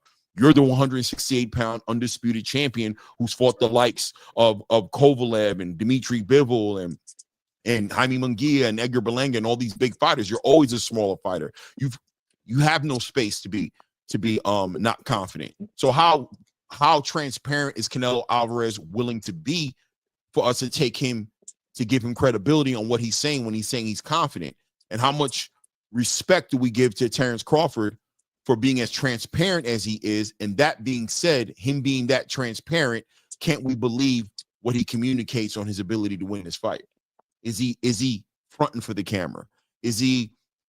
I think historically speaking, Terrence Crawford's been a very honest, transparent, speaking to truth type of fighter. Canelo Alvarez is doing what he's supposed to do because he's a star. He's the one who has a whole show behind him. He's the one who can't be, who can't be not confident. So who really is the more confident person? The person who exposes their weaknesses, or the person who's just perfect and can't nobody beat him? That was a good point. I think Well, Canelo like I proved say, it fake and it till you make it. We don't I know. think Canelo I don't proved We his know. don't know. confidence, and that again, I'm That's gonna a go tough right question, back to that Clint. interview. That's a Canelo tough proved his question. confidence in that interview, and Okay. and that's where he's at. And the interview I'm talking about with the goats, that when he was asked about it, he chuckled, he laughed, he scuffed Yeah, I mean, the notion. I hear what you're saying, and I agree with you that he did a good job. He's, like I said, he did what he was supposed to do. Right. He's been there before. He handled himself like somebody who's been there. But He's handled himself but the he's way also he's supposed acting to like the handle guy himself. who's I am the But solidified right. 168 champion. But he And did what he's and he supposed to knows do. also the difference not that saying this guy is small. This I'm guy's not a saying little I'm not kid. saying what he said was a lie or not a lie. What I'm saying is, what else was he supposed to say? What else would he have said? If he wasn't as confident, would he have communicated that? If he wasn't 100% confident in himself, would he have said he's not 100% confident in himself? Would he have, if there was something not all the way there with him, would he have communicated that? Is that what his training, is that what his training would have set him to say? Whereas Terrence Crawford, No. a lot of people would have jumped in that conversation and said, I was 100% ready. I'm 100% sure I'm going to be Canelo. This is the sixth grader who's think wanting to Canelo- stop on the kid. Hold on. I know for 100% fact I'm beating Canelo Alvarez. I don't see nothing else happening. He can't beat me. I know exactly what I'm going to do. But he didn't do that. When he was confronted with that situation, he spoke transparently and he was vulnerable, and he said, I'm 70% sure I'm going to win this fight. He acknowledged the weight class difference. He acknowledged the experience. He acknowledged the fact that I don't know if I'm going to be able to take this dude's power. I don't know. A lot of things I don't know until I get into that fight with him in that round, into the fight with him. I don't know about these things. Who is being more honest? The guy who's 100%? Is anybody ever really in life 100% about anything they got going on? Let's be honest. And that's if I am the high school varsity king, and you're gonna bring up to me a junior high school kid on the football field, you don't think I'm gonna be 1,000% confident I'm gonna smash this? I love the example you're making right now. Great. So now the truth of the matter is this, and here's where the truth is going. Right. Here's where the truth is going to live. And this is all about Canelo Alvarez's mentality and Terrence Crawford's mentality. I say that specifically because I want people to understand this is not about our mentality. This is not what we think about these fighters. I'm questioning the mental space that these fighters are in. You know, when a guy goes and he buys that nice car in the neighborhood and he puts the rims on it, and the car's looking crazy, a lot of people say that reflects negatively on that guy's confidence, that he's compensating by riding around in that nice car, by moving around in the nicest clothes and pulling up on everybody's go. A lot of people say that's that guy being weak in his mental space, that he has to show the world who he is by bolstering himself every chance he gets. I say that to say that Canelo Alvarez acknowledges Terrence Crawford as a pound for pound best fighter in the world, a two-time undisputed champion. He watched Terrence Crawford fight. He's rated Terrence Crawford as far as him being a boxer. He never pictured himself getting in the ring with Terrence Crawford because he didn't need to, because Terrence Crawford was 2-3 weight classes away from him. Right. But did he look at Terrence Crawford and say, Terrence Crawford is a better boxer than me ever? No. That Terrence Crawford, different. We don't know. They're about to get in the ring with each other. And if in HLD, you compared Canelo Alvarez looking at Terrence Crawford like a JV football player in comparison to him being a varsity player. What if he doesn't see that? What if he looks at him like another varsity player in a hard when game? Crawford told him on that stage and said, "Oh, you see me now," he's like, "No, man, you know different." That was Terrence Crawford. And let me tell you something. I love you brought that up. Terrence Crawford said that because he looked at Canelo Alvarez. You know what he said? Ooh, why you just lie? Why did you just lie? I know why you did. He smiled at him and he let him know right then and there. You know damn well I'm not like those other guys. I might not be a lot of things, but when it comes to this boxing game, you know damn well. and I know who I am, and now I know that you might be a little nervous of me, because the real thing to say would have been to say, yeah, bro, this is going to be a different fight. Your inability to admit to that showed me that I'm not going to believe nothing else you said, because you're not going to say the truth. You're going to say what you're supposed to say, because you know I'm not like those other guys. Okay. Now, That's how you feel. what I've been saying the whole time is that Canelo has confidence in the fact that he's a fighter. I'll be right back. Hold it down. Yeah, absolutely. I think he has the confidence that he's a fighter. He doesn't have the confidence that of his opponent, or no confidence in his opponent. You know, vice versa. The point is, Bud has a more ongoing confidence build because the fact that he's moving up and he can read the energy better from a guy who's literally begging and asking for certain things and stipulations to help him win the fight, right? Forcing knockouts, doing this, making smaller rings, whatever the case may be. It's not playing into Canelo's favor, Bud's favor, but it's just making Canelo look like he's has some worries on his mind. And regardless of him being confident, regardless of him being confident as a fighter, what does that mean in the fight? The fight changes everything, because he knows that Bud is not the guy that he fought with Berlanga. He knows Bud is not the guy that he fought with Munguia or with Joan Ryder. You know who he knows Bud is? Bud's a similar fighter to Floyd. Bud's a similar fighter to Triple G. Somebody that's going to be there. So Bud's a similar fighter to the guy who put hands on me until I had to stop him in Amir Khan. He knows this, and regardless of weight, he knows that this is a potential problem. And his confidence is saying, "I've done this before, but now this is not this guy. This guy stopped Amir Khan too. This guy has been 2-time undisputed before I was." He's looking at certain things in the aspect as, I have my greatest challenge in front of me right now, and because I have my greatest challenge in front of me, guess what?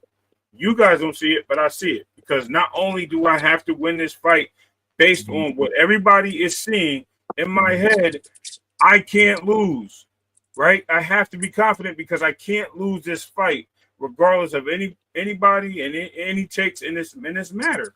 And that's what Canelo has been reiterating and saying this whole time. Regardless of him being confident on stage or confident as a fighter, he's not confident in the fact that Bud is a gamed opponent, and that's where I landed. Go ahead, Antoine, if you have something to say. Yeah, Ray. I don't. Like I said, I'm a Bud fan, but I do not like when people compare Terrence Crawford to Floyd Mayweather versus Canelo Alvarez. Not him. No, listen. Let me say what I'm saying. Bud cannot go in the ring and do what Floyd did to Canelo, because he's not Floyd Mayweather. He doesn't have the defense. He does not have the footwork that Floyd Mayweather has. He does not. And he's still a great fighter, but he's no Floyd Mayweather. He's not.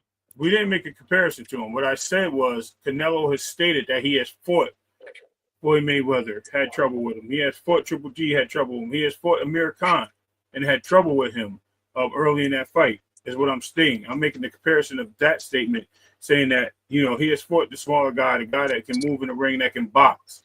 And that was a little hamper to him. Even Laura, he fought Laura, same thing. That's my point. It doesn't matter if Bud is in comparison to, that's somebody else's opinion on who he's compared to. I'm saying mentally to as Canelo has to have the confidence to say, I fought these guys before. I fought guys that have a unique style, and Bud should be no different. But at the same time, he knows that Bud is different. Like, in his senses, he's saying that Bud is challenging himself. He's doing what I wanted to do. That's daring to be great. When I moved up to go fight Kovalev, I dared to be great. He said that, though. He said, thing. Bud, you're no different. He said, you're no different. I've seen you before. Canelo said that. That's my point. That's the point he's making. But he's saying that as a fighter, but does he mean it as a person that has to face this guy in the ring? In the fight? Yes. Go ahead, Echo. Tap in. Yeah, well, as I was saying earlier, this fight is going to go down to them 6 things I said. Skill, because that's not going to change. They've got their skills. Now, the biggest factor in this fight may be the speed, because Crawford's going up in weight. as well, and also the stamina as well, because that's going to take it. That's going to take its toll on him as well, because every percent of body weight you put on, or say you put on 1% or 10%, you lose 10% aerobic threshold, so you get more tired quicker. So Bud and is not going to be used to doing that in the ring. This is a new thing for him to carry that weight. Yeah. And also then you've got the actual strategy and the spirit as well. The ability to carry on when it gets tough, you know. But the stamina is going to be a big thing as well. When he gets hit or when they both get hit, who can see endurance and stamina are two different things. If you're not getting hit, you can fight all night long and punch. But when you're getting hit and you're getting broken down, that's when the stamina kicks in. And this is where the strategy will be the big thing as well. But I think the biggest thing in this fight really is the skill. And people say, well, you know, Crawford's a lot more skillful than Canelo. But it's not just that. It's just how you use the skill. It's knowing when to punch and knowing how to punch. Yep. Is not the same thing. The why and the when necessitates the how. So when it comes to stamina, see, they talk about strength, right? And obviously, you know, Crawford's, you know, involved in wrestling or whatever, and he's been trying to bring his weight up as well, which is he has to do that obviously because he's got to fight at 168. But it depends on what kind of strength he's putting on and how much weight he's putting on, how he's doing it. I agree. There's a lot of variables in this fight, you know. 100%. Not too many people go up in weight and take any power with them, you know, because most of the weight they put on, the muscle is what you call sarcoplasmic, which is basically water weight, because the muscles are over 70% water. It's very difficult to put on myofibrillar muscle in a short period of time. Echo, said, okay, I'll take your word for it. Talking about VO Max right there, Echo. What's Crawford VO Max gonna be at fight night with all that new weight? How much? Yeah, now you up in HLD's lane because he got that wrestling. Now he can't talk that wrestling, that weight cutting and all that. Yeah, but hey, I'm just saying that the thing is, right, is not gonna pump that oxygen to those new big muscles that he got. You know, walking but the thing is, weight is two different things, guys. But the thing is, when you go up in weight, each percent you put on, your aerobic threshold goes down. Mm-hmm. Now, one thing that Crawford can do is get used to the weight and do it slowly and build his aerobic threshold up.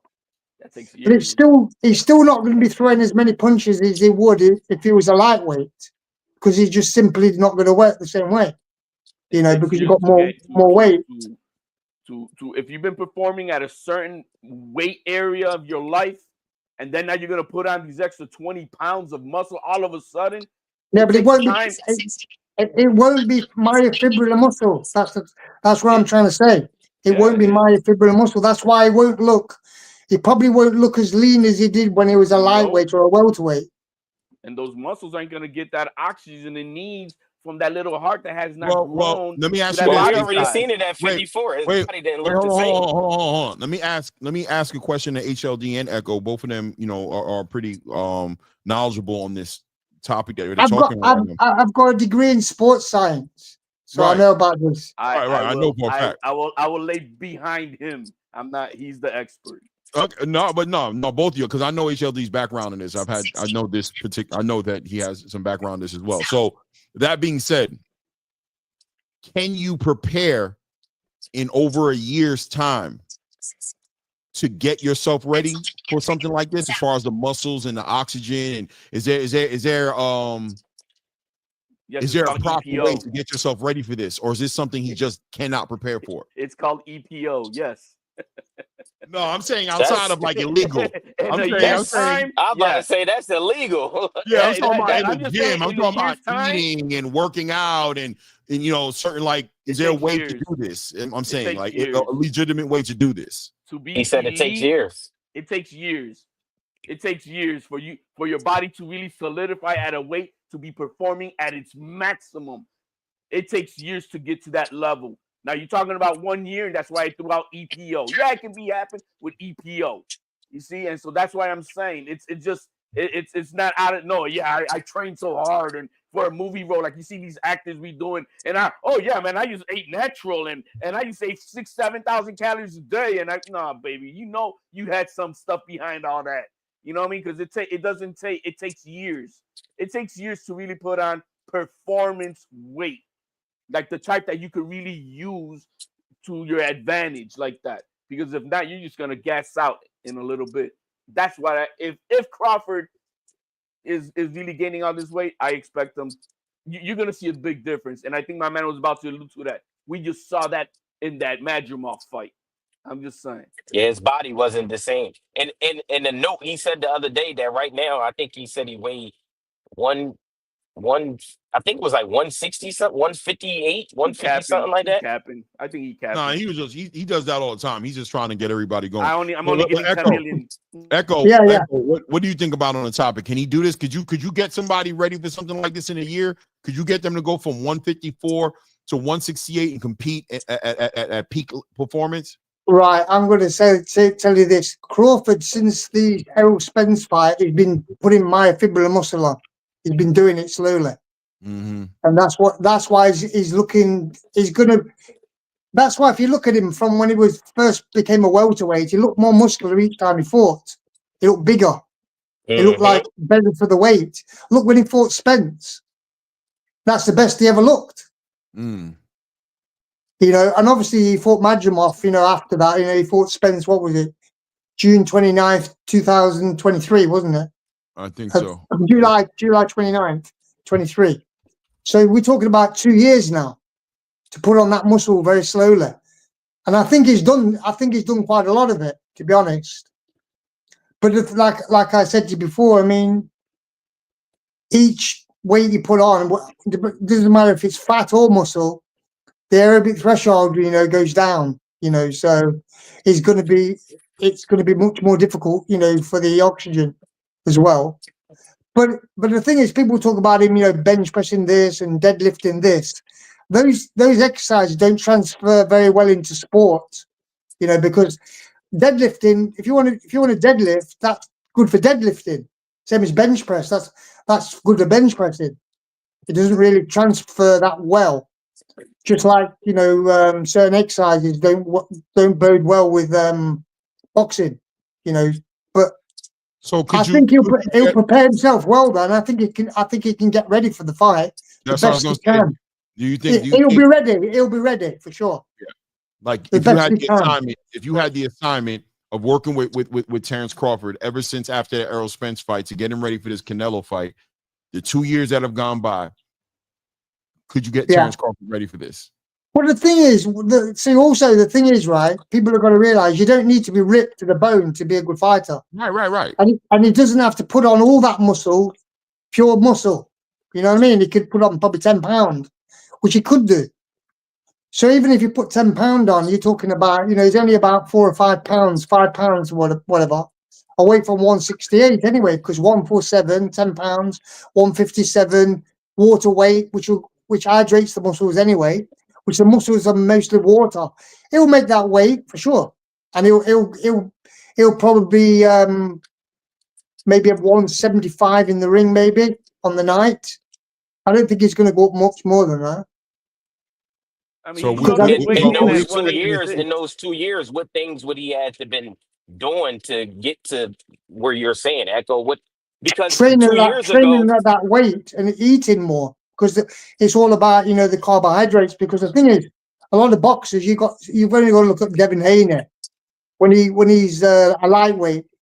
He's walking around, or whatever, I don't know, 156 pounds or whatever, right?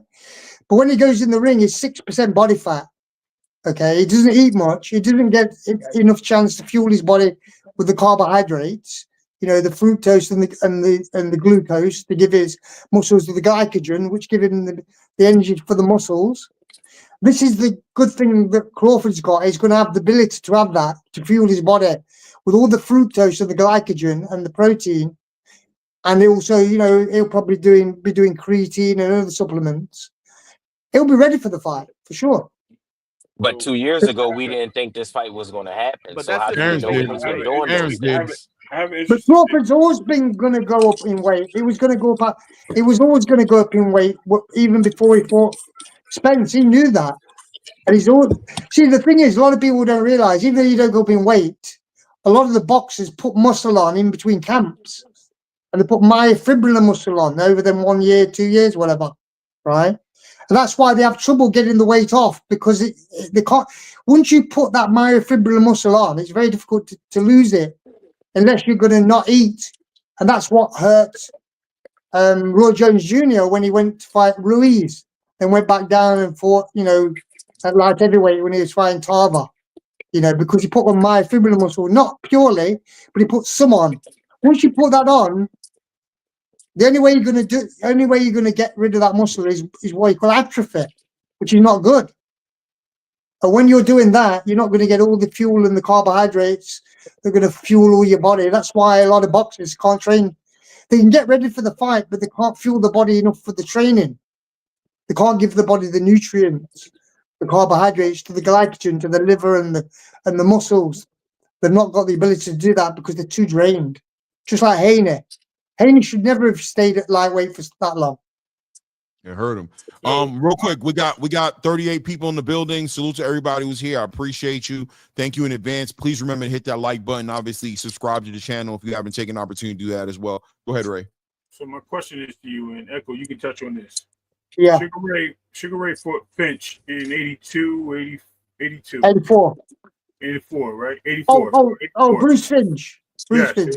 right. Yeah. He retired, then he came back and fought Howard at middleweight. Junior middleweight, and then he turned around and fought Hagler 3 years later at middleweight. So yeah. It's a very possibility that people can take off in between fights, put on weight. Yeah. It's still coming to the ring and be a great source and be able to win fights. So to Clay's question, I think putting on weight and going up even with years off, can you train yourself in those weights to acclimate yourself to a win or a victory in a championship? And we've seen that in history already. Yeah. For everyone that's in doubt of that, HLD. Henry Armstrong did it. Right. He went up from featherweight to welterweight. But I'm saying in a 2-3 year period, which was the question, right? So this guy did it within 4 years. He went up from one division to 3 divisions or 2 divisions, right? Almost Who's the same that? thing. Sugar Ray. Oh, Sugar Ray Leonard, yeah. Yeah, so it was almost 84 to 87, yeah, when he fought Hagler in 87, yeah. Right. Years. So it's very possible. So when we actually look at people that challenge this question of can Bud do it, it's a very similar path. I mean, yeah, it is. Time off, but it's right there. Is that you're not understanding? Gaining weight is not a big deal.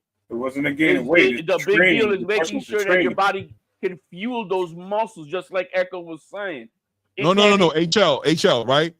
You're right. I think from what I'm hearing, if Terrence doesn't do this right, it can be bad for him without a doubt. But my question is there a correct way to approach this? Yes. For him to get this done? And you stated what you said was no, he needs years. But I think Echo doesn't feel like he needs years. I think there's a way to do this in the time period. Years minimum to get at the maximum performance of that. If you're trying to put on 20 pounds or whatever it is, Terrence Crawford has been preparing for this Canelo fight and confident in this fight happening since about 3 months after the Errol Spence fight. Mentally, but physically. Not mentally. Mentally, but do we know that mentally that didn't align with him starting to get himself together and ready for this fight? Not until after the Madrimov fight, because he couldn't do anything about it. He was kind of big in the Madrimov fight. He was looking kind of thick. The skin he was looking like he was working towards it. Yeah. And is there an argument to say that he cut weight and was depleted in that Madrimov fight because he was getting himself so ready to be big and fight against Canelo? His walk around weight is 186. He showed us all that his walk around weight is about 186. So, but guess what? Your walk around weight and your performance is 2 different things, baby. 2 different things. No, you ain't lying. I think performance at your maximum. And your performance on steroids or clenbuterol is the same thing as your performance. Yeah, no, what I'm saying is, I think what I'm saying is, HL, you're talking about a perspective as far as how this can go bad and how this is important, and this is something that's going to play a big factor in this fight. And what I was asking Echo, and what I feel like Echo is basically saying is that he's also giving the weight to it, to saying that this is very important, but at the same time acknowledging that, but this can be done correctly. And if Terrence did this correctly, he could be on point that night. If he did it incorrectly, this can go against him. But he definitely has a way to get this done outside of cheating. Bomac did state they have a scientist. Let me jump. They have a scientist. That's all I'm saying. All right, Man, let me jump in. Now, y'all always talking about Terrence Crawford on the stack. Man, this dude is surrounded by PED. Everybody in his camp has failed a PED test. You heard David Benavidez say this man been on steroids his whole entire career. So let's stop the cap. This man, Terrence Crawford, has never failed a drug test. He's never popped dirty. So right now, that's slander as far as I'm concerned. Secondly, I hear a lot of scientific talk, and that's good, and that's dandy. But it's also something called the sweet science. I remember James Toney just ate hamburgers and milkshakes and went up there and beat Evander Holyfield. He got in the ring with the Nigerian Nightmare, which was goddamn Sam Peter, who was a doctor. A lot of people out at that particular time. So yeah, so science is good, but it's also something called sweet science. And I believe that Terrence Crawford had the skills to pay the bills, man. And we're going to see September 13th. I agree with what he said there. Clay, I agree with what he says because that is an understated statement. You can do all the modern day training and whatever. There's certain people that you could call them outliers or whatever you want to call it, right? They're just able to do what it takes. And like as Coach Eddie said, skills pay the bills, and that's why I said to you, skill, strategy, and stamina is going to be one of the big things in this fight. And also, and also spirit, because it's, being able to go that, have that spirit, that dog, that's going to be a very important thing as well. But I think Canelo might be underestimating Crawford. If he does, that could be his downfall. I'm not saying he is, but that could be, because when you laugh at somebody and you think, well, you've done nothing, blah, blah, blah, blah, but then again, you can overestimate somebody as well. I was going to ask you that, Echo. I was going to literally come back and ask you that. Can Canelo out? And then this is what the whole mentality thing, right? I want everybody to just be as objective as possible, right? Like I get the for sure guys who just know already, and I don't need the know. We're operating in a gray area right now because the reality is we don't know. No, we only believe. It's so important to acknowledge that, because if Canelo Alvarez, I believe that Terrence Crawford is one of those fighters. If you give him a way, he will find it and get it done. Canelo Alvarez needs to make sure he checks all the boxes just like Terrence Crawford. If Canelo Alvarez underestimates Terrence Crawford, I think he's making a mistake, and that could be the reason why he falls down. For sure. But if he looks at Terrence Crawford and he's watched him from a boxer's point of view, and I'll give you an example. Look at Bam Rodriguez, right? Let's look at Bam Rodriguez and say, okay, a fighter like Gervonta Tank Davis, or no, I won't say Gervonta. Yeah, I'll say Gervonta Tank Davis may look at Bam Rodriguez and be like, damn, that's a good fighter, bro. I like that kid. Man, I ain't gonna lie, but that kid got the skills, man. Out of all the fighters right now, he's my favorite fighter. He's saying that knowing that him and Bam Rodriguez will never fight each other, because Bam Rodriguez is down there hanging out at like 112, wherever the hell he's at right now, 118. I don't know what weight class he's in specifically about a number, and Tank is fighting at 135. But if Bam Rodriguez was able to make the weight in a healthy way and get up to 135 and be as strong and as good of a fighter as he was at 118, at 135, does that come back and haunt Gervonta Tank Davis now, standing in front of the ring, on the other side of the ring, standing in front of the fighter that he considers the best fighter in boxing, who he says is his favorite fighter in boxing?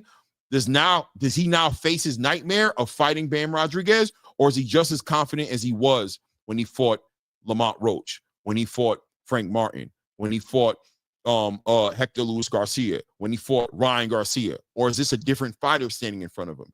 And what I'm saying to you is a pound-for-pound fighter like Terrence Crawford, that Canelo Alvarez never pictured himself getting in the ring with, is he now in front of who he thinks is the best boxer in boxing right now, maybe outside of himself? Maybe he puts himself up there and he feels like he's the best.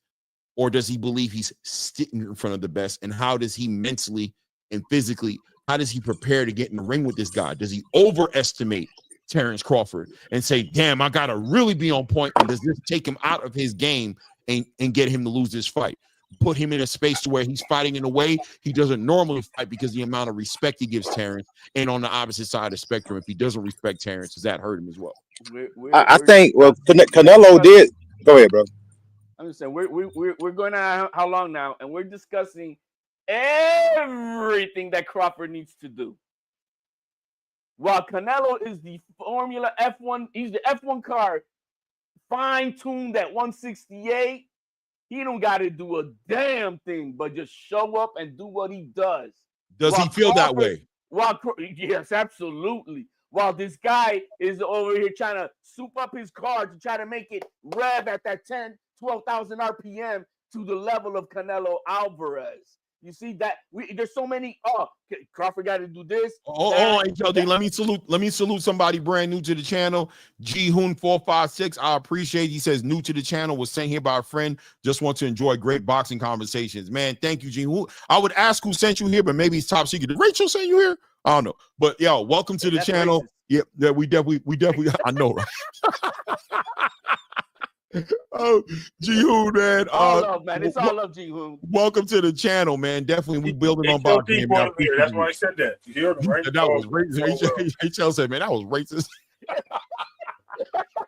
I ain't gonna lie. When I looked at the picture, I was like, "The Rachel said you here."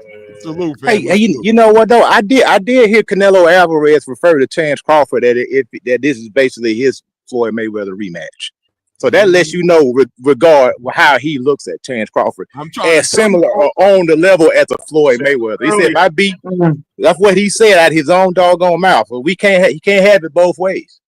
Hey, all I know is I see the confidence of an F1 car ready to roll, and we're talking about, well, you know, we got to try this turbocharger now on this one. Let's see if it works. Let's see if we can fine tune it. Let's put it on the dyno. Let's see if it works. And all this stuff, and Canelo's just, I'm waiting on the start line, baby. Let's go.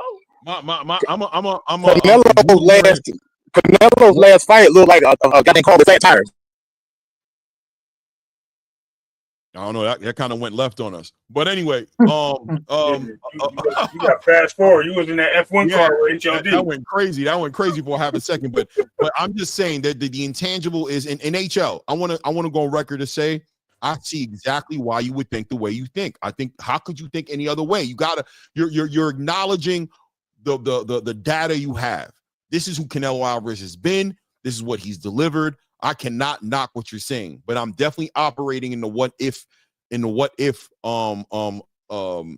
appreciate you playing right now because I appreciate you acknowledging that part. Because there's a lot of what if. No, I got you. I'm not gonna play those games. I know what you're speaking. You're just speaking to the facts of what Canelo has done, and we got to acknowledge that Terrence has not been here before. This is 100% going to be the most challenging, hardest fight of Terrence Crawford's career, in my opinion. That's what I see. Which is why I said earlier that if Crawford beats Canelo on September 13th, he takes his motherfucking mantle. Period. Because this guy had to climb Mount Everest and beyond to do this. You see, and an experimental. This is like the United States trying to land on the moon for the first damn time. We don't know what's going to happen, and we're going to find out. Oh, that's messed up. That ain't the real blue blood. Somebody in here talking crazy like it was blue blood. It wasn't blue blood, man. Let me block this clown. That bro. name pop up on a lot of channels as the fake blue blood, and they be on other channels on a bunch of BS, man, all the time. This is not the first channel I've been on, and the host said that. It's crazy. Yeah, that is crazy. That is crazy, bro. Let me go ahead and bring some new people, some new blood up in here to talk. We're gonna build for like another 20 minutes, and then we out, man. We ain't even get to 154. No doubt. In all respect, sir, you got another new sub in me. Oh, no doubt, man. Thank you. Man, I think either this is not real or are we getting played? Or Rachel. I don't know, bro. I don't know. You see what I'm seeing. You see what I'm seeing. Hey, But salute. Rachel, is that your cousin? Yeah, listen. I'm not trying to assume, but salute to OE Ilnam, man. Salute to you, brother, man. Welcome to the channel, man. Thank you for subbing to the channel. Hold on. I want to tap in. Actually, I want Coach to go because Coach had a technical difficulty, and I want to go ahead. Yeah, and bring I just want to pose a different question. What does Canelo Alvarez need to do to beat Terence Crawford? Because, like I said, HLD made the call. HLD, sir. He said HLD said all he has to do is do what he always does, just be himself. That's what he said. Right, and he made the reference to a car, former F1 car, whatever, high test, octane, all this good stuff about cars and stuff. But what I seen Canelo's last fight was a fighter who looked like he needed some fixer flat in his tires because his tires were flat. And if Canelo's feet are not operating at 100%, he will lose this fight, and it will be royally. Canelo's going to need his feet for this fight. Yeah, I agree. And you know something else, because you mentioned earlier, Coach, and I'm going to pass this on though. But Coach, you said that he compared this is going to be like another Floyd Mayweather or his rematch or his redemption or whatever, right? He said something along those lines. So Floyd Mayweather situation. My question is, the fighter that he needs to be, the athletic fighter, the IQ, the level of pedigree that he has to be to beat Floyd Mayweather, the fighter that he lost to. Is he even physically able to deliver that kind of performance? And if he tries to deliver that performance that he wish he would have done with Floyd Mayweather, does he blow his own load, pause, and get exposed by Terence Crawford? Once again, respect.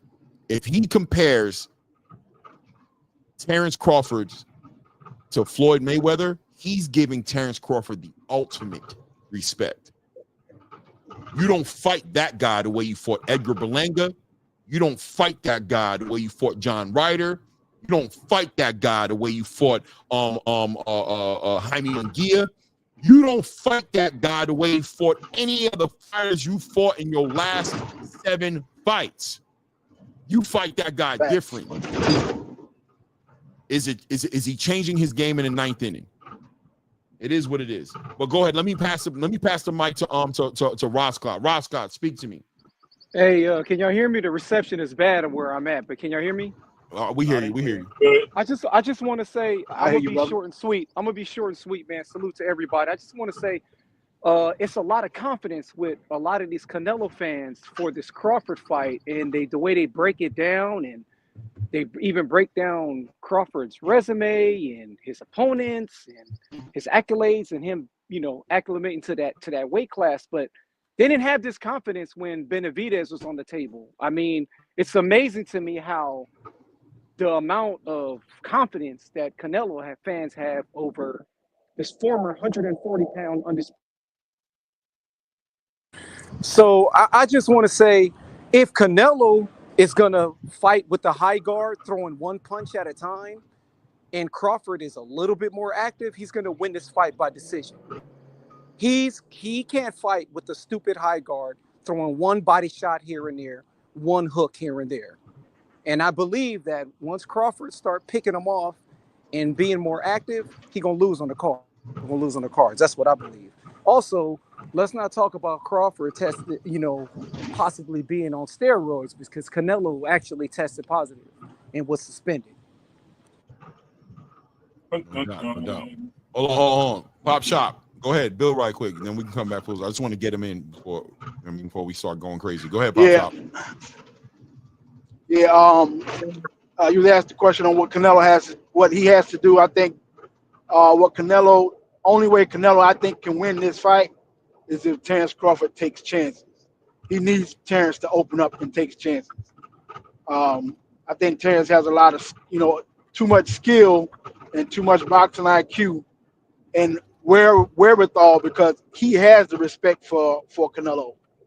So he's not going to, take too many stupid chances, but I think he is going to let Canelo feel his power.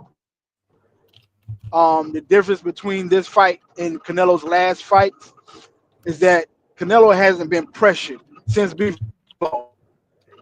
This fight, he possibly will be in a situation where will be hunting him and pressing him. You really don't know how tough a chin he has since he's been hurt his last fight, because nobody's really tested it. If Terrence comes in and tests his chin, we'll see where Canelo stands at right now. Okay. Go ahead, Ray Davis. You was going. No. Oh. I didn't say anything. Okay, cool. It just baffles me too. I see what Porter did to Crawford, landing heavy shots. I seen what Madrimov did to Crawford, landing heavy shots, like punches that you don't expect a guy of Crawford's stature to be taking 3 rights in a damn row. So if any of those type of punches land by Canelo Alvarez, which I believe he's a better boxer than Porter, he's a well better boxer than Madrimov, he's gonna land those heavy shots on Crawford. And when he does, that's when the game is over. Period. The landscape of the entire fight will change. And then we're going to be like, okay, well, we knew this was going to happen. Well, of course, Canelo's the bigger guy. Of course, we knew that. That's what we're going to hear. You're damn right. Listen,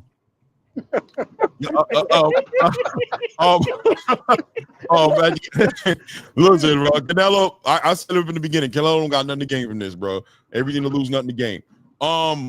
It is what it is, you know what I'm saying? I am about to cut it short, though. We're going on 4+ hours, you know what I'm saying? I got stuff to do. I gotta get ready to figure out what I'm gonna cook for my dinner. You know how it is. It's you know what I'm saying? We eating properly around here. Single ingredient foods over here. You heard? At the end of the day, an interesting conversation. We're gonna end up revisiting it again. We've got about damn near 2.5 to 3 months before this fight happens. Things are gonna be happening. And I know Terrence Crawford has to check all the boxes. He's got to train properly. He's got to sleep properly. He's got to eat properly. He can't overtrain. He can't undertrain. He's got to do the right things. And that's what makes this fight intriguing. I think the question on here is everybody's asking about whether Terrence Crawford can take the power, whether Terrence Crawford can deal with the size difference.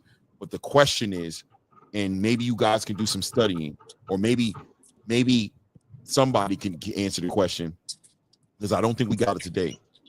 What does Canelo Alvarez need to do to get ready for Terrence Crawford? And if he's not getting ready for Terrence Crawford and just treating this like any other fight he's been in, well, September 13th could be a very interesting night of boxing. A lot more interesting than a lot of people might want to acknowledge. It is what it is, right? Salute to everybody on the panel. Echo, my co-host Ray, Anton Ziegler, Pop Shop, Coach Eddie, HLD. Shout out to everybody who supported in the super chat. Adult Choice here for boxing. Thank you for the support today, putting color in the chat. If you forgot to put color in the chat and you planned on doing it, you still have time to hit that button down there and put some color in the chat. Twan Ziegler in the truck. What you munching on, man? All right, man. You cut me off. I was in the middle of my shit. So, 48 people in the building. Please remember to hit the like button if you have not done it yet. If you have not subscribed to the channel, take an opportunity to do that. Thank you guys in advance, man. You know, we'll be back up here tomorrow morning, 11 o'clock, building on this boxing. We didn't get a chance to really build on Jerron Boots Ennis as much as I would have loved to, but you know, I think this panel, we needed to focus on the Canelo Alvarez Terrence Crawford build up. Also wanted to talk about, which we will talk about tomorrow, Turki Al-Sheikh's plan for the boxing space. Are we comfortable with Turki Al-Sheikh? Is he a good thing for boxing yet, or is he still something toxic that we need to keep a close eye on? And obviously we keep a close eye on everybody, right? But more of a close eye on, because I keep a close eye on Oscar. I keep a close eye on Al Heyman. I keep a close eye on Eddie Hearns, Frank Warren. I keep a close eye on all of those scoundrels, right? But at this point, is Turki Al-Sheikh bringing something to the space that we can appreciate? Can we cheer him on? Can we support him, as he does seem like he's doubling down, tripling down? He has a lot of plans for what he wants to do in boxing, events that he wants to put on. We'll talk about all that and more tomorrow, man. It's that ATV Combat Media Show. Go ahead, Ray. You wanted to say something? I just want to say thank you, Hill Bainey, for showing up. When you see Bill Haney, have him show up too. All right. Thank you, sir. Appreciate you. Thank you for joining. No doubt, Hill Bainey. Yo, I like that picture, man. It's an interesting looking picture. Hey, let's not forget that Friday we got the last press conference with these two Titans again, and what all this shit that's been happening in the way. I want to see how Crawford's gonna approach it on Friday. Is he gonna want to amp it up because he knows he took a hit? He knows he took a hit in the last 24 hours. So we're gonna see more of this bullshit we can talk about. Well, I agree with you, HR. I want to tell you this. The press conference on Friday will speak to how he feels the press conferences went the past couple of days and how he feels about it. And I agree with you. I think at the end of the day, Terrence is the visitor. Now, there's no question about that. This is Canelo's world, man. This is Canelo's world. So we'll see what he does. Yo, we got that to talk about. And also, we'll talk about so many other things as well, man. We got things coming up as well. So salute to everybody, man. Go ahead, Ray. You was going to say something? No, you already said it. I appreciate everybody showing up, man. Great conversation with everybody. You know what I mean? The nemesis HLD. That's my brother from the other side. You know what I mean? I ain't gonna say it. Anyway, Echo from the other side of the river. Yeah. There you go. Perfect. Echo, thank you for always showing up and giving us your blessings. And can't do nothing without the guy himself, Coach Eddie. Everywhere. He's becoming a new mayor. I think he's giving Tommy Hill a run for the mayor of YouTube because I see him dropping. Coach is everywhere for real. Coach out there everywhere, man. He's everywhere, and he's making his run for mayor of YouTube. So if y'all see him, give him a vote. I might give him a vote, man. I ain't gonna lie, man. I mean, Tommy holds it down, but Coach Eddie, yeah, always hold it down and staying true to his words, man. For real. Thank y'all. Yes, sir. Salute, brothers. Y'all have a great evening, man. No doubt. Echo. Yeah, I'm just intrigued about this fight because of the variables, and I'm excited to see it. To be honest. Yeah. There's a lot of parts. Hopefully, the conversation is stimulating thought. Going into this fight, different intangibles and different moving parts that we maybe hadn't taken into consideration. I'm intrigued by the fight. I mean, there's no question about who I'm cheering on. I'm cheering Terrence on. I think he is going to get the win in this fight, but I think Canelo. Be ready. Don't think you are ready because you ain't ready unless you get ready. And I hope there's no guarantee who's going to win this fight. Exactly. And I wonder where Canelo's mind's at. HLD on the way out. Can't wait till September 14th. Ray, Clay, HLD. Hey, yo, salute. Have a good day. Claymore, Bill Haney did show up, Clay. By the way. Thank you for having me on. No doubt, y'all. Appreciate you being here, man. Thank you guys for showing up, man. Another one in the bag, man. I think Bill Haney did show up. I guess somebody put the fake name, and Bill Haney said, "Oh, say my name, I'll show up." Bill, are you in the building? They blocked him. Somebody blocked him. No, I don't believe it. You sure? That's Bill Haney's profile picture, man. Nah, it ain't Bill. Bill don't normally put his profile picture up, to be honest with you. Yeah, this last time I seen it, he had this picture up. Nah, Bill don't put the picture up. He usually has the white circle that I've seen him in. So I went to his situation. It's not him. Not him. Okay. Salute to everybody in the building. I don't know if I'm going up with Blue today. If Blue's going up, I'll be going up. If he wants me up there, he'll let me know. Worst case scenario, we'll be here in the morning. So much to talk about in this boxing space, man. Shout out to everybody in the building, man. Shout out to G Tatted. Shout out to Jose Diaz. Shout out to Chris Legg. Michael James. Shout out to Adam. Shout out to my co-host Ray Davis. Shout out to Easy. Shout out to Too Rich. Miss I Respect the Bells. Those were lead rights, nothing more than jab. Stop, bro. Too Rich. I was about to bring him up. I'm like, I ain't seen him in a minute. Good to see you in the building, Too Rich. Until the next one, guy. It's the ATV Combat Media Show, guys. And at this point, we out. Yeah.